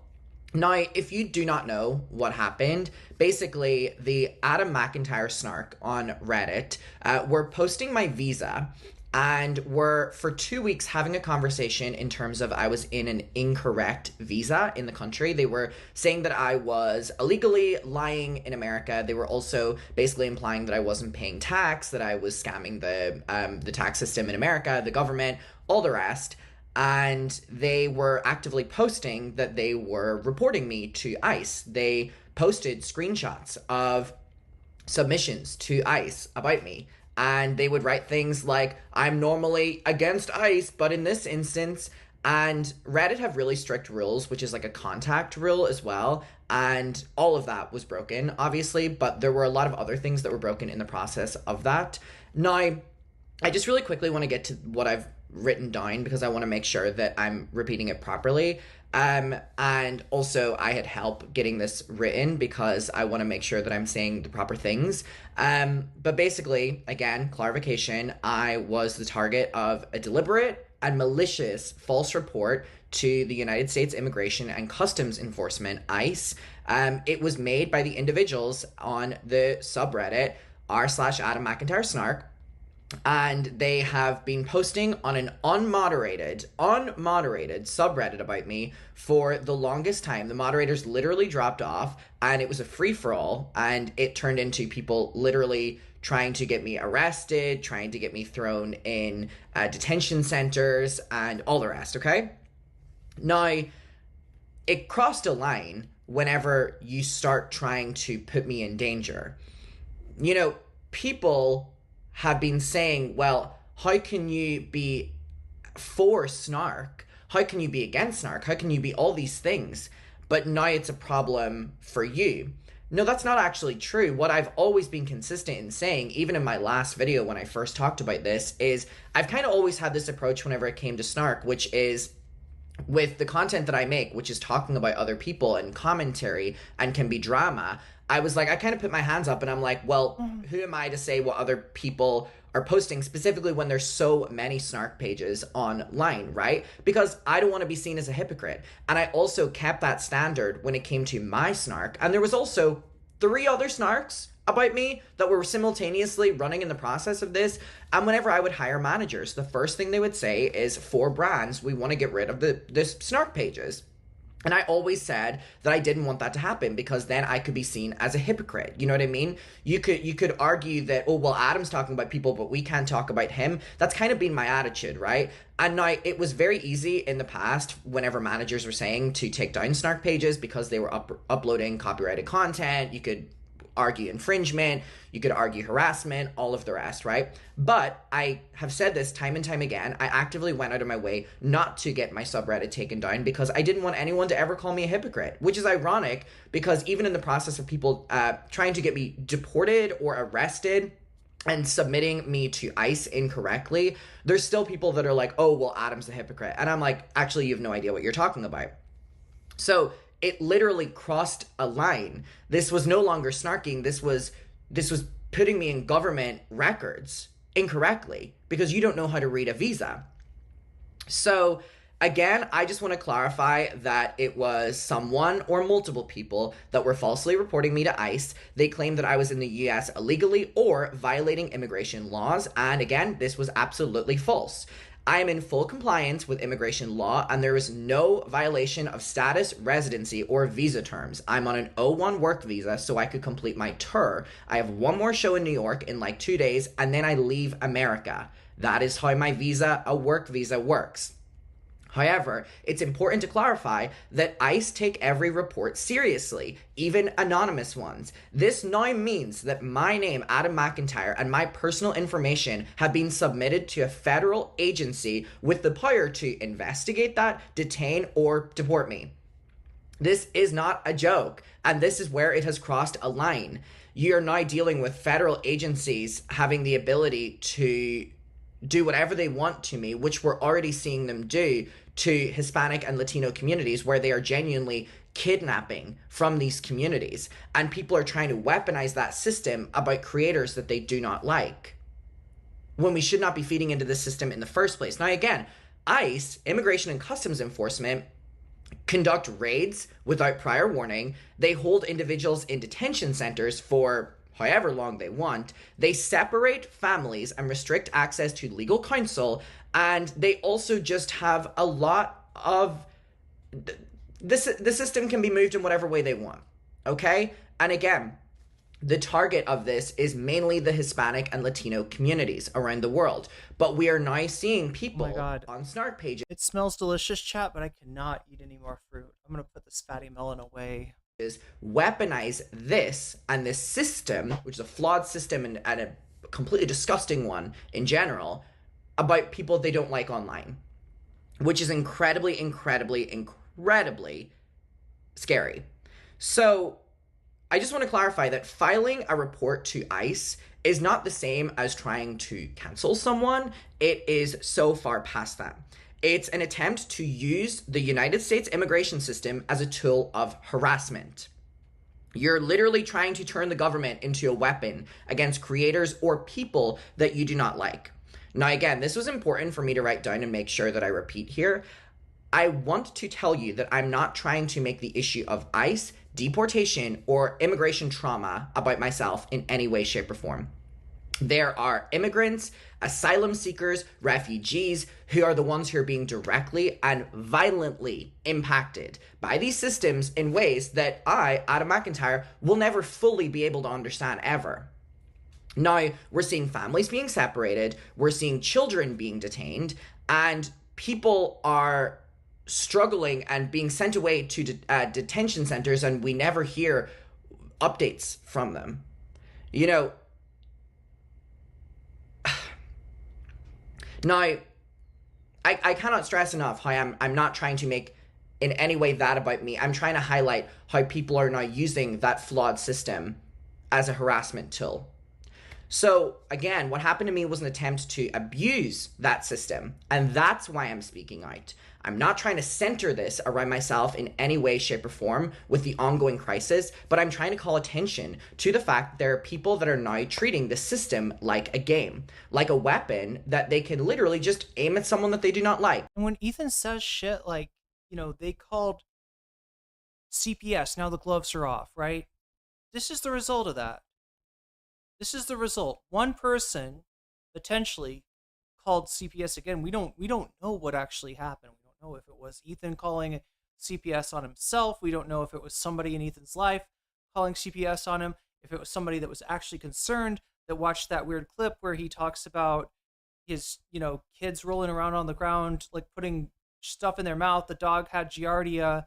You get giardia from eating poop, by the way, and like thereby implying that his children were eating poop, right? And was really legitimately concerned, or if it was somebody that just hates Ethan Klein's guts and is like, oh, I will use this to, you know, I don't think that your kids are in danger, but I'm going to call them anyway. It's, you know, when you say shit like that, when you say shit like what Dan Saltman said, which is there are no bad targets, there are no bad tactics, only bad targets, right? So in other words, for Hasan Piker, feel free to lie about him, right? Don't have any concern about the morality of this shit. When people say shit like that to audiences, this makes this kind of shit, this kind of line crossing, all the more likely. Now, again, I do want to clarify that even false accusations can trigger responses from ICE agents, and it's incredibly terrifying that people online who do not know you can report you to that system, and that case can become a case. So again, I'm speaking from my own experience and what happened to me here, but I do just want to... Let's say one more thing. It's likely to become a case because those ICE agents have been yelled at by Stephen Miller for not arresting and deporting enough people fast enough, right? They are dealing with at the very least, an informal quota that they have to fulfill. And so there's every imperative, even if this is not a case of a violation of immigration law in any way, for them to make it so. And yeah, the Trump administration, thanks to the cowardice of the Democrats passing the Laken Riley Act, they don't have to do due process anymore. Let you know that what is actually going on is so far beyond me, and I'm so aware of that. Oh. when we are starting to weaponize the government against people that we don't like online, it is dangerous, it's abusive, and it's insane. It truly, truly, truly is insane. So I also want to clarify that because of this, I've had to do a formal investigation into this, which is retaining legal counsel. And there's now going to be an investigation into the source of these false reports. We are going to be working with Reddit, or we're going to be attempting to work with Reddit for data requests, because literally under US law, filing a false report to a federal agency is a criminal offense, which these people on my snark were happily posting that they were doing. And basically, it makes it illegal to knowingly and willfully make false statements to federal officials. This carries penalties, by the way, that can include fines and even imprisonment. On top of that, this is defamation. That is defamation. The act of knowingly spreading false, damaging statements that could severely harm someone's reputation, livelihood, or legal standing. So, yeah, this is serious, and yeah, I normally don't have a tone this serious in a video because we silly and goofy over here, but this is when it's being taken too far for me and for anyone. And also, I do have to stand up here to my fellow creators and fellow people on social media who this can also happen to. It's insane. I want to talk really quickly about the fact that Ethan Klein ended up posting about this when it happened. So here it is on the H3H3 Productions subreddit. Ethan writes, Adam McIntyre has been promoting and participating in my snark for a long time. He gives them literal shoutouts. So now that it's happened to him, he wants sympathy? Not so funny now. Adam? You know that he's going to make like a parallel between CBS and this. You know that he's going to try to do a false equivalency there. I'm surprised you even have the nerve to post this after the amount of snarking you've done. Literally reaping what you sow. Spelled incorrectly, by the way. Now, my favorite thing about this is that Ethan Klein took this screenshot from the H3H3 Productions subreddit, one of the largest subreddits online. And by the way, the entire conversation on here is snarking on me, obviously, because they're one of the biggest snark pages. But even more so, one thing I want to bring to your attention is Ethan Klein loves to generalize. So yeah, Ethan uses snark as a verb.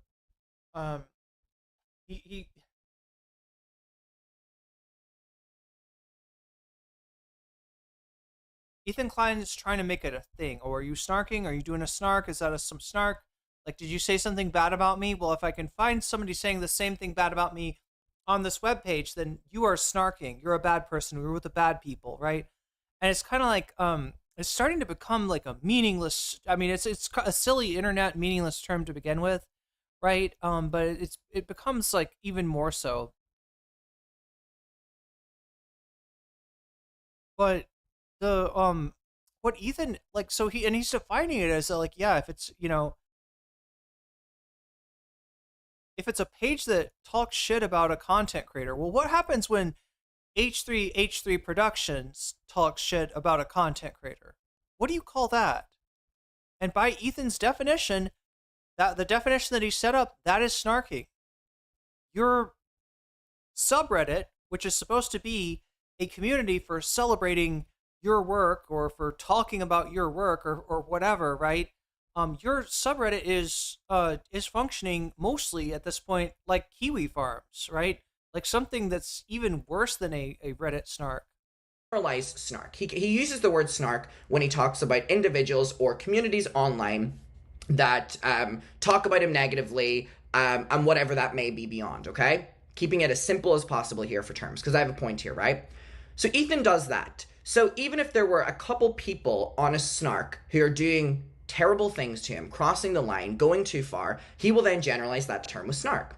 So what I can now confidently say is that Ethan Klein's page, the H3H3 Productions, have people on it that are the exact same and worse than what Ethan Klein literally accuses me of ever doing. I would question at this point whether most of the posts on Ethan Klein's subreddit are not in some way snarking on other creators. And you know why?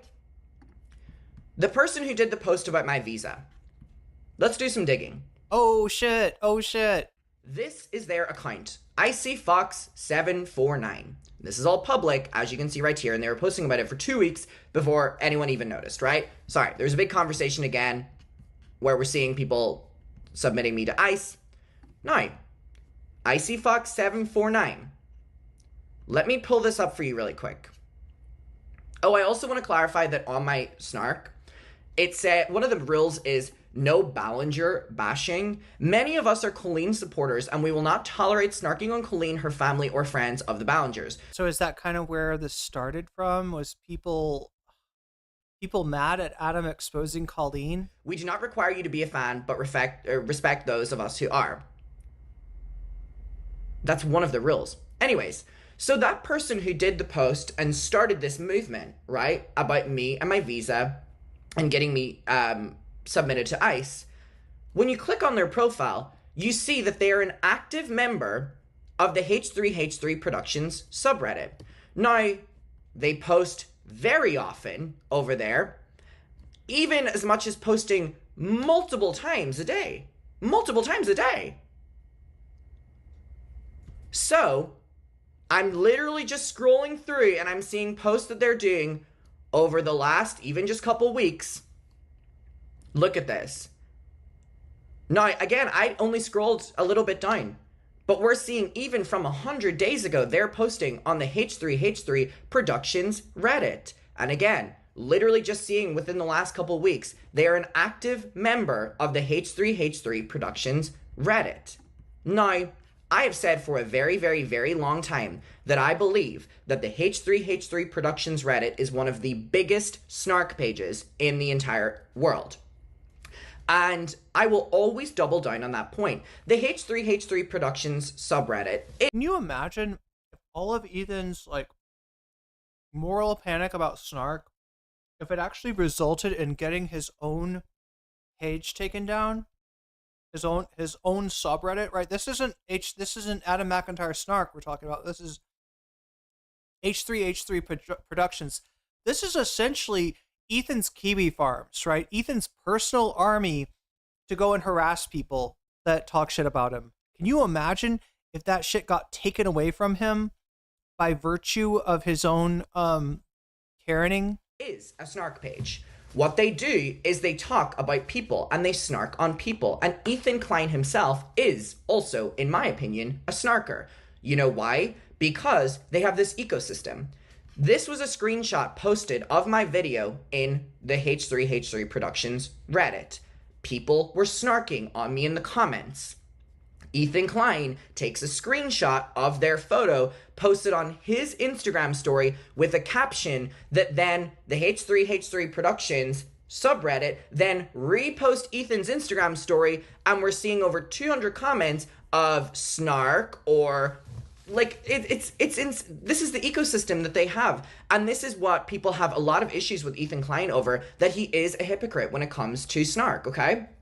And I truly, truly, truly believe that. Now, Ethan has went on to say some more things in a second, but I think it's really fucking crazy that Ethan and the H3H3 Productions Reddit love to bring up, when it comes to me talking about being reported to ICE, that, well, Adam was celebrating, gleefully throwing parties over Ethan having CPS being called on them. And then someone will be like, okay, do you have a clip of that? And then they'll go silent. They're literally implying that with Ethan and the CPS, I was hooting and hollering and throwing a party, or even just celebrating it. They're literally saying I was celebrating. Look how sunburned I am, Jesus Christ. They said I was celebrating the CPS call. And that's why this snark ecosystem just feeds off of lies, okay? Just feeds off of constant lies. Now, I want to go on to say that my snark today was banned from Reddit. It was banned from Reddit, by the way, for being, one of the main reasons was it was completely unmoderated, but they also broke the rules of where Reddit, again, like I told you, have this no contact policy where if you're like trying to like meddle with people's in real life. But it's crazy to me that a snark page was completely unmoderated. And of course that would lead to people sending me to ICE. Now, Ethan posted about this. And again, he literally is posting a screenshot from the H3H3 Productions Reddit. And then he posts about that. And then this gets posted on the H3H3 Productions Reddit. And then there's more snarking. Are you seeing my point here? You cannot play both sides in this, Ethan. Unlike other creators who speak about their snark, they don't have one of the biggest Reddits of all time. And again, I completely sympathize with the fact that if a Reddit is that big, it's probably incredibly hard to moderate. But that is not an excuse when you are so often posting from that Reddit. And I made it very clear in my video to state I have zero involvement with the Adam McIntyre snark. God rest her soul. Was never a moderator, never wrote in it. Ethan, on the other hand, cannot say that because he actively and daily gets his resources, his receipts, whatever you want to call it, from that very snark, the H3H3 Productions Reddit. So me and Ethan and other creators who talk about snark are not similar in any way. And that's what, in my opinion, makes Ethan Klein a hypocrite. Ethan writes, I agree with the decision to ban Adam's snark, but it begs the endless, enraging question, the uneven enforcement, the avid protection of our snark subreddit. Why? The avid and ardent protection? Did he have ChatGPT rewrite this and make it sound more intelligent?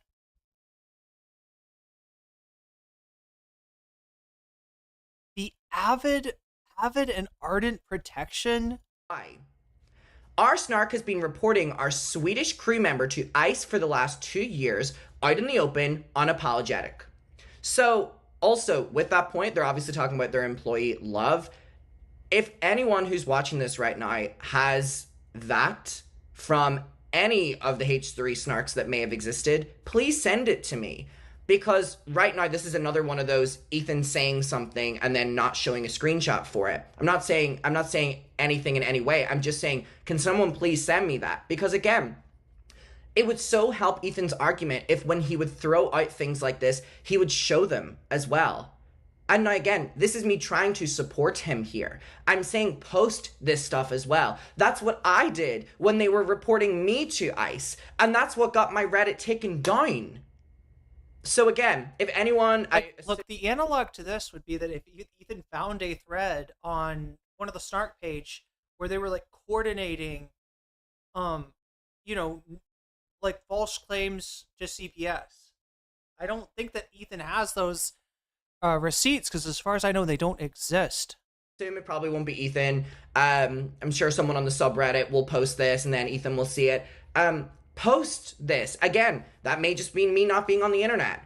Post it so we can all talk about it even more so in the wake of talking about this now. But as of right now, it just is really weird to continue throwing out these just sentences and what, you know what I mean? Like, you've got to publicly show us. And right on Reddit, the admins were aware. They not only refuse to moderate the posts, they deny reports. They provide feedback to the moderators on how to stay compliant. We have one of the largest community subreddits on the entire site. So like, look at what his receipt is. What he's showing, the picture he's showing is Adam McIntyre's snark has been banned. Yet Ethan is fine. Ethan is fine, right? What that it should be is a picture of the snark subreddit that was talking about getting Love deported. I'm assuming that's who he's talking about here, the Swedish crew member Love deported, right? If that's true, show us. Fucking show us, Ethan. I would love to see that shit. And if they're doing that, then fuck them. Fuck ICE. Fuck anybody that's trying to get Love deported. Fuck anybody who's trying to get Adam deported, of course. Never heard from an admin. People have treated me like I'm insane for accusing Reddit of protecting or acting insane.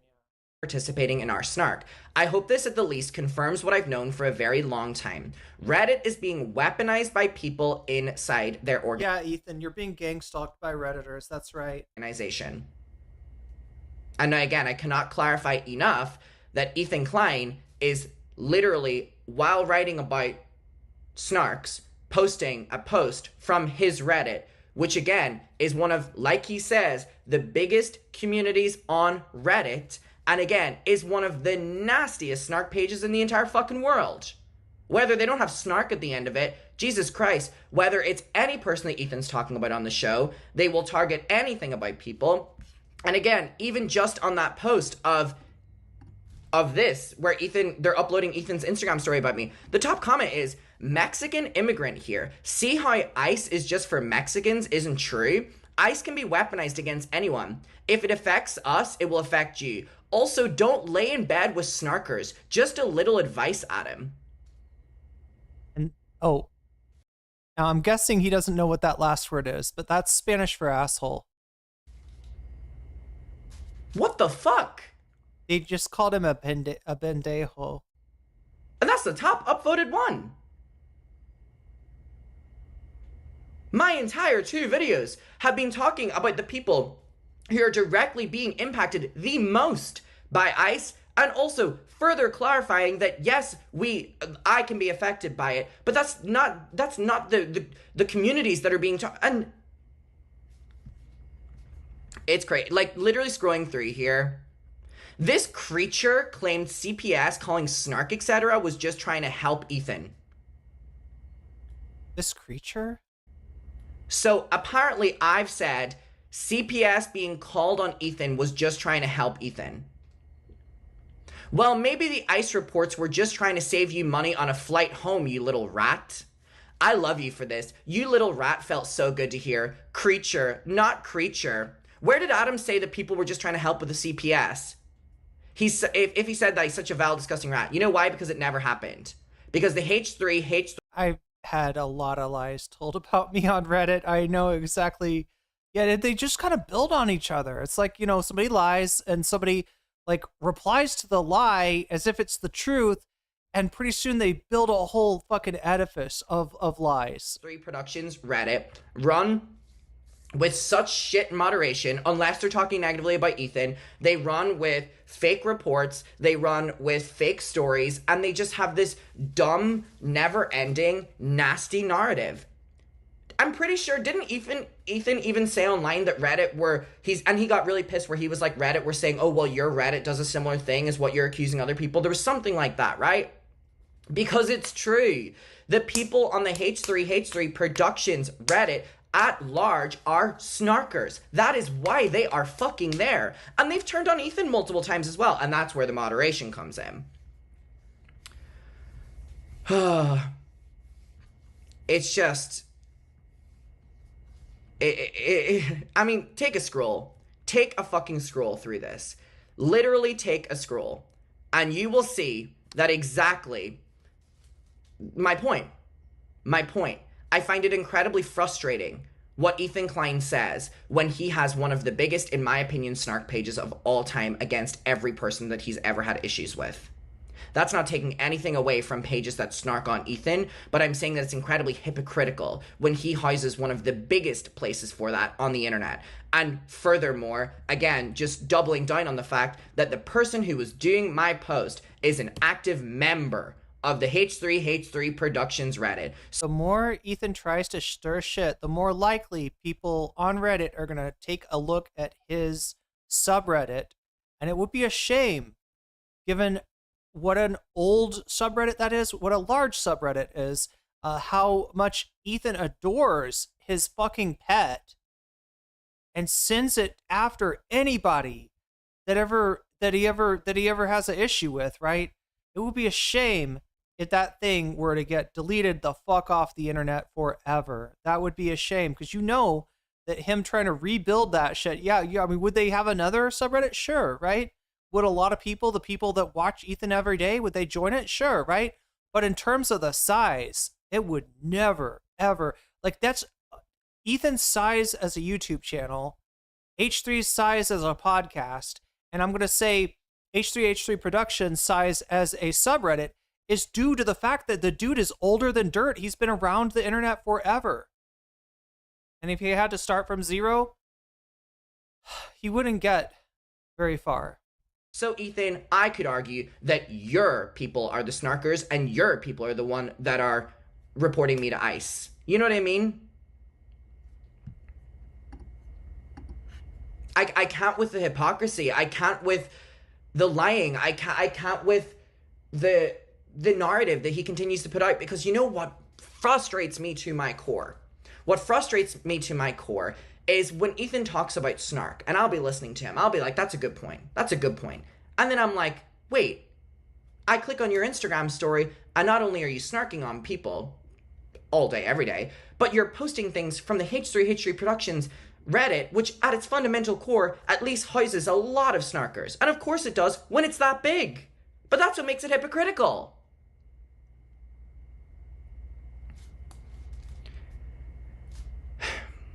Muckers, I will talk to all of you later. That is the current update. The Reddit has been taken down.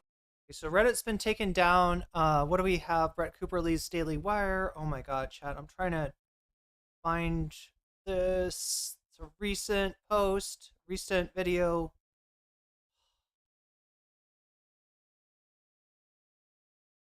There's too many Hassan Brett Cooper clips. Let's try playlists, maybe. Playlist. Ooh, Ethan's Klein's miserable world of misogyny. Ethan Klein lives a life wow. that many people would see as new Chris Kunstler chat. Wait, what am I? Oh, there it is. There it is. This is what I was looking for. Recently, I don't like the hair. No, wait. There's more. Look at this. Before? Yes. All right, chat. Last thing for today, but yeah, I do have my eyes on that Chris Kunstler video and a bunch of other stuff. And like I said, I'm going to try to get that Epstein stuff to you as soon as I possibly can.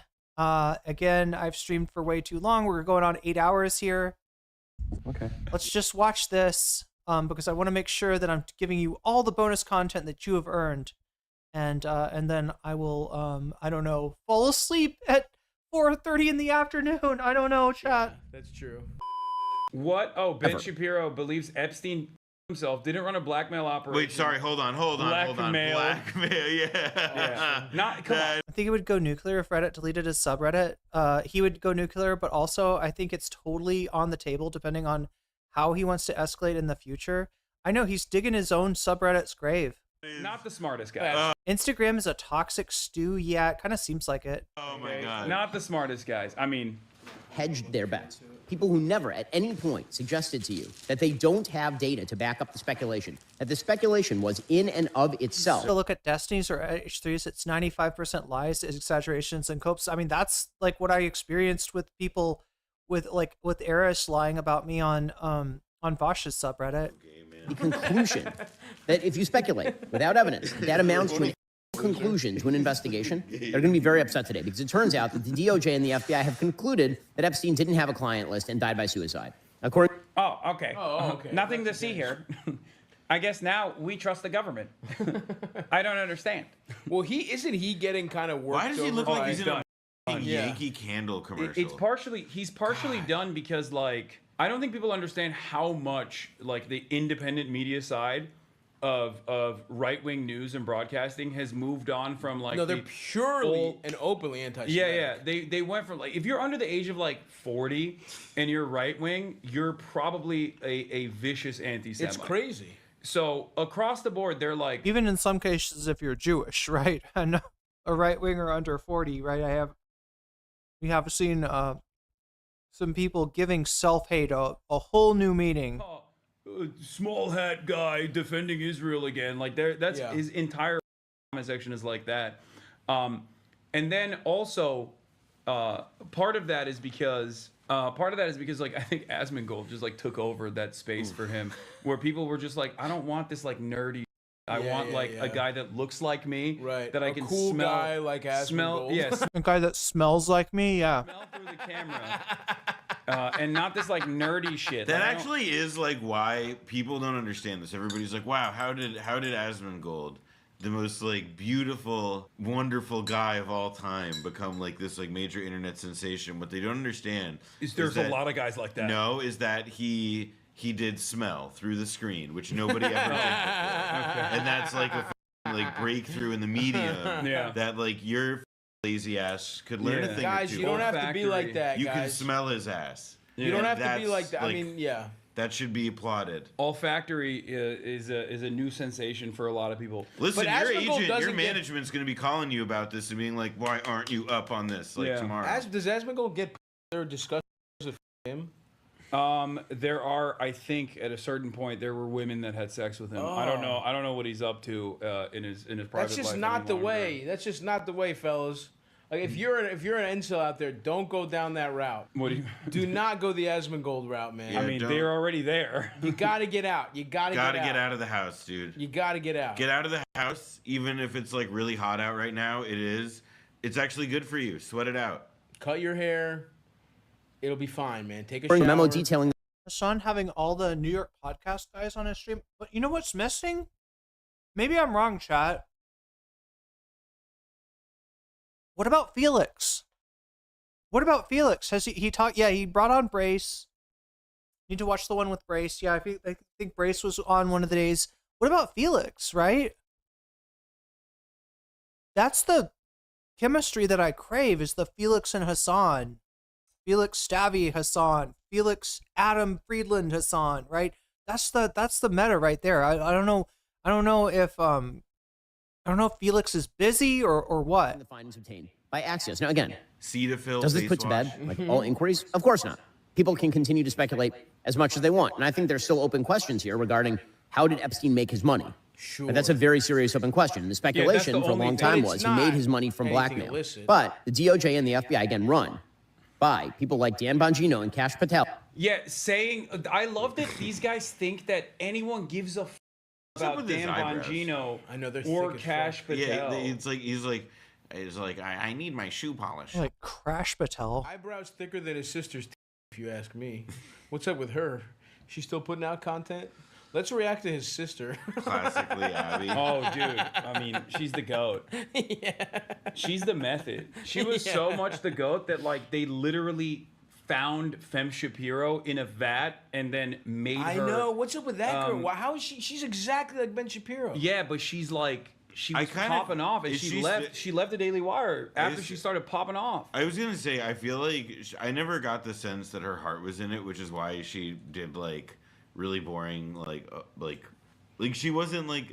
Is she not a political? Look, like bitch? you have. No, she is. No, but you have to be good at race war. Like you need to get your war paint on. Is she not racist enough? Is that what you're saying? No, I think she. Look, I don't know. I think she's a failed actress. And as far as I know, she's like got the spirit to compete. Okay. But it's just that like, or she gets like what it's about.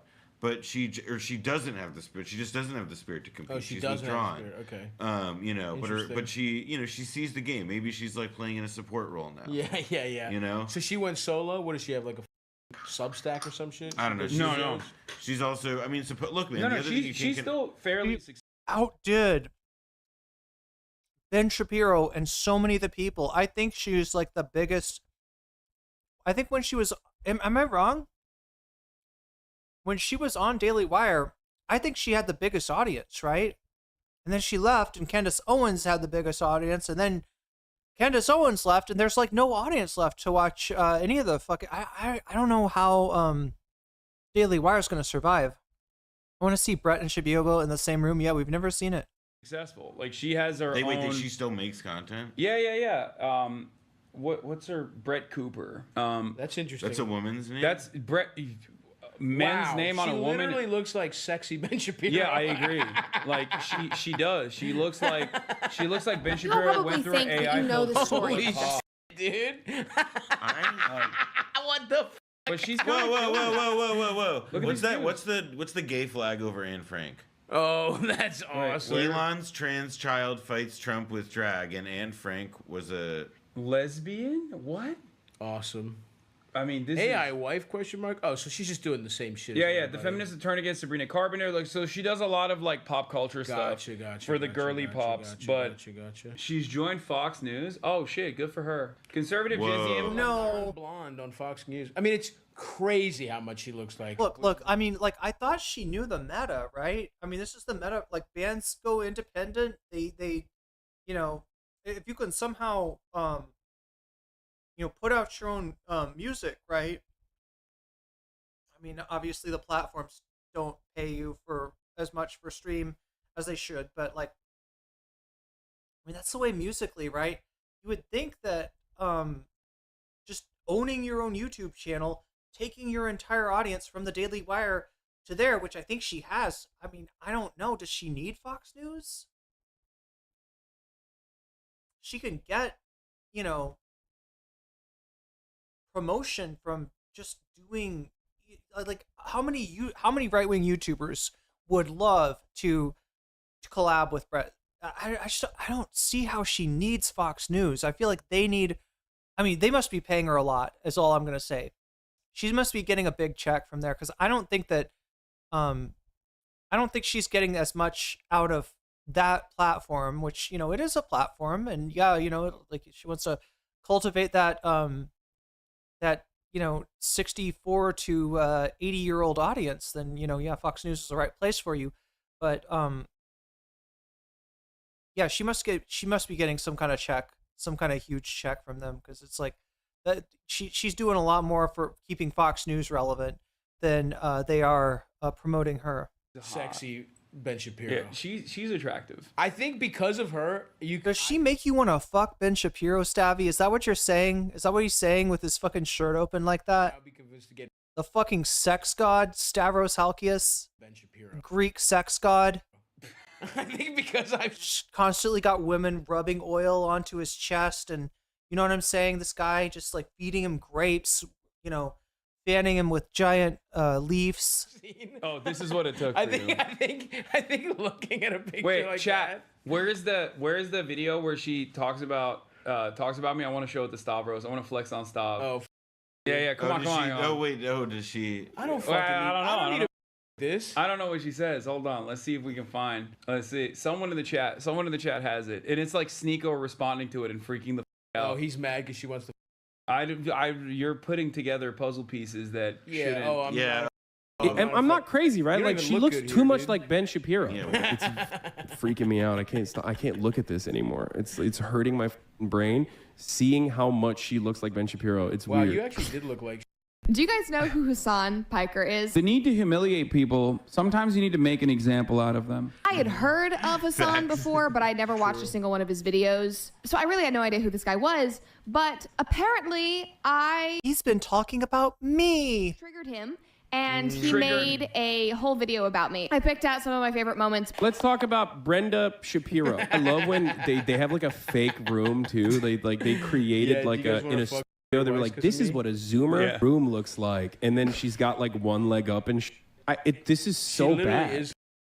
And we sort of designed it to my liking, and it's all pretty personalized. So I don't really know what the problem is. And yeah, I'm not a streamer. I have a YouTube channel. I do. Wait. Is this before or after she left the Daily Wire? I can't tell. Looks like a tick. Yeah, they're watching a TikTok. I can't tell if this is from her Daily Wire stream, which, you know, that's what Hassan was talking about as far as creating a room for her. She, you know, my understanding of her quitting the Daily Wire is that they actually didn't treat her very well. Like, for instance, they made her come into studio when the studio looked like a bedroom. In other words, they could have easily recreated that at her home and made it, if you want to look, if you like, they're emulating streamer aesthetics, right? In order to make her look more organic, more approachable, and you know, yeah, on a different kind of content than what they had. You know, have a different like pipeline pulling people in. You know, people that like streamers, right, are gonna watch Brett Shapiro, whatever her name is, right?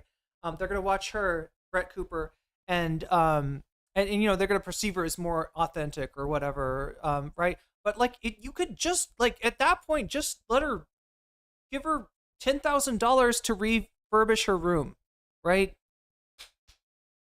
Easy. And then that makes it easy that makes her life so much simpler. But no, they were making her come in. And from my understanding, that's why she quit. That's why she quit. You should DM her. She got away with it again. Feminized Ben Shapiro calls him hot. You're looking better in this video. Yeah, because I pulled my hair back. But no, I mean, you and her are in agreement, as a matter of fact, on this. Because remember when she was like, oh, I don't know him or whatever? I think Hassan Piker is hot. Uh-oh. Yes, in some photos. Recently, don't like the hair. No, wait. There's more. Look at this. Before, yes. Okay. I don't like his hair. Recently, no. Don't like the hair. Before, yes. Okay. Yeah, that's true. You did look like shit. Yeah, She is embarrassed. She wants to suck you off. I that's why I cut my hair. After that video, I was like, it's time to get a chop. What's up, Brett? Holler at me. All I'll say is I'm more James, of an intellectual. She's married. All I'll say is James Carville, Mary Madeline. Let your boy sit in the cuck chair. I'm in there. Oh, here, this is. I've a married woman before. I could do it again. This is what. Oh my God, this guy's so Hollywood, bro. Chill. Who's that? Who me? No, you, bro. No, this is Sneeko. Oh, Sneeko. Eric Adams is most loyal soldier. Yeah, who exactly is this guy? He's like a. I think he's like, when you think of like, imagine mentally, like close your eyes, like who could be a negative influence on my child over the internet? Okay. He's like a wannabe Andrew Tate. He used to actually have like decent YouTube videos back in the day. He would do like video essays. He was like a woke child. Really? He would talk about like not intervening in Syria in the Obama era when he was like 12 on YouTube. That's fascinating. Yeah, and then now he's like, gone like the Andrew Tate route. Yeah, and then he warped into this like Andrew Tate wannabe, and then of course hit the super Holocaust didn't happen route. He reverted to Islam. Is he didn't grow up? He didn't grow up Muslim, or no. He's wow. He's Filipino and black. He's Whoa, like Haitian really? and Filipino. And he reverted Muslim. to Islam, and then he started talking about how like pedophilia is acceptable too. Like it's just insane. He's got like that 169 quality of like always finding like a new like angle of outrage. Hiker is hot. No. Hassan really just Why you think it's so hard for us to see a woman calling him hot? Yeah, like I don't know why. No, I love his devastation. That is awesome. She belongs to the chat. She belongs to the chat. Yes, in some photos. Simpo. Yeah, he just chose to become like Muslim, a Muslim anti-Semite, like Andrew Tate guy. These guys, bro. The thing about these guys is that they also like. I mean, look, I was born into this, okay? Right. And much like Catholics who are born into their religion and like grow up with a very different perspective over it, like these guys looked at the representation of Islam and Muslims in the Western media and were like, oh, I like that they have multiple. Yeah, so wait, it was just, he does look like he does stream, Sneeko does stream shirtless a lot, from what I've seen. It's a weird thing, like, I don't know if he still does it, but he used to be shirtless with a fish-eyed lens, right? Which, I don't know, it's just so weird fucking look. Wives and are anti-Semitic and want to do like jihad. Yeah. Like that. Yeah, it's like a guy wanted to be Darth Vader. Yeah. because Western media made Muslims the cool bad guys. Yeah, I mean, it's like more or less like it's. I do feel like I sometimes wonder like if you'd shown a guy like this 4 lions like early enough, like with that if you're radicalized, I'm like, this literally could be you if you persist. Oh no. Define L's. Elon Musk said it doesn't mean anything. Bannon is in the Epstein. Ask him and watch his reaction. Ask him He's what? just like, I feel like he's like a kid. He's so well, his money has been touched on a lot lately, and so he's crashing out over it. Wait, Sneeko? Yeah. That one is to me like pretty open and shut. He grew up on YouTube. What are we? We're getting an ad? We're getting an ad in Thai chat. Do you want to watch a Thai ad? Somehow they figured out how to break through to my computer, and this is like some kind of Thai gaming ad here. speaking of gaming, I don't see a lot of people on Twitch, but it looks like, wait, Dune with Baby? Oh no, yeah, no, he's playing Dune Awakening. All right, we're gonna raid actual Jake. I guess I have not even thought of Jake in a very long time, but I can't find anybody else that's streaming right now. I'm gonna shout out. I'm gonna thank my mods for keeping us safe because I really do appreciate that, and the mods work hard. So I hope you all appreciate the mods as well. And I'm gonna go ahead and shout out my Patreons. Everybody that follows me on Patreon at the $5 level or above, you get a fancy shout out every single stream at the beginning and at the end. This is the end of the stream, so let me shout out Or Else Ellipsis, Temporal Insanity, Steven Sayers, Stephanie, let's see, Sarah Anders, Nadia Yvette, Funky Monkey, Sarah Moinoape, Jules K, Izzy Mandius, Infallible Fowl, Hot Ham Radio, Good for Gavi, Direful, Buffy Geek, Big Al, Animus, and a fancy shout out for Zara Xerex, for Rachel K, for Crystal Saphira, and for Omega Star. Hopefully we are still all here. Yeah, it looks like we're raiding a bunch of people into actual Jake's. We're gonna more than double his channel size over there, and let's just let's see what this Thai ad is about. Esports? It seems like esports, maybe. จะเก็บตังค์ไปไลฟ์ขายของสู้กับภาษีสังคมพี่ไปทำบุญมาจ้าก็เลยเอาบุญมาฝากเนี่ยเขาใส่กันหมดแล้ว Wait, are they actually gonna fight? ทั้งกฐินงานบวชงานแต่งซองผ้าป่า Oh, but she... Chat, if something like takes your money, the way you say that in Thailand, in Thai, is it ate me. Like if you play the lottery and you lose, you say the lottery ate me. Like that's how it's a euphemism for like, you know, they got one over on me, took my money, right? It's yeah, it's a pretty cool language for sure.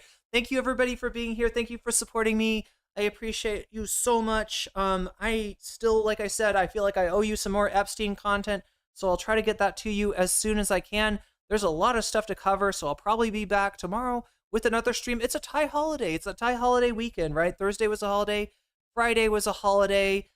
Yeah, Friday, it's the day that monk, like if you're a monk in Thailand, or if you're a guy in Thailand, you're kind of supposed to become a monk at some point in your life, even if it's just for a little while. And this weekend is one of the big weekends for guys to do that, right? I'm trying to remember what the let's see, Thai national holidays. National holidays.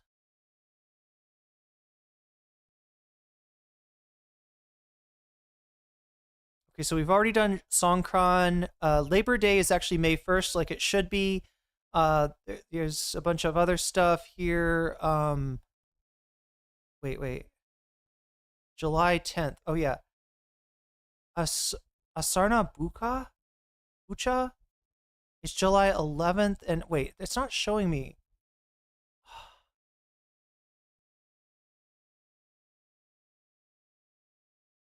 Asana, let's find out what is that. That was yesterday.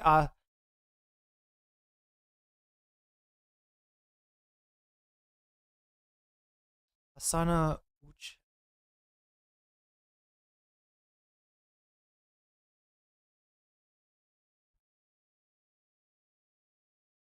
Dharma Day. It commemorates the day that the Buddha delivered his first sermon.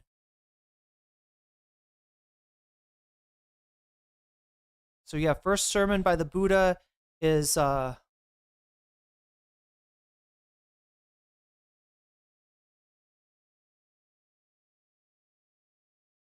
on it's called Dharma Day. Wait, what is it's the start of, like, the next day is the start of Vasa. Yeah, Vasa is the 3-month annual retreat observed by Theravada Buddhists. 3 lunar moons from July to October. But yeah, it kind of starts. Some people call this the Buddhist Lent.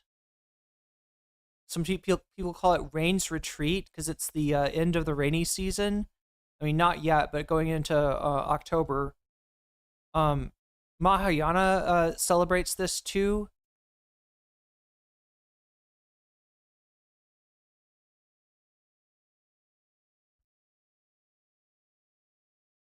You know, it's not mentioning on this article that I've got. It's not mentioning. I think it's got a special significance to Thai Theravada Buddhists in Thailand, which is you know, a lot of people go on or will temporarily join a monastery, get their, you know, hair shaven, get their eyebrows shaven, walk around in robes and live the monastic life for a little while. So that's what's starting today.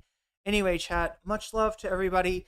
I got to get out of here and try to rest myself and be back for tomorrow. And I got to stop doing such long streams, chat. The reason I wasn't here yesterday is because I had worn out my voice so hard by doing long streams. So I don't know how to do it. I just I feel like I always take on a topic and I feel like I got to cover the topic comprehensively. And somehow that means lately that's meaning 8 hours, and that's too much. I should be doing it should be 3 to 6 hours or something like that. It should be the stream, especially if I want to get stuff done in terms of getting out some videos, which I haven't. We need to get out. I need to pump out those videos anyway. Chat. Much love to everybody. Have a good night, a good morning, a good weekend, a good week, and I will see you again tomorrow. Until then, Moe Kyun.